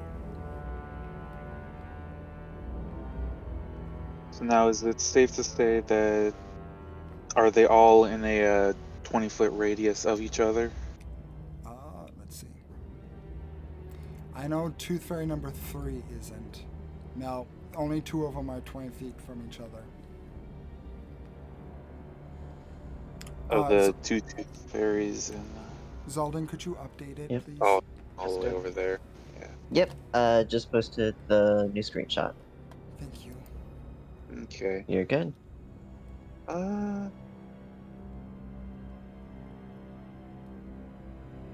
I'll keeping away from the big main baddie. I'll focus this on the 2 other tooth fairies, and I will reach into my side pouch, pull out a whole lot of ashes, and whisper, "Ashlyn, I need your help. Please awaken." And the ash raven appears. A raven, purely gray raven that's covered in ashes, flows out of the pile of ashes I had in my hand, flies over to the 2 tooth fairies, lets out a massive caw that literally shakes and shatters the reality around them in a 20-foot area.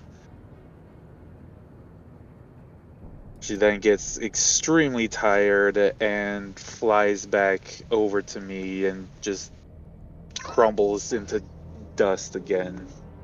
and I put her back into the pouch as I cast Shatter with Okay. Ash Raven's Claw. That is a dirty 20 and a 3. Okay, one succeeds and one fails.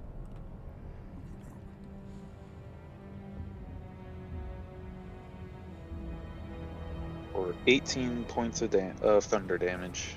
Ooh. Tooth Fairy number 1 is looking pretty rough, as Tooth Fairy number 3 in the back is got a good chunk of that damage, but is still up and spry. Okie doke. Is that your turn? And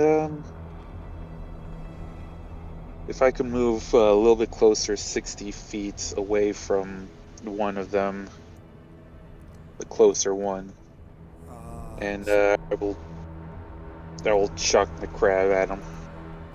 You want to move 60 feet? No, so that I am the one. If there's one 60 feet away, I will just chuck it right now, or I will move away from the big bone devil so that I would be a little bit closer to get in within 60 feet. Yeah, the two that you just cast Shatter on are both within 60 feet of you. Okay, so then I'm just going to stay hunkered down behind everybody and just throw my crab at the closer Tooth Fairy. Okie dokie. Roll to hit.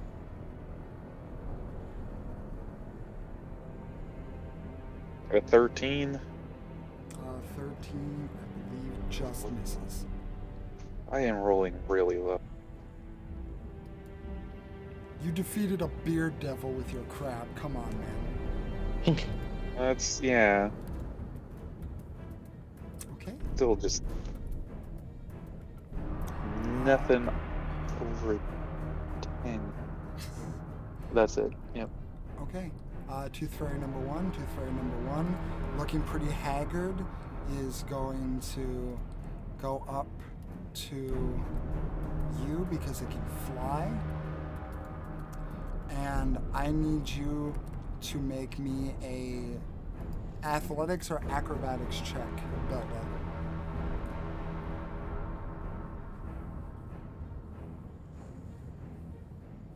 That is a 14. 14.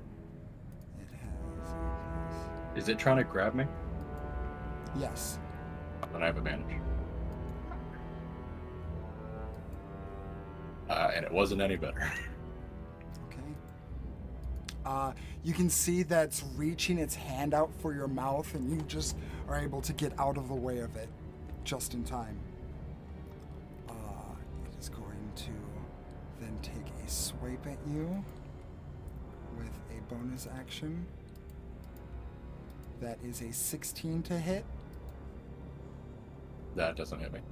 Okay, as it takes a swipe, you're able to get out of the way using your armor padding underneath.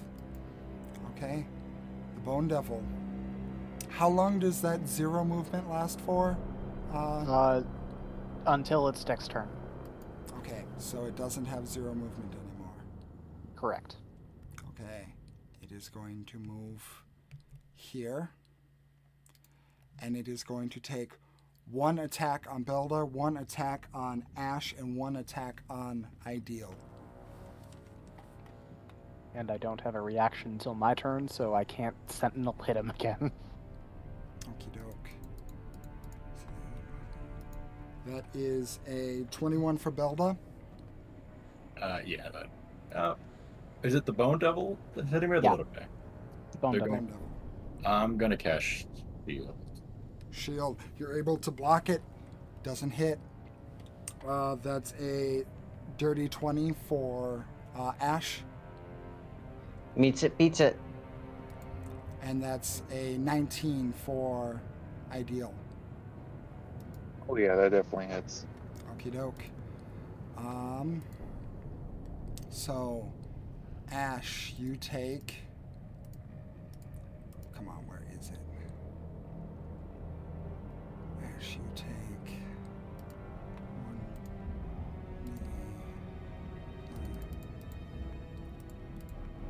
1 Ash, you take 12 points of slashing damage as it comes down and rakes across your chest with its claw.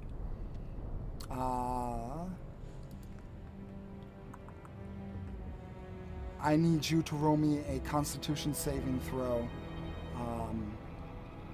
Ideal. Constitution. Yes. Oh, right. Was how much damage did you say? 12? 12, yes. All right. 21. 21 passes. Was it Oh. against being poisoned? Yes. So I would have even had advantage as well. Okay. My apologies. I didn't mean to keep that from you. Oh, that's fine. Just making sure.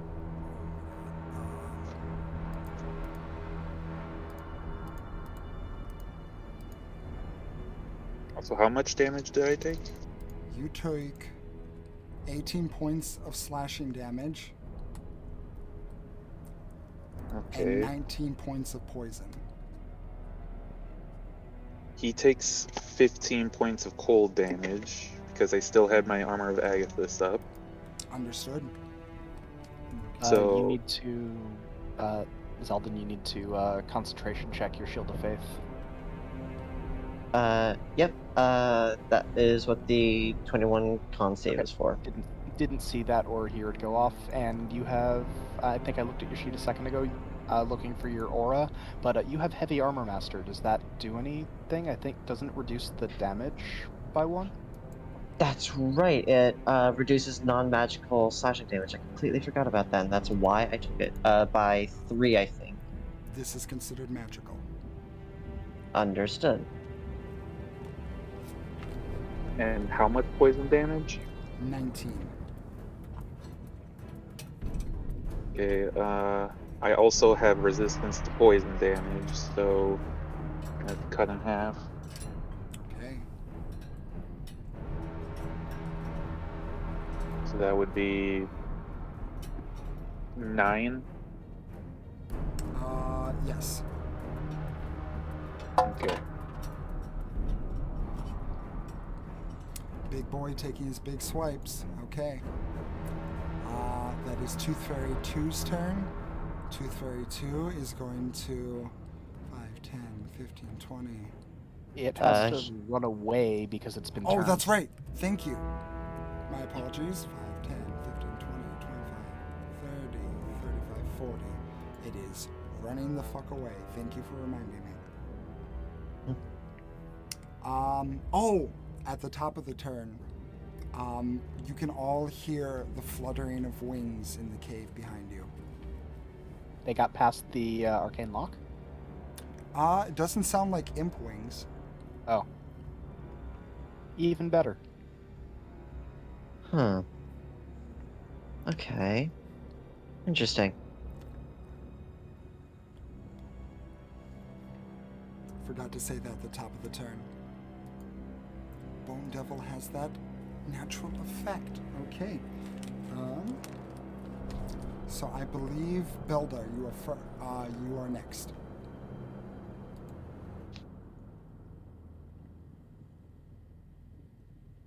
I'm sorry, I didn't quite catch what you said. Did you say Belden? Yes. Thought so. Well, I can't cast any other spells because I dodged. I can use cantrips, so I'm going to use that resonance again, which means a wisdom save on the big guy. Big guy? Yeah.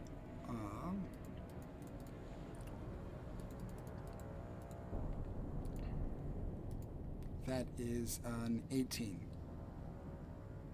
That meets it. So that beats it. And that's it. That's my turn. Okie dokie. I believe it is Ash. All right. Is the Tooth Fairy I was afraid of far enough away for the fear effect to be removed? No, No, you can't move closer to it regardless. Okay. You can move laterally, but you can't move closer. All right. Do, do. So I'm just going to take a long sword swipe at the big guy. Okay. Disadvantage. All right. How long does the fear last? I might have boosted it since last time. Okay. There it is. A 15. 15 misses. All right. Then do another. Actually, wait, will I? Yeah, no, I'll still do it. It's that guy. 14 worse. Misses. You're distracted by the fear settling inside your head, and the Bone Devil is cackling in front of you as he uses the hardened calcium on his arms to parry your sword.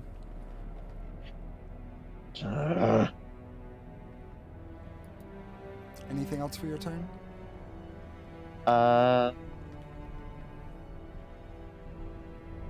I'm now realizing in hindsight, should have done something different, but that's fine. I'll do that on my next turn if I remember to. Actually, no, wait, I can't do that because that would get rid of Shield of Faith. Never mind. So, yeah, I'm not gonna move because it's not because the big guy's right next to me. Don't want to take his attack of opportunity, so I'm just gonna stand my ground. Okay, Adeline, you're next. Right, Adeline's going to summon her Echo right here. This is a bonus action. I will bring up a copy for you so you can. Because the Echo isn't hers, so her Echo can get there. Okie dokie. And then she's going to go 5, 10, 15, 20, 25, 30, triggering an AOP from the Tooth Fairy if it wants to take it. Okie dokie. Okay, so you move past your friends, I see. Yes. Okay. Yeah, it will take that. It will roll. It has +3. That is a 5. Alright, that will miss.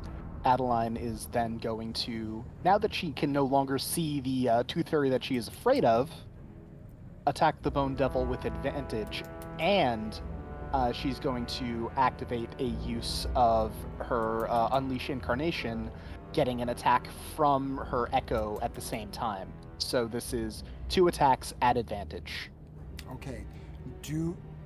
So is your Echo attacking? Both myself and my Echo are attacking. I'm using the Unleash Incarnation effect. I can do this 3 times per long rest. Okay. Does your Echo suffer any of the conditions you do? It doesn't say that it has my conditions. If it has to save, it uses my save, but it doesn't state that the Echo is affected by what I'm affected by. Okay, then we'll say it's not. Okay, so roll with advantage. All right. First attack. 15. Miss. And Echo's attack is a 21. Hits. Oh wait, it would have been a 16. I forgot to add the +1 from the +1 halberd. Still would have missed. Okay. From the Echo, it takes 12 points of damage. Okey-doke. Second attack, using a second usage of Unleash Incarnation.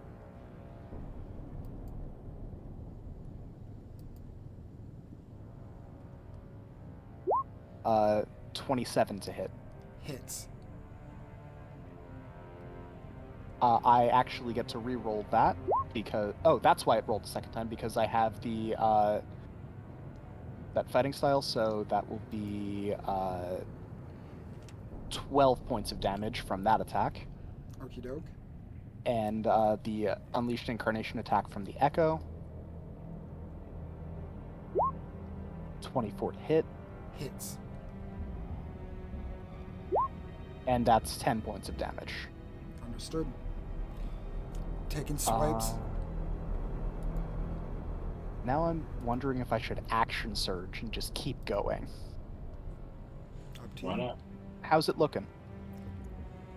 It looks like it's taken a few hits, but it's a sturdy boy. I'll save the action surge for now, but she's just gonna grin at it.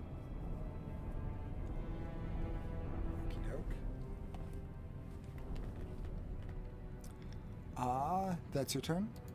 Yeah. Tooth Fairy 3. Tooth Fairy 3 is going to 5, 10, 15, 20, 25, 30, 35, 40. Get up here. I need everyone to make another wisdom saving throw. 5, I'm afraid of that one too. 10. Ooh. When do you get your paladin aura, 9. or do you not get that? Next level, 6th level. Oh. There's a reason why I cut it off at 5. I fucking knew that was gonna be a pain in my ass if I did it. 12? Oh, wow. All of you are frightened by this thing. As it comes up and just...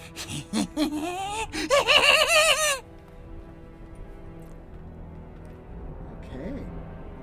Adeline hit good, she not smart good. Tooth Fairy number 1. Tooth Fairy number 1 is going to go for a swipe attack this time. Gotta weaken you a little bit, Belda. Oh, no, I need to hit first, not roll damage first. That's an 18. I'm going to use my reaction to boost my AC to 19. Okie dokie. You're able to dodge out of the way of that using your war magic. Let's try offhand attack. Has less to hit. That's a 19. I rolled a 17.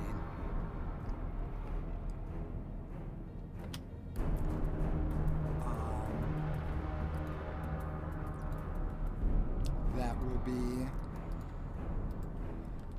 6 points of slashing damage as you dodge out of the way of the first hit, but another claw comes up and swipes up and runs up the front of your body.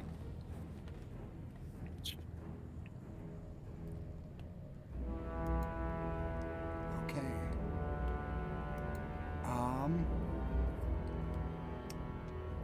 Let's see. You're weakened. So the 3 biggest threats. There's going to be 1. It is now the Bone Devil's turn. 1 attack on Adeline. 1 attack on Belda. 1 attack on Ash. That will be... It has a +8 to hit.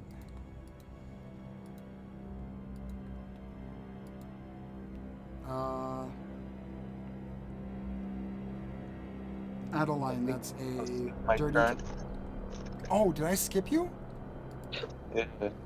Oh, I'm got- so sorry. I got attacked and never got my turn. Ideal, please go ahead. I'm so sorry.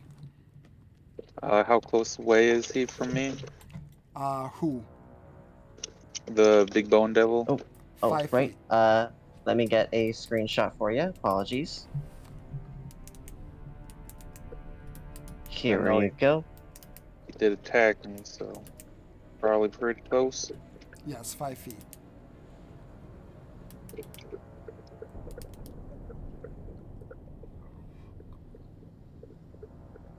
Oh, He's 10 feet away, yeah.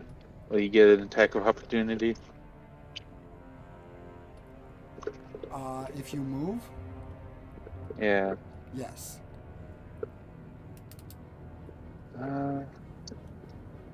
Okay. So, as an action, I will disengage. Okay. And how high are the ceilings? I would say, since this is an underground thing, I would say it's about 30 feet. Will go up the wall 30 feet. Okay. You climb up the wall, getting some distance. I just walk up the wall. Like, no thank you. And still enough distance away to throw my crab at him. Okay. Roll to hit. With advantage. Because I forgot your turn and I feel bad. Oh, thank you.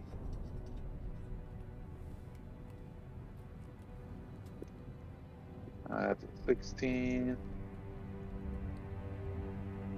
Natural 1, so 16. 16 misses.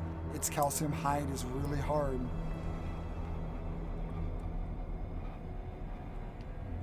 That's my turn. Okie doke. Okie doke. So, with Ideal out of the way, he is going to make one attack on you, Adeline, one attack on...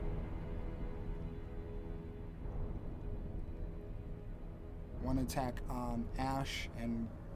No, one attack on Belda, and one attack on Ash. Okay. That's a 22 to hit you, Adeline. That will hit. That's a 23 to hit you, Belda. Yep. And that's...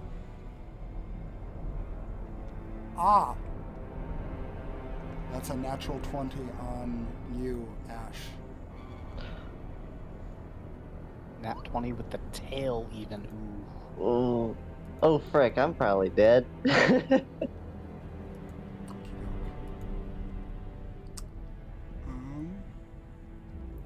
roll that. So let me roll. Adeline is... What was that? That was...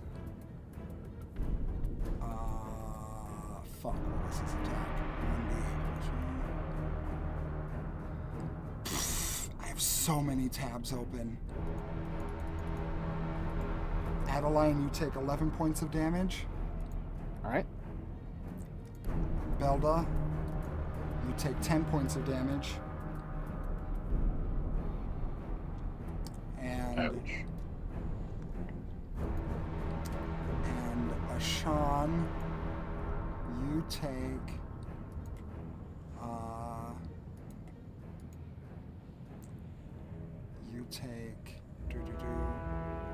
12 points of slashing damage.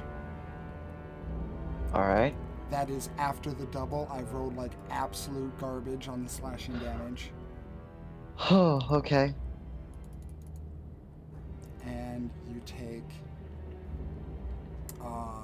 28 points of poison damage. Oh. Isn't there a Oh. con save for the poison? There is. Can you roll a con save for me? Alright.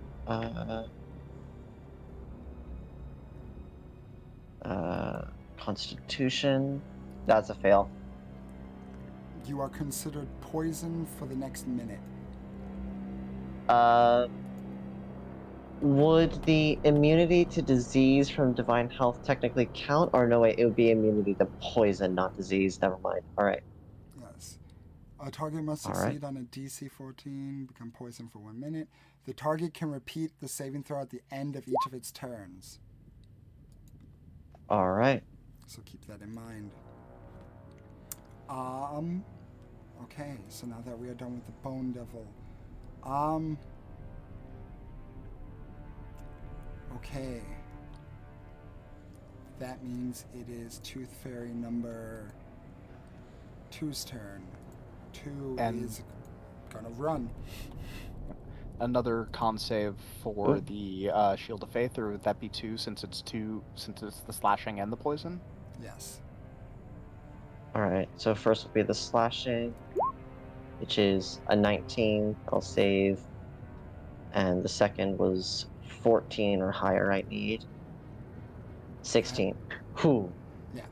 You hold strong and steady. Belda, it is your turn.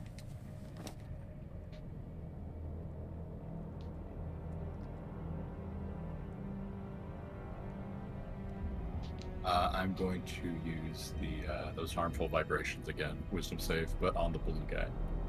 On the blue guy? Okie dokie. Wisdom save. That is a... That is a 12. He fails, and he's been damaged, right? Yes.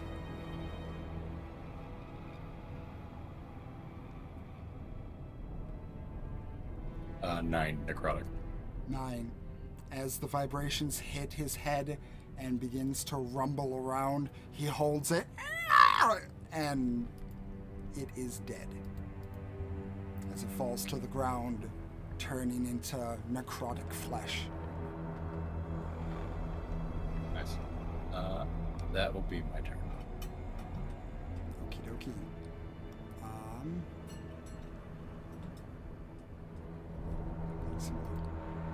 Thank you, Zalden.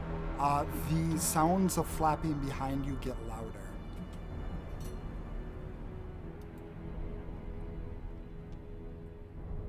Okie doke. So that means it is Ash's turn. All right. So I am on death's door.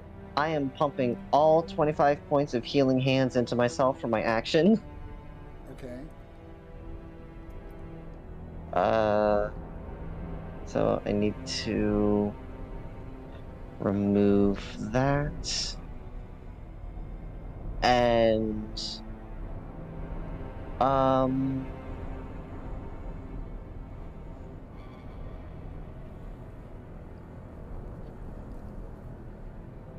I am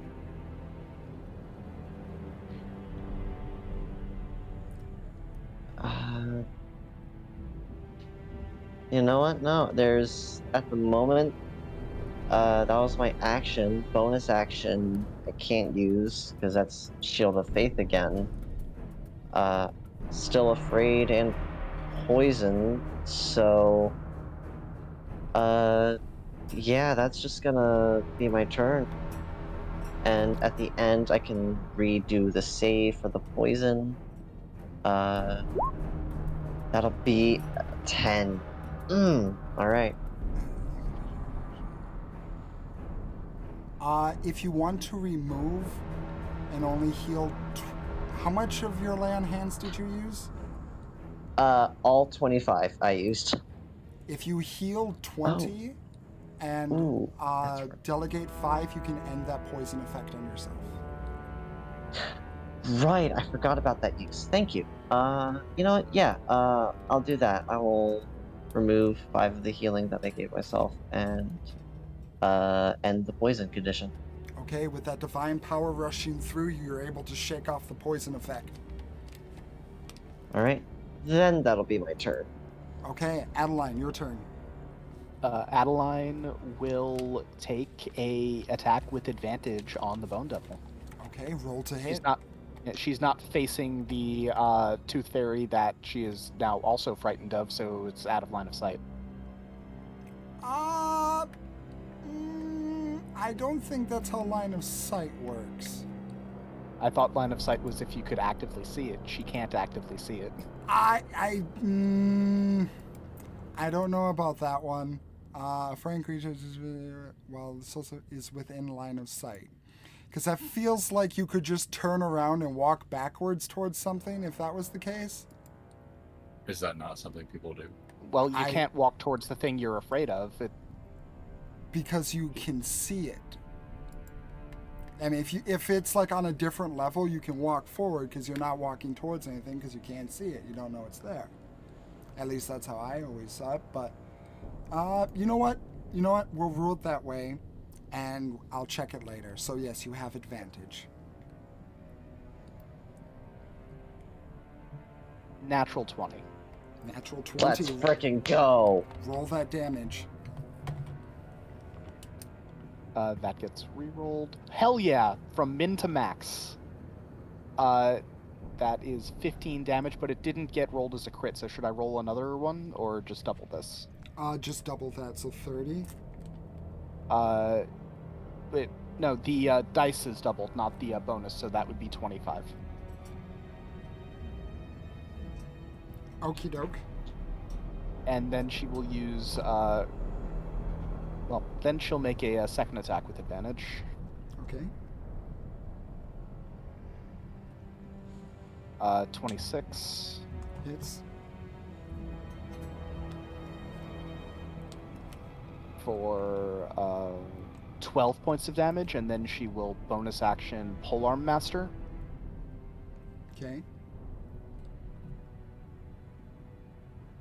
20 to hit. 20 hits.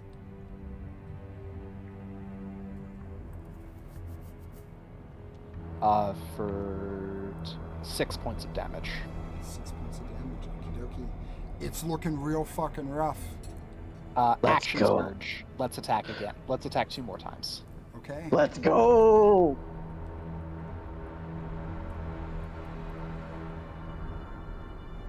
19 to hit. That just hits. 10 points of damage. Okie dokie. And attack number 2. 25 to hit. I'm actually going to also use my last Unleash Incarnation on this, so I will get another attack. Okay. But that is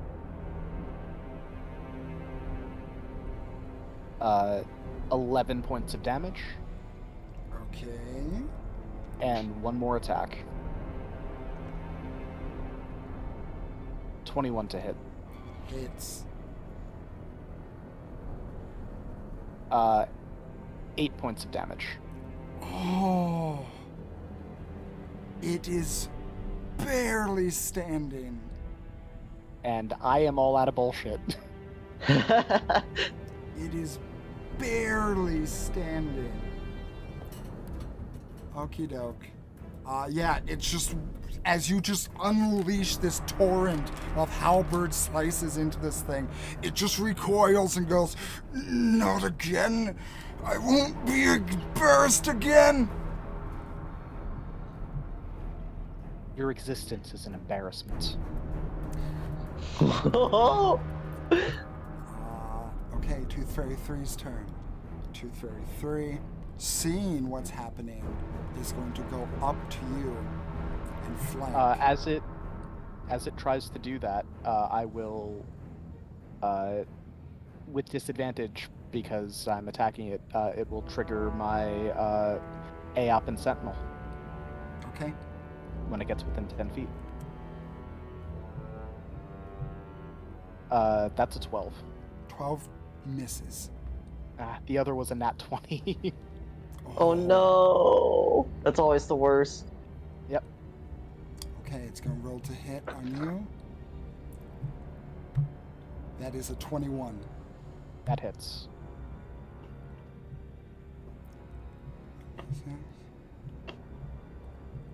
That is 4 points of slashing damage. Okay. As it takes a little claw at you, trying to dig in. Okay. Oh, bonus action. I can do that again. That is a 19 to hit. Misses because of the Shield of Faith. It bounces off of Ash's Shield of Faith as the resonant divine energy from Bahamut protects you. Okay. Going down. Ideal. You hear loud flapping from outside the door.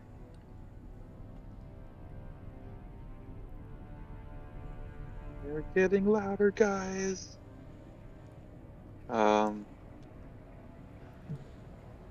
Just because he said I don't want to be embarrassed again, I want to try the stone crab again. Just trying to see if this one will do it. Okay. Kill this man with the stone crab. Do it. Do it. Probably has like 1 hit point left. 23 to hit. That hits. He does have 1 hit point left. And I rolled the literal lowest I possibly could on the die because I re-roll 1s and 2s on damage dice. How does the crab fucking murder this bone devil. It embeds itself into the head and then just starts clawing its way down, down, down until it reaches the other end of it. You just hear echoing from the bone devil's body, resonating off of the calcium hide it has. Down where it's better, down where it's wetter, into your bowels! This crab is my favorite familiar. And the bone devil, just with the it can't emote that well because its face is just bone, but you just see this look of pure shame and embarrassment as just blood starts coming up and it just collapses to the ground. And down you go. Now, oops, I didn't want to do that, but that works too. I don't mean to interject and tell you what to do as a player, but the flapping is loud and the door is open.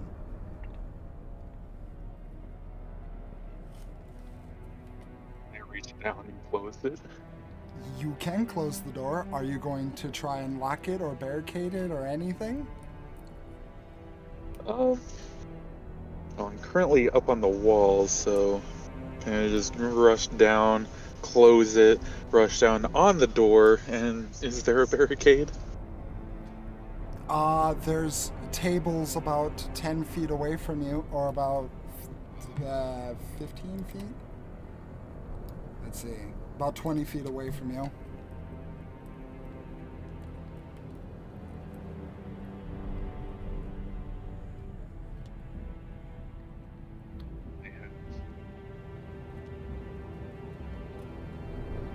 The other tooth fairies still up.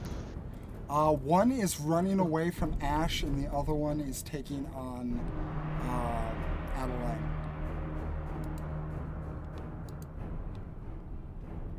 I'll shout, let's clear these ones first and barricade the door. As I shoot the one closer to me with Eldritch Blast. Okie dokie. Roll to hit. Ew. 13. 13. Good thing I have. Misses. There we go. That's a 23. That hits.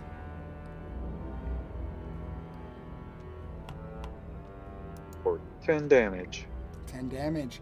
It takes a good licking. It looks hurt.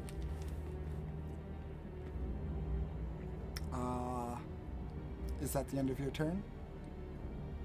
Yes, I'm just holding the door back with my very small body. Okay. As you say that,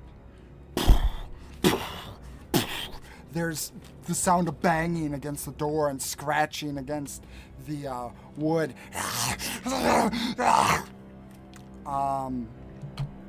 You're standing on the door, right? I went fully all off and trying to hold myself against it on the floor. Okie dokie. Roll me an athletics check with advantage. Thing. So 9 minus 2. Hey, that's a 17. It doesn't matter. They rolled a natural 1. Oh, the other What one is- was an unnatural one. So, They have good thing. Yeah, 17. They have a +3 because they're strong little fuckers. Yeah, so just clawing at the door, and you're able to hold it tight, but you don't know how long you can hold it for. With my my slippers of spider climb, just holding onto the ground, not moving. Yep. So the Bone Devil is dead.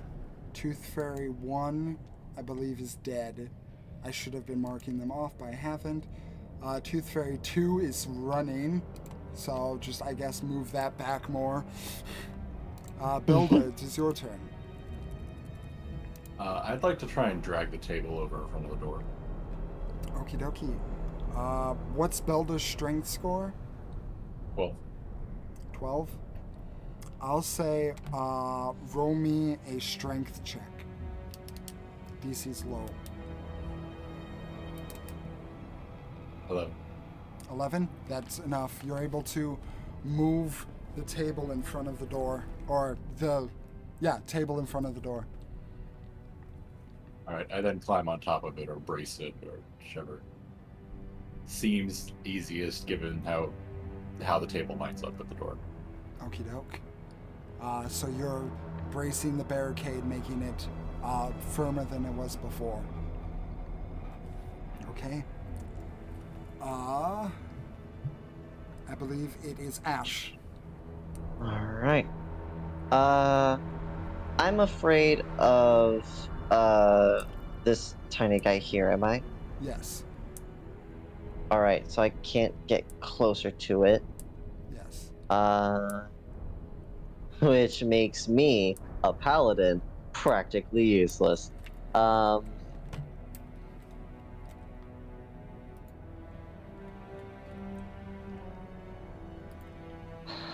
Is there anything? Like, I don't even have any offensive range spells, so I can't do that, so... You do have a javelin. Oh, You know, sometimes I forget I have certain options. But yeah, you know what? Paladin- Yeah, Paladins do tend to forget about javelins. yeah.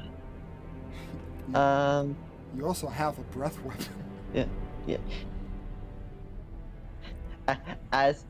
Okay, that one I have an excuse for because it's a line and don't want to hurt anyone in the line. Fair. But still, as I said, I tend to forget things. Let's see. Will I be able to... So, if I move to here, that'd be one closer, but also one far away, so it's still 20 feet, right? Yes. Yeah, okay. So if I were to shoot it... So if I were to shoot it at this kind of an angle this way, because the 30 feet line, so like You would not this kind of... hit Adeline. Alright, perfect. So move here, then please have the Tooth Fairy there make a dexterity saving throw, DC 14. 12. That fails, so it will take the damage of 2d10 acid. So that's 9 acid damage. 9 acid. Doesn't have any resistance. Adeline, you watch as this thing comes up and cuts you, and it's eager and looking at your mouth, almost looking for something to take. And as its eagerness almost overtakes it, just this splash of acid overtakes it, and just and it just falls to the ground, melted. Once again, she nods. The expected result of something going against her, it dying. Ash wipes his mouth. It's uncouth, but it works. And he is going to also help in the reinforcement of the door. So yeah, he's gonna move back 5 and then move to more or less here, 5, 10, 15. Yeah, so right about there, and also reinforce the door with himself. Okie dokie. I believe that is Adeline's turn. Yes. Adeline is going to send her Echo to go reinforce. she's then going to stow her halberd, pick up this table, and use it to further the barricade. Okie dokie. You have enough strength. I will say there is 2 doors holding the barricade. Or two doors. 2 tables holding up against the door to reinforce the barricade, and a tooth fairy in the back of the room.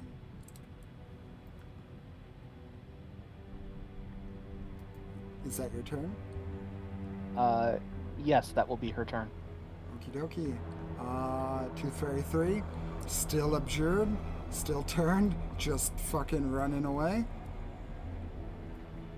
Or Tooth Fairy 2, Tooth Fairy 3 is dead. Okie dokie. Ideal.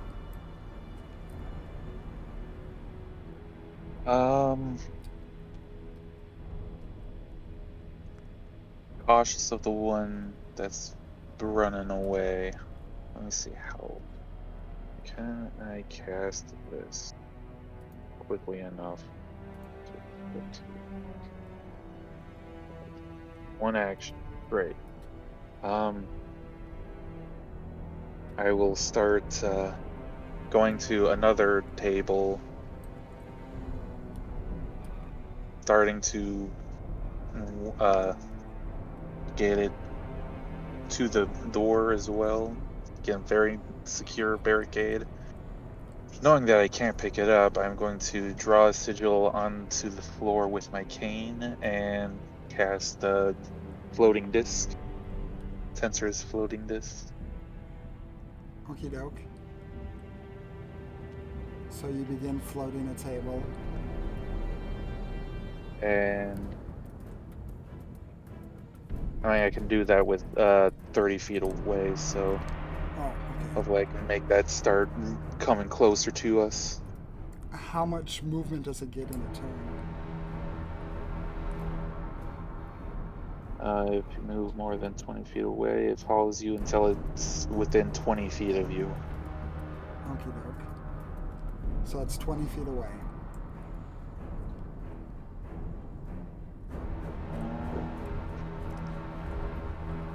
Yeah.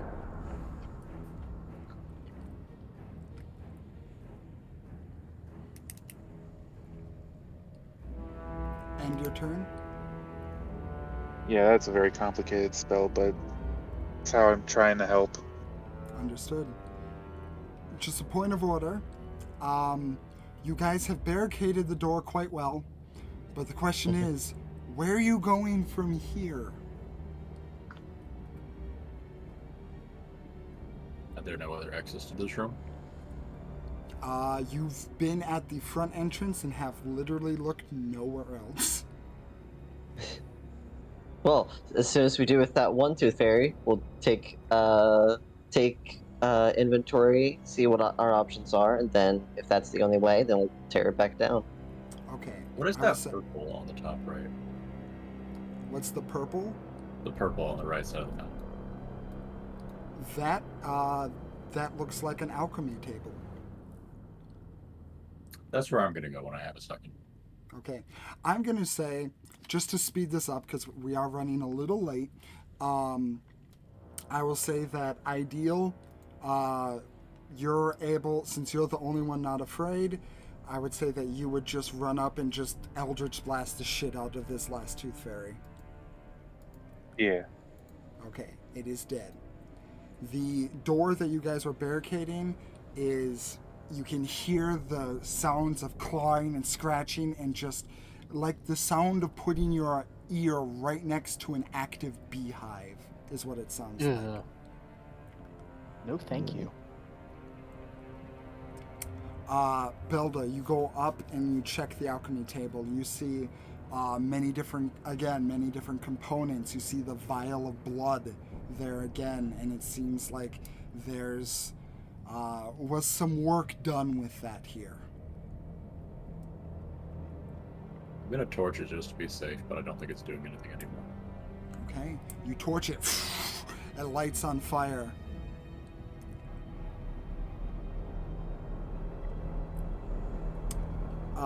Anyone that wants to, you can roll an investigation check on the room just to see what's in here. Yeah. That's Uh, about right. A 3. Okay. Well, I'll take my own shot with it. A 21. It was almost an 18, but then landed on a 2. 4. 4. Okay. 21. Okay. As you guys are all looking through this area, you can see that this is filled with books. It's a library, essentially, an arcane one. You see many different books on theories and ideas, and basically most wizards' wet dream. It's quiet, secluded, closed off, and there's plenty to study here and plenty of materials to work with. As you guys are working, you can feel the shaking of the ground, and you can see trails of dirt falling from the ceiling. Something big is happening above you at the moment. And as you all are looking, Ashan, you are brought to the back of the room, and you find yourself looking towards this table, and here you see more what you assume would be spell components of some sort. You see various kinds of figs, roots, trinkets, and whatnot. But over here, you spot something weird. It looks like a dining utensil, but it's rainbow colored and pulsating. It looks interesting.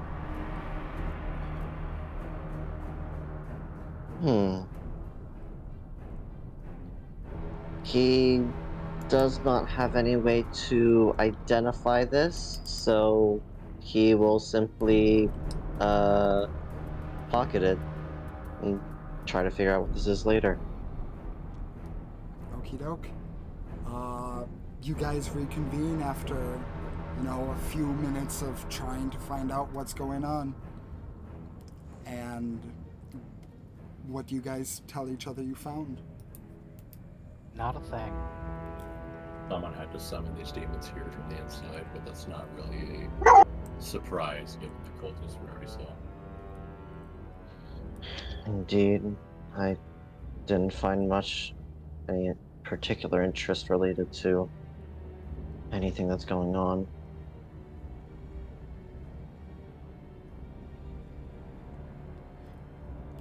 So, Couldn't find real much of anything, and I need to take a little bit of a break.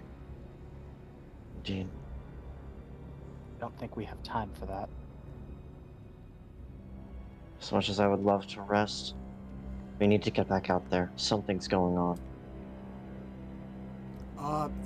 Zalden, Ash, roll me a deception check. All right. Natural 20 Okie doke. for a total of 23. Understood.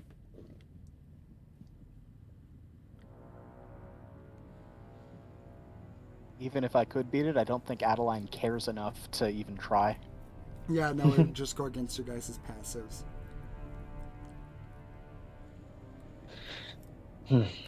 Well, I'd say we could give ourselves maybe an hour at most to heal ourselves, to rest our wounds, recover, then go back out soon. We already took out 2 very high-ranking devils. True, but that's not the only thing that's out there. Remember that figure that cut that building in half, don't you? How could I forget? Well, I have a feeling that even though we may not be able to do much, we could still help somehow. These things will not be able to stop me no matter what. Huh. Let's test that theory. And Ash is going to walk towards the barricade and say, "We're going to need to move these soon. I have limited healing if anyone needs it, but I'll be honest, I'm rather weak myself." Take it. All right. And Ash will cast on himself at first level, Cure Wounds. That will be 6 points of healing. Not that great, but not bad either. It's not much, but I will survive. Right then. Just, I'd say now is a good time to see if we can get out of this hole we've trapped ourselves in.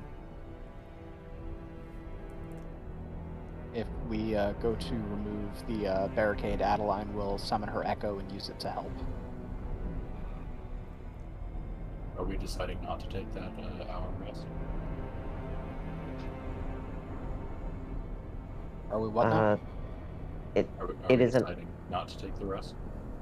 it is an option, but Ash's mentality is the longer we are stuck here, sure, there might be something worse happening out there that we could help with. He could be persuaded otherwise, but his thought process is, we need to go back and we need to help. No, it'd be nice, but I don't need to. So if you want to hurry, yeah, no for that. Adeline doesn't like waiting. I am Warlock. Yeah, that's the concern. Party. Are you really sure you want to do this? Me as a player, no. Adeline as a character, probably. Take on whatever that giant fire guy Sephiroth thing is. I mean, I wouldn't mind a few more hit points if we're going to do that, but Yeah. I don't exactly know what I have to deal with it. You are currently listening to what is the equivalent of an active beehive of you don't know how many of those tooth fairies behind that door. And you are going to open that door and Okay. walk into it? That All changes right. things. Yeah, no, I don't Yeah. want to do that, but I don't see another exit yet. You know, yeah, that is completely fair. I remember the beehive analogy, but I guess it just didn't hit with me. Yeah, no, it probably would be best to stay here then, to wait it out to see what goes on. You know, while they're debating, because I could just stop this at any point, I'm going to take 10 minutes and ritual cast a force bubble. A force bubble. Yeah, little tiny hut, you could say. Demon's tiny hut. Okay. It is Yeomund is, but essentially. Belda's Thought that was tiny the hut. full name Get of it the spell. right. Yeah, build a sphere of don't have to listen to the world around you. Okay. You ritual cast tiny hut.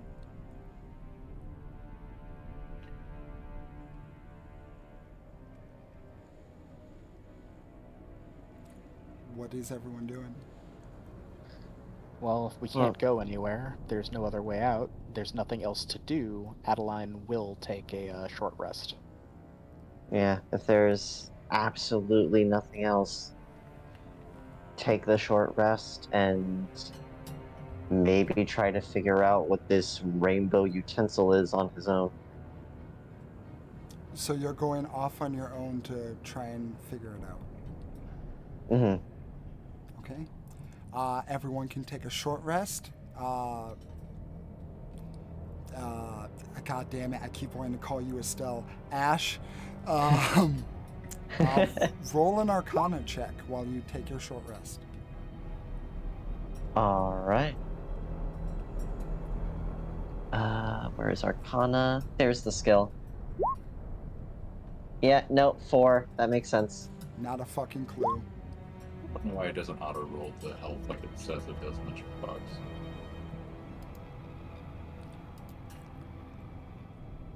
So, an hour passes. You guys rest, recover some of your damage that you have taken, able to take a breath. But the sound of the beehive-like infestation on the other side of the door has not ceased in the slightest. Going to again look for another way out of here. There must be something going to help. Roll investigations. 12. 17. There we go. That's better. Dirty 20. Dirty 20.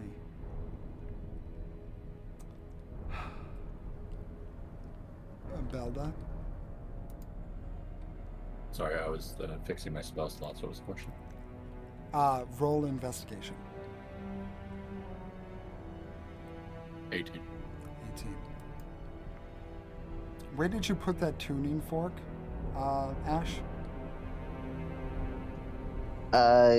He just placed it in his bag. He just pocketed it, essentially. Okay. You guys look around. This is definitely a secret chamber, a secret area for some mages to be in. You're able to ascertain that this is a fortified location, but it is a location that is only one way in and one way out. And the door out was a tunnel, right? Yes, the tunnel you barricaded. Can I make an Arcana check and see if these things are resistant to fire like the rest of them? Or like if the tiny ones are also? Yes, you may.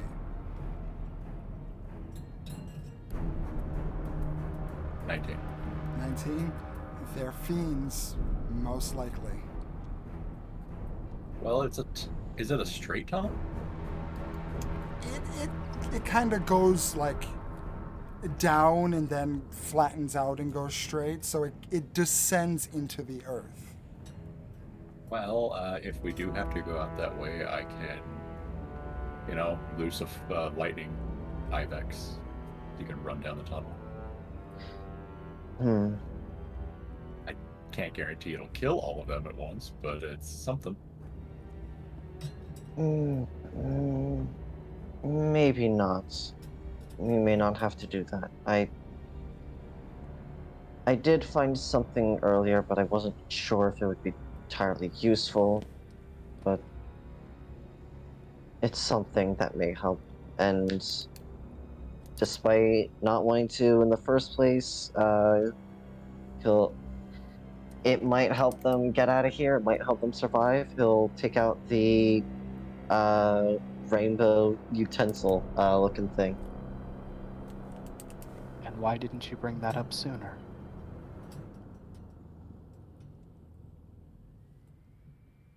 For very personal reasons.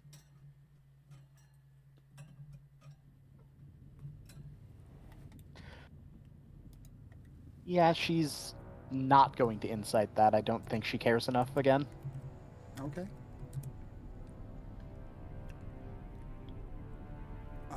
But Personal reasons. Do you know what it does? no clue. That's why I'm presenting it. Hopefully someone else here would know.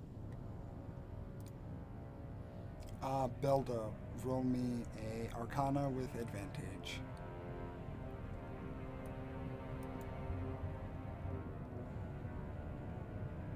16. 16. This is a tuning fork.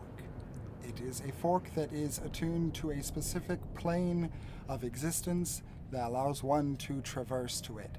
However, usually the tuning fork takes on some sort of element of their plane. Like a tuning fork to the fire plane would usually be red or hot. A tuning fork to pandemonium would be somewhat crumpled or missing pieces or shifting. This one seems to be one that takes on all the plane's descriptions.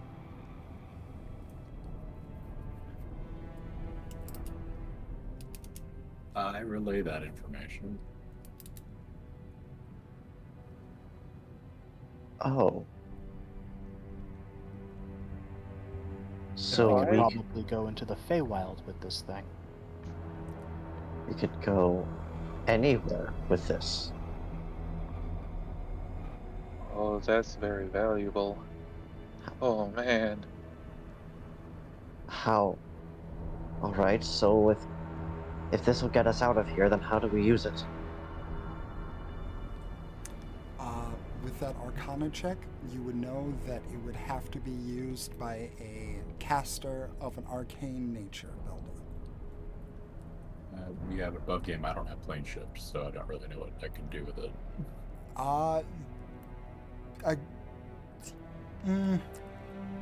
Let's just say you don't necessarily need it.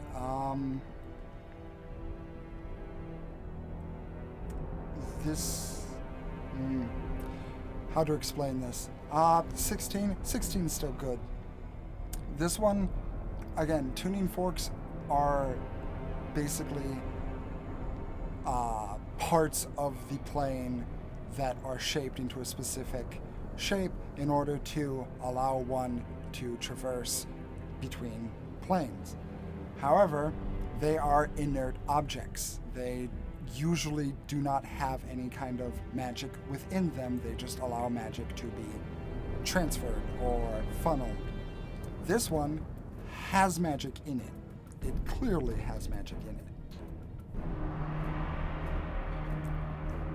You could probably conclude that it can be used if you do not know the spell, but sacrifice perhaps an ability to cast a spell, like a spell slot.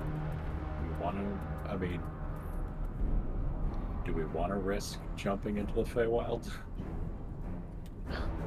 It doesn't It'll even be need to be with me. It won't be an issue. Well, it doesn't even need to be the Feywild. It could be anywhere. It could be Mount Celestia. It could be. I'd be quite fine in the City of Brass, but I don't think that's probably on our escape to list. We go to summer. I don't know what that means, but if the group wants to do that, sure. I mean, I suppose that's certainly an option. Get us out of here, then get us back Yes, to we go here. to summer, and then we leave through a portal nearby. Well, it's certainly the best choice I have at the moment. Well, let's do exactly that. To this summer. I don't know how you go to summer, but to summer. Summer court in the Feywild.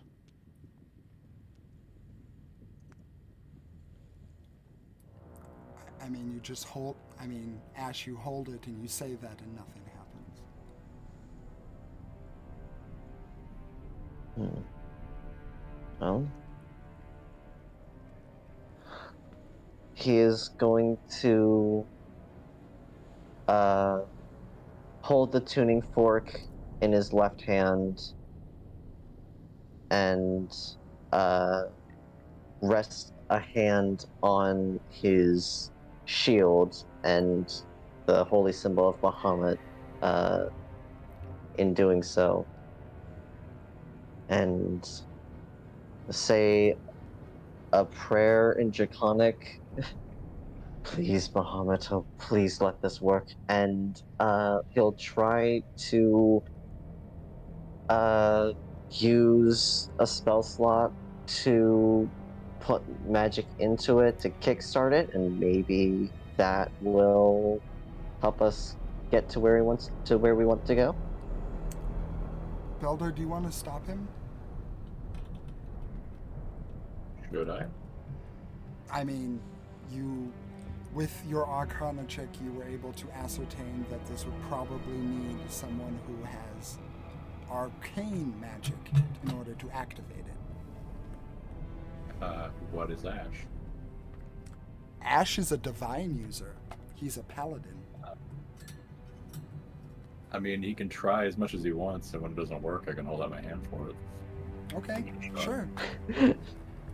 Ash, you pray to Bahamut, and you put a spell slot into this fork, hoping and praying and putting your energy into it. But nothing seems to happen. You want me to take a hand? Yes, please. And he will hand it over to Belda. Yeah, I'll take it, and, I'm not going to stop somebody from trying to contact their god, but there's a smile on Bella's face when I can do it this way instead. I will kick out a spell slot and focus on the tuning fork and strike it with the end of my metal hand. Okay. As you strike it, Ideal, Yeah. you feel your component pouch kind of shake as Ashlyn the Raven, or is it a raven? Yeah. Yeah. She's a raven. Ashlyn the Raven gets a little bit closer to you.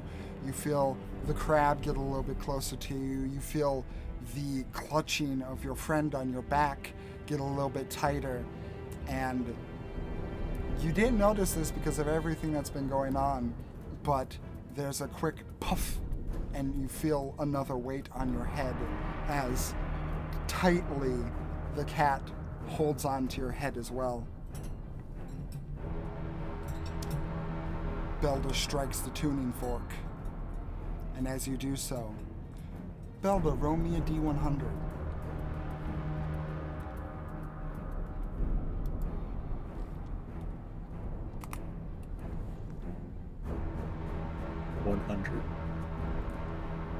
You rolled a 100.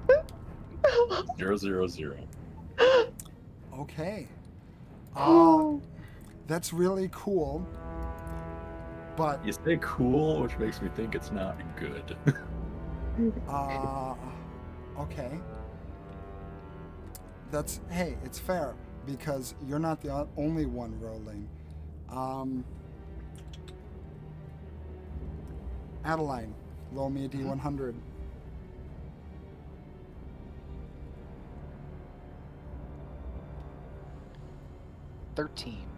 Lucky 13. Okie dokie.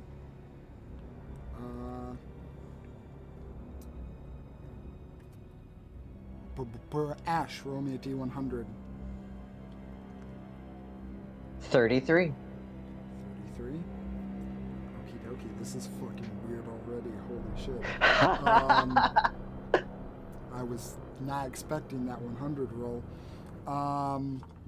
And Ideal, roll me a D100. Watch it be a 1 to balance things out. Oh, 59. Okay. So close to nice. I can't believe I'm doing math on a D100 roll. 9, 11, 12. Okay, and you rolled 59? Yep. Okay. I can't believe I'm doing fucking math on a D100 roll. What is wrong with me?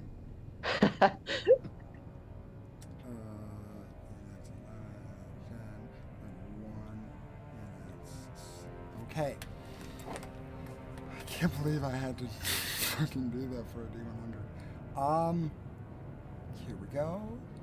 Where is the table I just had? Okay. Okay. That is... What is that? We have confused the DM. Yeah. I don't think I like this. See, what I was doing is I was taking a D100 roll from the first one, subtracting the second one, adding the third one, and subtracting the fourth. Since You trying to torture you, yourself? I'm trying to get you all to affect the decision of this roll, but I wasn't expecting the 100, and then when you went over 100, I'm like, okay, what do I do when it goes over the fucking... okay. This is gonna be fun. Oh. So, as you strike the tuning fork and it resonates, you all are consumed by this light, carrying you out in a lightning flash motion. You see yourself shifting and moving out of the location. You see yourself raising out of the bunker that you were in, and below you, in a moment, you see the entire city of Bronzewatch in flames. The city's being overrun by imps, by devils, by things of an infernal nature that is beyond your description. And just before you leave, you all look up and you see off in the distance, off in the far distance of Tian-Tu, you see a giant creature of an undead origin with a dog face? Oh.